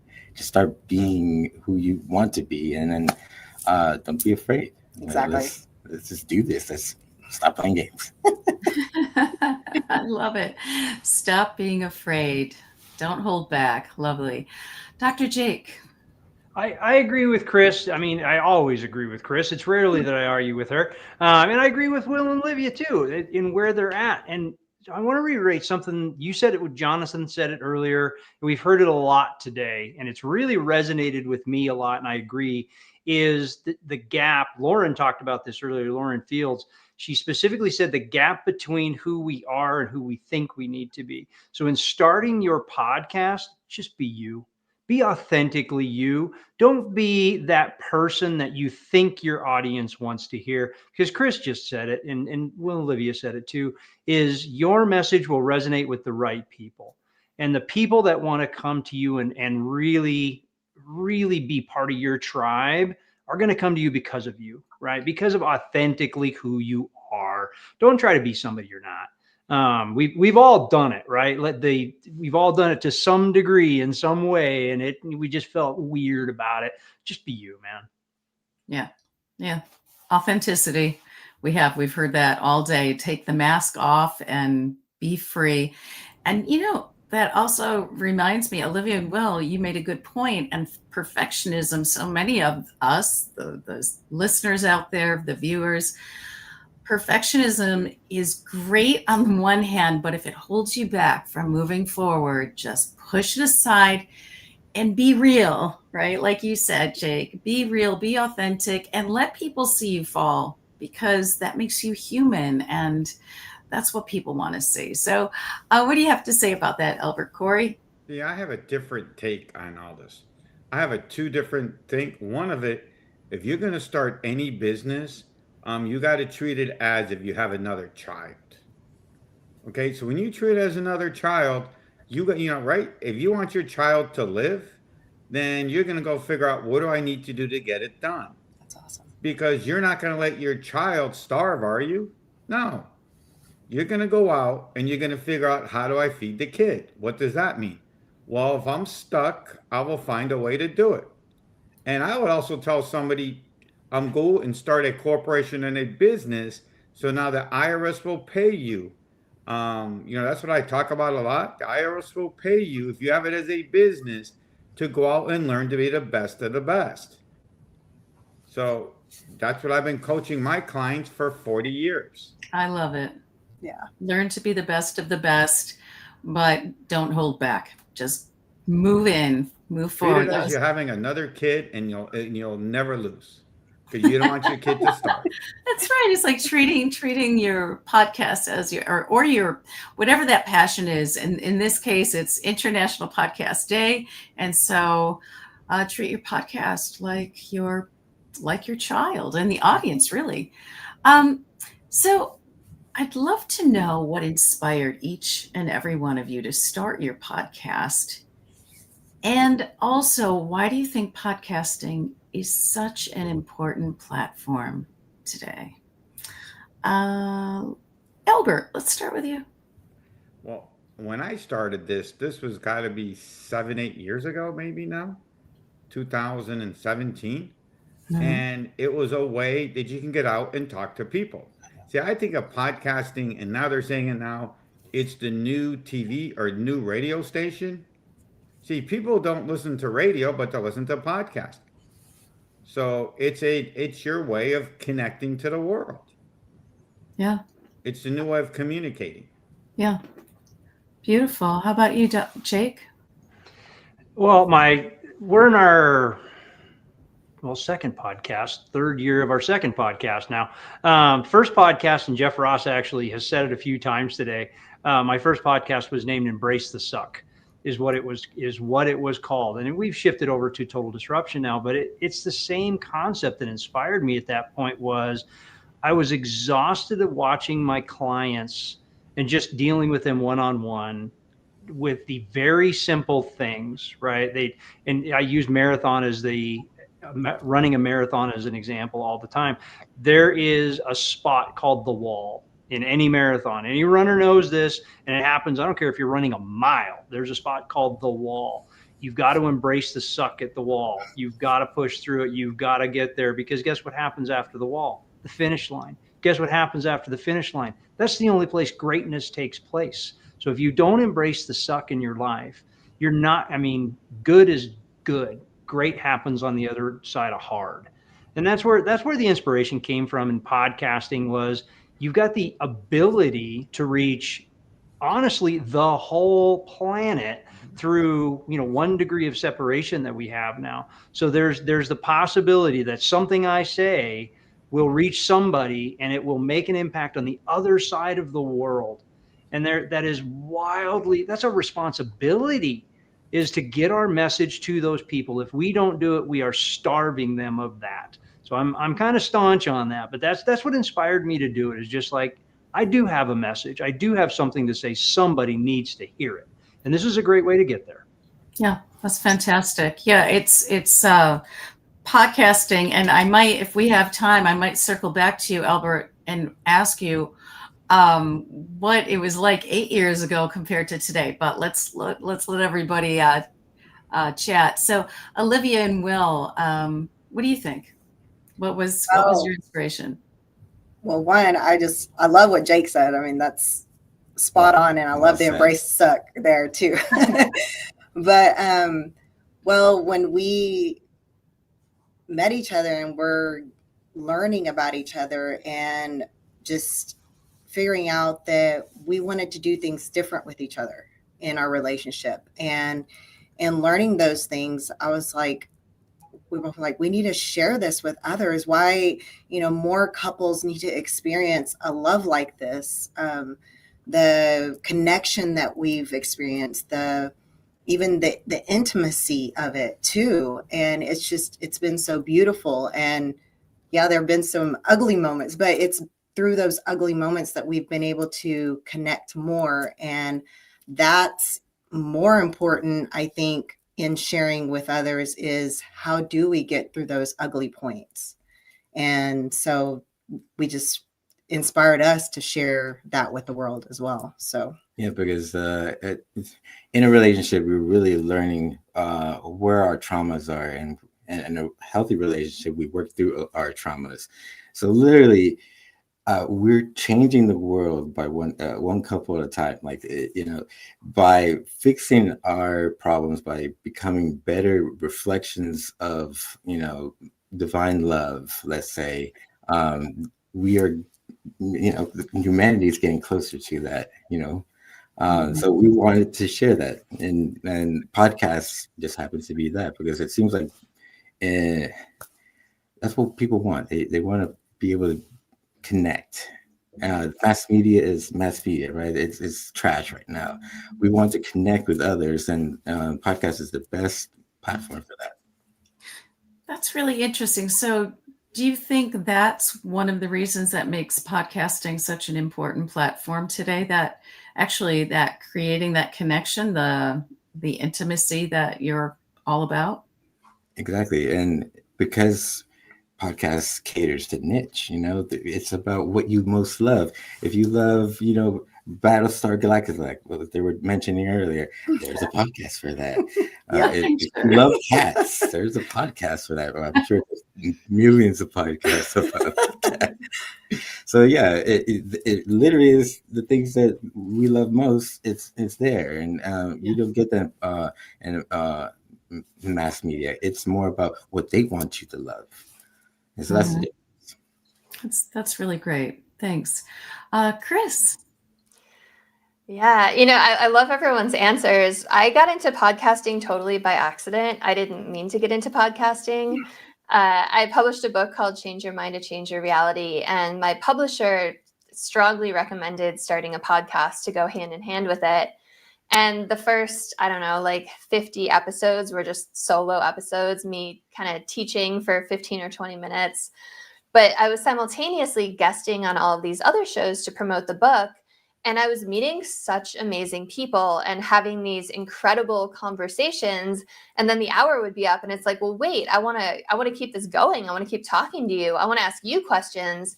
So I invited people on my show, and then I just fell in love with it. Like, I haven't done a solo podcast in like 3 years, I think, because I just love having people on and connecting with people and learning.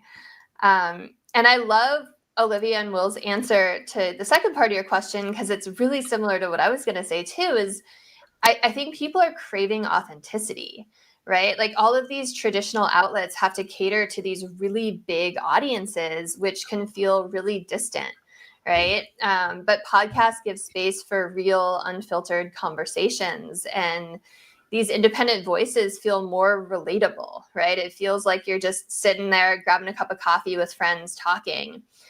And I think that's why even these like forward-thinking organizations like the Los Angeles Tribune are getting into podcasting, because they understand that, right? They're bridging those two worlds. So I love that you were talking about the intimacy aspect too, and authenticity. And I think it all goes together. Yeah. And having fun and having a conversation. So we're able to chat with each other and talk. And you make a beautiful point, Chris, about meeting people. Meeting people, learning their stories, like really their stories. You might have a title of a C-level executive, or you might have a title of a doctor, but we don't know that you love to walk in a creek and catch crawfish, for an example. So, Albert, what have you seen any difference between podcasting 8 years ago when you first started? What happened was, I was listening to John Lee Dumas way back in the day. So you would hear them saying you need to have all this expensive equipment. Until I went to an event and the lady tells me, no, just use Anchor. So if you have no money, you can use Anchor and it's free and you can get started. And you didn't need fancy equipment. You could just, go on a Zoom, everybody had Zoom, record it, and it would even strip out the, back then it would strip out the audio, and that's it. You were there. Okay, so technically, it was just as easy then as it is today, really, because right. it's Just just that everybody easy. back then, Alana said you had to have like that $4,000 board and mics and all kinds of stuff. When today you can just pick up your phone and bam, you're in business. Yes. They were Right. putting on you need the expensive stuff, and that's not true anymore. Yeah, that is, you're making a very valid point. In fact, there's a microphone out there that's like $19 that is a lot of people are using now. I can't remember the name of it. I think you've got one. It's amazing. Yeah, of course. I didn't know that one. I bought this mic. So we only have a couple of minutes, and I'd love for each of you to tell each other and tell the audience something that no one knows about you. And so Will and Olivia, you got to say something that no one knows about you. No one knows about me. Well, I will go ahead and share that when I was 10, I sang at the West Texas Opry. Ooh. I sang She's in Love with the Boy. And I see my video and I'm like, I'm this little girl shaking my little booty. Oh my goodness. But I did it. That's fantastic. Then this is a piece of cake, right? You could do that at 10. How about you, Will? Playing the flute. I even keep it around me at all times. He's quite good. I was honored when we went to Columbia and had that ceremony that they asked me to play. And at the end of when I stopped playing, the shaman, he plays the flute too. So when I got the nod from him, like I was very happy. But beautiful. Wow, that's really neat. How about you, Chris? I'm a total sci-fi nerd, so I was loving Michael talking about old school Star Trek. I don't know if you saw me in the comments. I was like, I love the whale one. But yeah, Battlestar Galactica, all the things. So I wasn't even going to share that today, but I got so excited by their conversation. So anyone wants to talk sci-fi or have any good sci-fi show recommendations, please let me know. Marvel. That's all I can say is Marvel. Jake, how about you? Tell us something. You need to watch The Foundation. Best Foundation, yes. Right now. My husband is a total nerd. Love him. Jake, how about you? Tell us something. We could fully derail this show and just march down that particular path, and I'd be happy to do it because I'm a movie freak. I love it. It's one of my favorite things to do. A lot of different genres with sci-fi for sure. So I guess the thing that most people don't know, this is kind of I don't know, a little off kilter. Left here. Right. This would be, even though I have that DR in front of my name with the PhD, and I've written 5 books and done all the stuff and the things, I almost didn't graduate high school because I almost failed English. I could not get through English. Just could not do it, man. But I squeaked by, and I think my teacher, Mrs. Horlichka, if she's still alive, didn't want me in school the next year. I'm positive that's why I got to move forward. Perseverance. Yep. And sense of humor. That's wonderful. And we're going to wrap this up with you, Albert, in a few seconds. Tell us something we don't know. I got 2. One, if my kids said, and I got older, like 30-some kids, let's go to Disney World, I'm there. Been there like 1,000,000 times. And the second thing is, I'm glad this didn't happen on Monday, because a huge University of Miami of Florida football, which you lose your voice very easy watching those games. Thank you all so very much. It's been wonderful to have you here. And with that, we're going to be bringing Jeff Ross, our co-host, back. And love to follow each and every one of your podcasts. There we have Jeff. Well done. Thanks, everyone. Actually, we're going to bring up Miss Karen Hall, who's actually our next co-host. So, Alana, absolutely well done. That was a brilliant conversation, but we'll bring you back for our close later on today. So thank you, Alana. All right, let me bring up Karen and let's do a quick handover. G'day, Karen. How are you? Hey, Jeff. Thank you so much. All right, the show is yours. Okay, super. Well, we still have some more Women's Journal authors, and there are so many Women's Journal authors. We only have 2 more that are going to be here with us. There's a whole bunch that didn't get to join us today, but 3. There we go. We got 3. So way to go, ladies. We have Gail Larson and Barbie Ray and Cheryl Mazzell. And Cheryl is joining us from New York. And so it's late in New York. She is dedicated. And we've got Gail Larson in Las Vegas, and we've got Barbie Ray in Illinois. It's late there. And we've got Terry Clifton, who is in California. So we are so glad to have all of you ladies with us. So I'm going to tell you a little bit about these women, and then I'm going to let them tell you more about themselves. So these women are authors, as I mentioned, in the Los Angeles Tribune Women's Journal. And before I forget, I always forget to introduce myself. I get so excited seeing all their faces. I forget to tell you who I am. So anyway, you can see it on my screen. I'm Karen Hall. I am the director of the Los Angeles Tribune Women's Journal and the Spanish Journal. And I am also an executive producer with the Los Angeles Tribune, where I get to host these wonderful ladies at events. And so it's just great to have these opportunities where, as Jenilee Harris was saying, we need more women podcasters. We need more women to be able to share their stories. And we need more women to be able to speak on stage. And so that's what we're doing. We are getting more women out there. And it's a wonderful community of like-minded women. And so with that, I'm going to start with Gail Larson. And Gail has a master's in education. She was a teacher. And then she changed careers and she went into sales. She was a regional manager for McGraw. And she also has published 3 books, probably more than that by now, because every time I turn around, she's got another book that she is publishing. But her most recent one was Prompts, Purpose and Perseverance. Prompts, Purpose, and Perseverance. Yes, and she's got weekly windows of wisdom and what's the other one? Excerpts of Enlightenment. Excerpts of Enlightenment. Yes, she has all these alliterations with wisdom that she shares with us.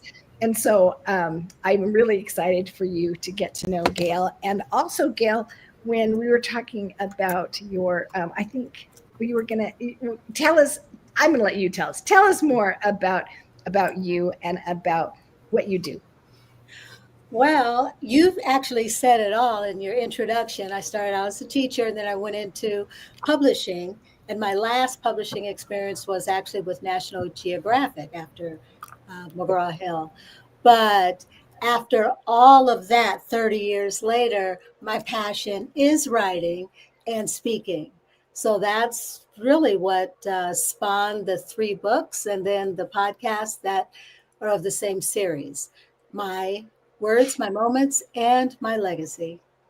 My words, my moments, and my legacy. Isn't that just so great? And so Gail and Barbie have an article in our, and Terry, no, Terry's in the next one. Anyway, Gail and Barbie have an article in our upcoming edition of the Women's Journal. It's our leadership edition. And that's the title of Gail's article. So it's so perfect, Gail. Thank you so much. And Barbie Ray. So Barbie is an empowerment coach, and she has a website, Empower with Barbie, because what Barbie does is like magic. She helps people find their inner dragon inside. She helps uncover these limiting beliefs, and then she helps them overcome their trauma so that they can get their voice out there, so that they can say the message that they want to say, that thing that's burning in their heart that they want to share with the world. They can either put it in writing or they can speak it on stage because of what Barbie does. Barbie is so talented. She, as I mentioned earlier, she's my co-host on the comedy show Unstoppable AF, Unstoppable and Funny. She's extremely funny. Oh, she's got the quickest wit, and her brain is just so brilliant. And so she is very funny, and she uses humor in such a creative way as teaching resilience. And so she helps people reframe things and helps them to find humor in situations. She also is an AI expert, and she has a new course that she is coming out with. It's called How to Train Your AI. And so I encourage you to look that up, because sometimes I'll be talking to Barbie and she already has this really quick solution because she knows how to do it with AI. And I'm like, wow, could you teach all of us how to do that? One time I had her on she was speaking and I said, whoa, stop everybody, get your computers out right now, because it was so good. So you'll want to read Barbie's article in the Los Angeles Tribune Women's Journal, because she talks about all of those things and more. So Barbie, tell us a little bit more about you. Well, like Gail, I'm also a writer and a speaker. And thank you, Karen. You definitely, I'm hiring you as my publicist. Thank you.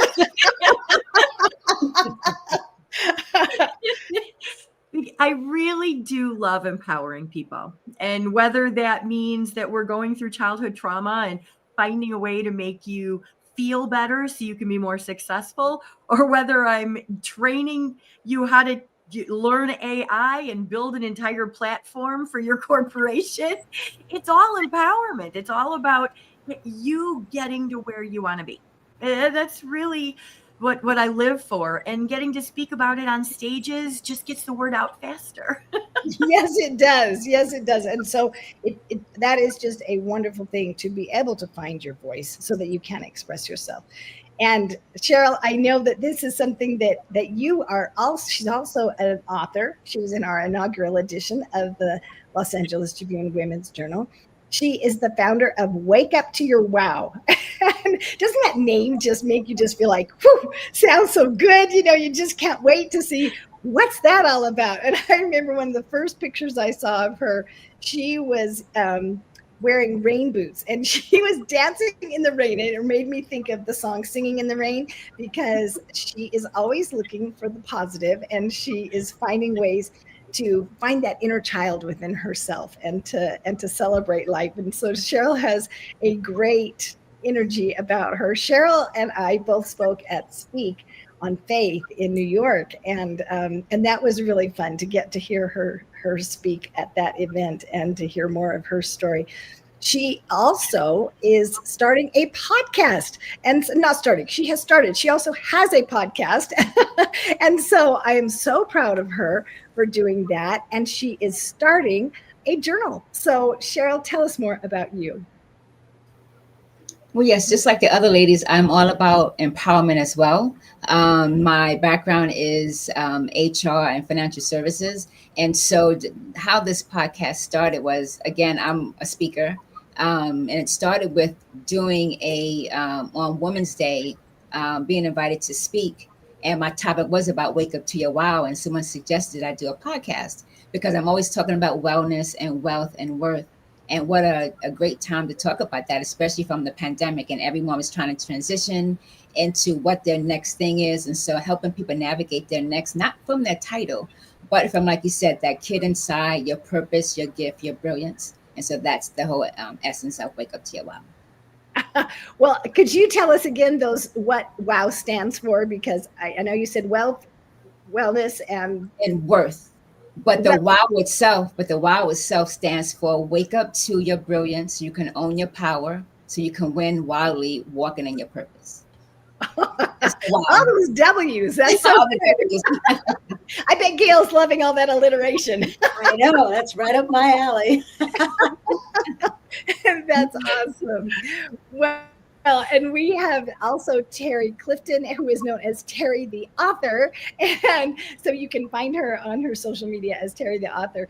And Terry is also a nurse, and she works in healthcare, where she does some really interesting behind the scenes work that I want, Terry, I want you to explain it, because I want to make sure that you describe it correctly. But Terry has the most beautiful energy. She's a woman of faith. Sometimes when I talk to her, she'll be worshiping for hours and singing and singing and singing. I just love her faith. When she talks, she is just, her faith just comes through in everything that she says. She is a mother, and she has an incredible story of overcoming that she shares as well. And so, Terry, welcome, and tell us more about you. Thank you so much, Karen. I appreciate you having me here. And similar to all these wonderful women on here, I also am called to help pour into women who have been broken, those who have experienced traumatization in their spirits and their souls. And it's through my writing and my speaking that I impart healing and strength. And I want them to be able to reclaim their God-given right to wholeness. And so that's my main calling.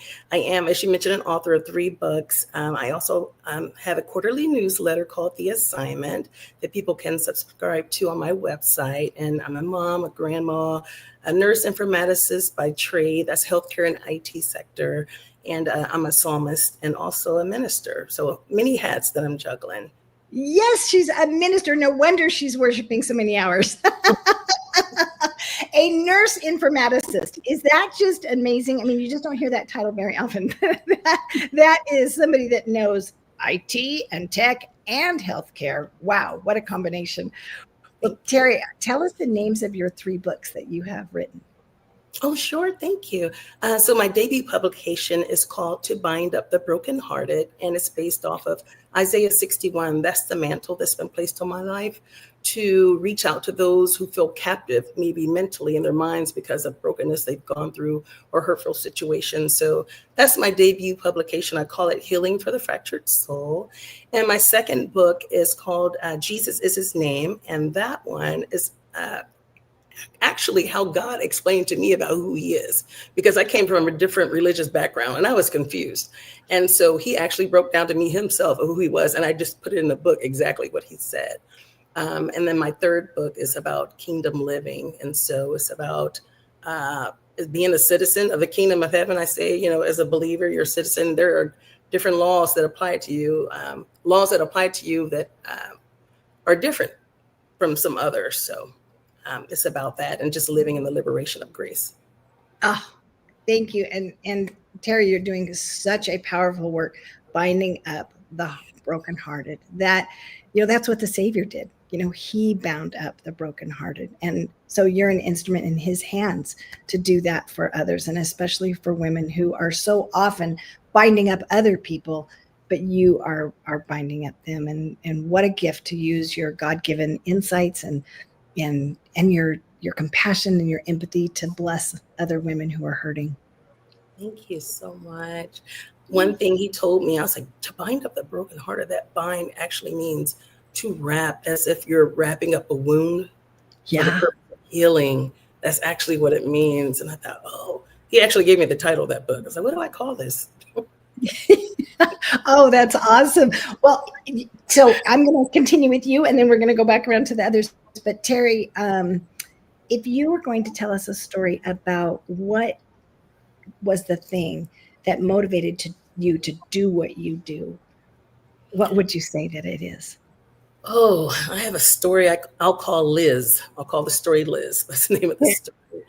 And I'm 18 years old working in a trust vault at a bank, my first real job with benefits, right? And I have a coworker who's 62. And as she and I are talking, she says she's been there at that bank for 30 years. And she mentions her salary. And it's just like 75 cents more than I was making at the time. And I'm thinking, after 30 years, that's all you make? You know, that was like a shocker. I hid the shock, went home and told my dad I was so confused. And he goes, that's her fault. He said, mediocrity is a choice. And I thought, whoa. So that was my lesson. I'm sure she had opportunities to advance and she didn't take them. So that was my catalyst to always say, I cannot soak in mediocrity. I have to keep advancing to the next level. And every time I think I feel comfortable, if I feel too comfortable, I have to push myself to that next level. I'm too comfortable for a reason. It's time for me to move again and advance. And so that's what kept me throughout my whole life. And that was a lesson at 18 years of age that was just a total shock to me. But wow, was a choice. What wise words from your father. Oh my heavens. and for you to then take chances and to recognize, yeah, I'm going to keep growing. So Thank you. That was really good. That was awesome. How about you, Barbie? What motivates you to do what you do? Well, I've always been helping people since I was a little girl. That's just always been something I've done. But I fell down a flight of stairs and I became a cripple. And no surgeon would operate. And literally for over a year and a half, I was in agonizing pain. And I was put on so much medication. And I took so much medication that I should have died numerous times. And when my parents were relentless and they took me to every surgeon they could find. And when they finally found a surgeon who would operate, I was so grateful that I was able to walk again and use my arms. And it took 2 surgeries and I had to go through a horrible opioid withdrawal. But I should have died so many times during that event that I knew that I needed to step up and help other people. So it wasn't just the one-on-one that I had done since I was a kid. I knew that it was important for me to take my message, my voice, and empower as many people as I could because I was given a second chance at life. And I just wanted the world I wanted to do anything I could to help as many people as I could before I go. Right. Wow.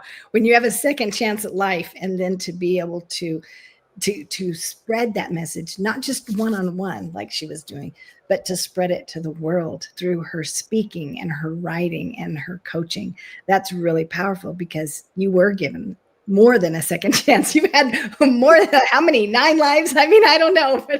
I'm the Grim Reaper's favorite chew toy. That it's for a reason.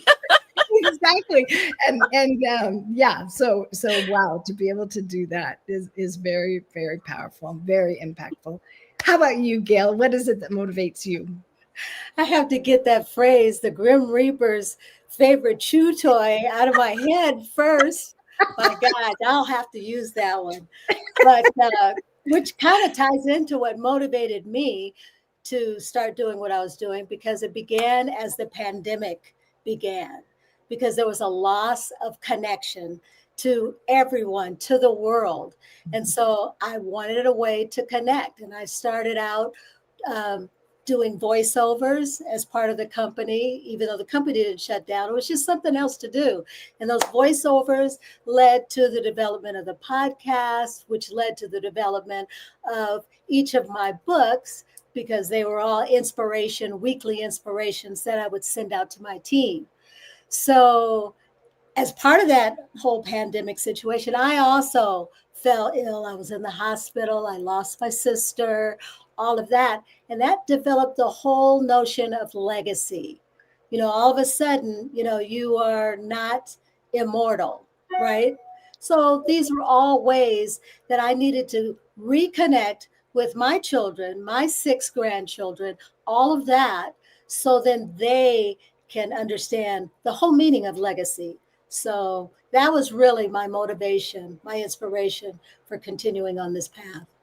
That's really amazing. And the way that Gail made these changes in her life, from a teacher to being the regional manager at a publishing company, and then to be a publisher herself and to be able to publish 3 books, that really takes a lot of courage. Speaking of dealing with discomfort, that's very courageous. And I appreciate so much the example that you are to women.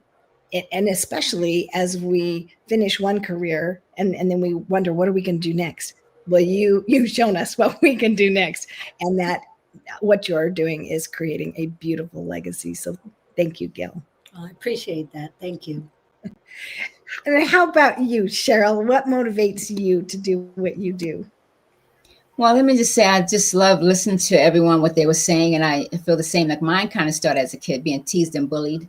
And so going from that and still being able to have, I guess, the career that I have and being able to, I guess, wake up. So I think I was waking up to my wow way before I even, like, I think as Terry said, gave that title. I feel like God gave me that title because I teased and bullied and still was able to, get recruited at one of the top CPA firms. You know, I'm a speaker now, I'm an author, have a podcast. And then also just, I'm trying to get comfortable with this title, but just recently got nominated and awarded a honorary doctorate of humanitarianism because of all the volunteer work that I do. And so all of those scenarios, and then wanting people to understand, like my dad always said, just because you are confined to a neighborhood or a situation, you don't have to conform to what's going on. And so how do we move out of the things that we learned as a kid, the titles, right? I'm from corporate America. So back in the day, it was pushing and your mental health and climbing the ladder. And now from the pandemic, losing my mojo, the excitement, like who else is going through this, right? And then now how do I navigate my next without the title, without trying to figure out like, who do I want to be now, right? And helping other people explore, what do you want to be now? Like forget the title, suppose you're starting over. Forget about the title, the 6 figures. And most people, once they came out of the pandemic, they were like, I don't want to go back to that anymore. I want to paint. I want to really do what my heart desires. And so that's kind of what motivates me to keep going. Yeah. What do I want to do now? We get to choose each day what we want to do, and we can do something different. If we don't like what we've been doing, we can pivot and we can do something different. And one of the things that I think you all felt, that put a 1 in the chat if you felt it. Do you want to hear more from these women? Do you want to hear more of their stories? Well, I encourage you to have them be a guest on your podcast, because I know there's so many podcasters out there that are looking for heart-centered women that are authentic, that really care, that have the ability to tell a story in a captivating way. And these women do that. They have overcome so many things in their life. If we had more time, I could tell you some amazing stories about what they have gone through, but I'm going to save that little hook for all of you to call them and reach out to them. And I'm going to go around and let them each tell you how you can get a hold of them so that you can interview them on your podcast. Barbie, how can we get a hold of you? Go to my website. It's the quickest way, www.empowerwithbarbie.com. Empowerwithbarbie.com. Gail, how can we get a hold of you? Well, my website is Larson's Legacy Bank, all one word. And you could get in contact with me there as well, or either through all of the social media, LinkedIn, YouTube, all of that. So I'm out there. And she's got a little QR code there, so you can look her up. That's right. I forgot about that. Just click on that. Yeah, click on her QR code. How about you, Terry? How can we get a hold of you? Hi, the same as the others, through my website, terrytheauthor.com, and it's through my QR code, as you see up there in the corner. They can scan that and get to my website. Excellent. And how about you, Cheryl? I'm thinking I forgot my QR code, but through social media, Facebook, Linktree, my name, Cheryl Mizell, but Facebook, Cheryl Mizell. I also have a community call from Hustle to Harmony, so you can feel free to look me up there and join. Yes, and honestly, I just want to tell you that not only will you feel empowered and will you feel inspired when you hear their stories, but you will be motivated and you will also have some good laughs. All of these ladies, whenever I am with them, we always have such a great time. And that's the beautiful thing about the community with the Los Angeles Tribune Women's Journal. We have such heart-centered, like-minded, unselfish women who show up to support each other, to cheer for each other. And so many times when we're doing podcasting or we're writing a book or we're an entrepreneur, we feel lonely. It can be a lonely world out there. And so to come together in common purposes, even though we are all doing different things, we have so many things that are similar. And we have the abundance mentality in our group where we really cheer and celebrate for each other. So if you're interested in writing your story, in speaking on stage, and in having the opportunity to meet with these wonderful women and more that you didn't get to meet tonight, look me up. I'm Karen Hall, the Queen of Empathy on LinkedIn, or there's my QR code. You can find me on my website, and I'd love to help you to be able to create your legacy and to share your story either on stage and or by publishing your story. So thank you, ladies, for being with us tonight. And don't forget to put your boots on and jump and skip in the rain. That's right. My challenge. That's right. Oh, thank you, ladies. It's wonderful to be with you. All right, you guys were awesome. Give them a thunderous round of applause. Thank you all for being on. Thank you for staying up late with us. We will see you all soon. What a great show. You know, it's amazing how we do these things and how we really keep that part of it, that it just keeps making a difference every single day, because we are better at what we do. So we're really closing out the show. This is going to go pretty quick. Karen, I didn't know if you want to jump back up with the rest of you. Got just like 2-3 minutes. Everybody come on up. Jeff, Karen, Alana, everybody come up. There we go. Dave, come on up. You know, what a great show tonight. It's about making a difference. And the one thing we don't want to do is a 25-minute close, because we want to make sure you remember the show and not us. So just wanted to thank everybody. What a great team. You know, oh, Dave's putting his jacket on. I could see him down there. That's pretty freaking funny. Oh, it doesn't matter. Just for a minute, Dave. We're just going to go around the horn really quick, and then we're out, like 30 seconds apiece. Karen, what about the show tonight? What'd you think?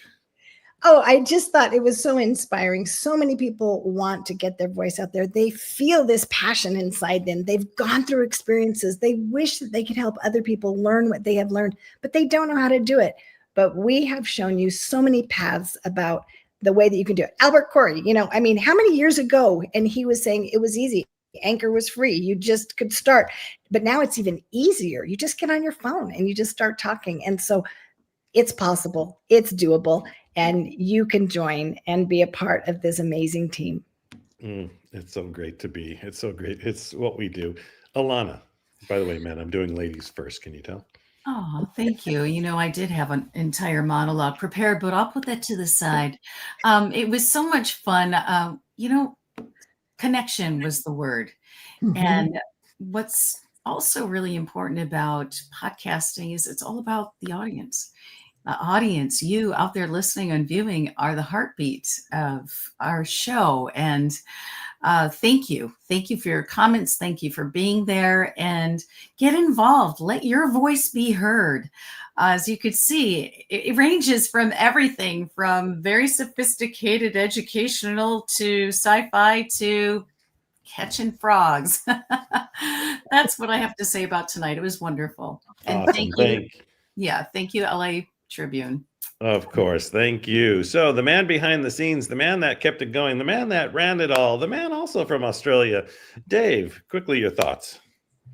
I thought it was brilliant. I'd firstly like just to say thank you to you four for an amazing job that you guys did as hosts on the show. But I've got about, I don't know, a page and a half or so of notes that I've taken just from all the brilliance that was shared. So yeah, it was just amazing. And, you know, like Alana said, it was from, you know, deep in-depth conversations to silly things like, you know, using cane toads for golf balls, things like that. So thank you. It was amazing. Oh, you are so welcome. Thank you for everything you do. And Mr. Jeff. Yes, thank you, Dave. Really appreciate you. What I love about this whole thing is just it's a celebration of community. You know, celebration of a community that has such a variety and diverse voice and a sense of belonging here with the Los Angeles Tribune. And that's a real thanks to key leaders like Karen Hall, like Michael Silvers, like Mo Rock and Parisa Rose, and, you know, and the rest of our senior leadership there. It's about making sure everybody feels seen, heard, valued, and welcomed. And for our amazing audience out there as well, you know, you are part of our community. You are part of our story. And it's just a real place to truly belong in. And I'm blessed and proud to be a part of the Los Angeles Tribune Podcast Network. You know, it's just great to be here. It's great to be part of this. It's great to have a day like this where everybody tells their story, makes a difference, and we just keep moving forward every single day. So for myself, the Los Angeles Tribune, all these amazing hosts on right now with us, everybody that was on tonight, everybody that tried to get on tonight and maybe couldn't. It was a great show. For myself and Mr. Mo Rock, our CEO, just have a beautiful day out there. Go make a difference, be of service, and we'll see you all on the next show. And if you're in Los Angeles, we have a live show at Barnes & Noble on October 16th, starting at 5 o'clock, red carpet. Just come on down, come to the top floor, and we'll be there. All right, everybody, have fun. We'll talk to you soon. Bye, everybody.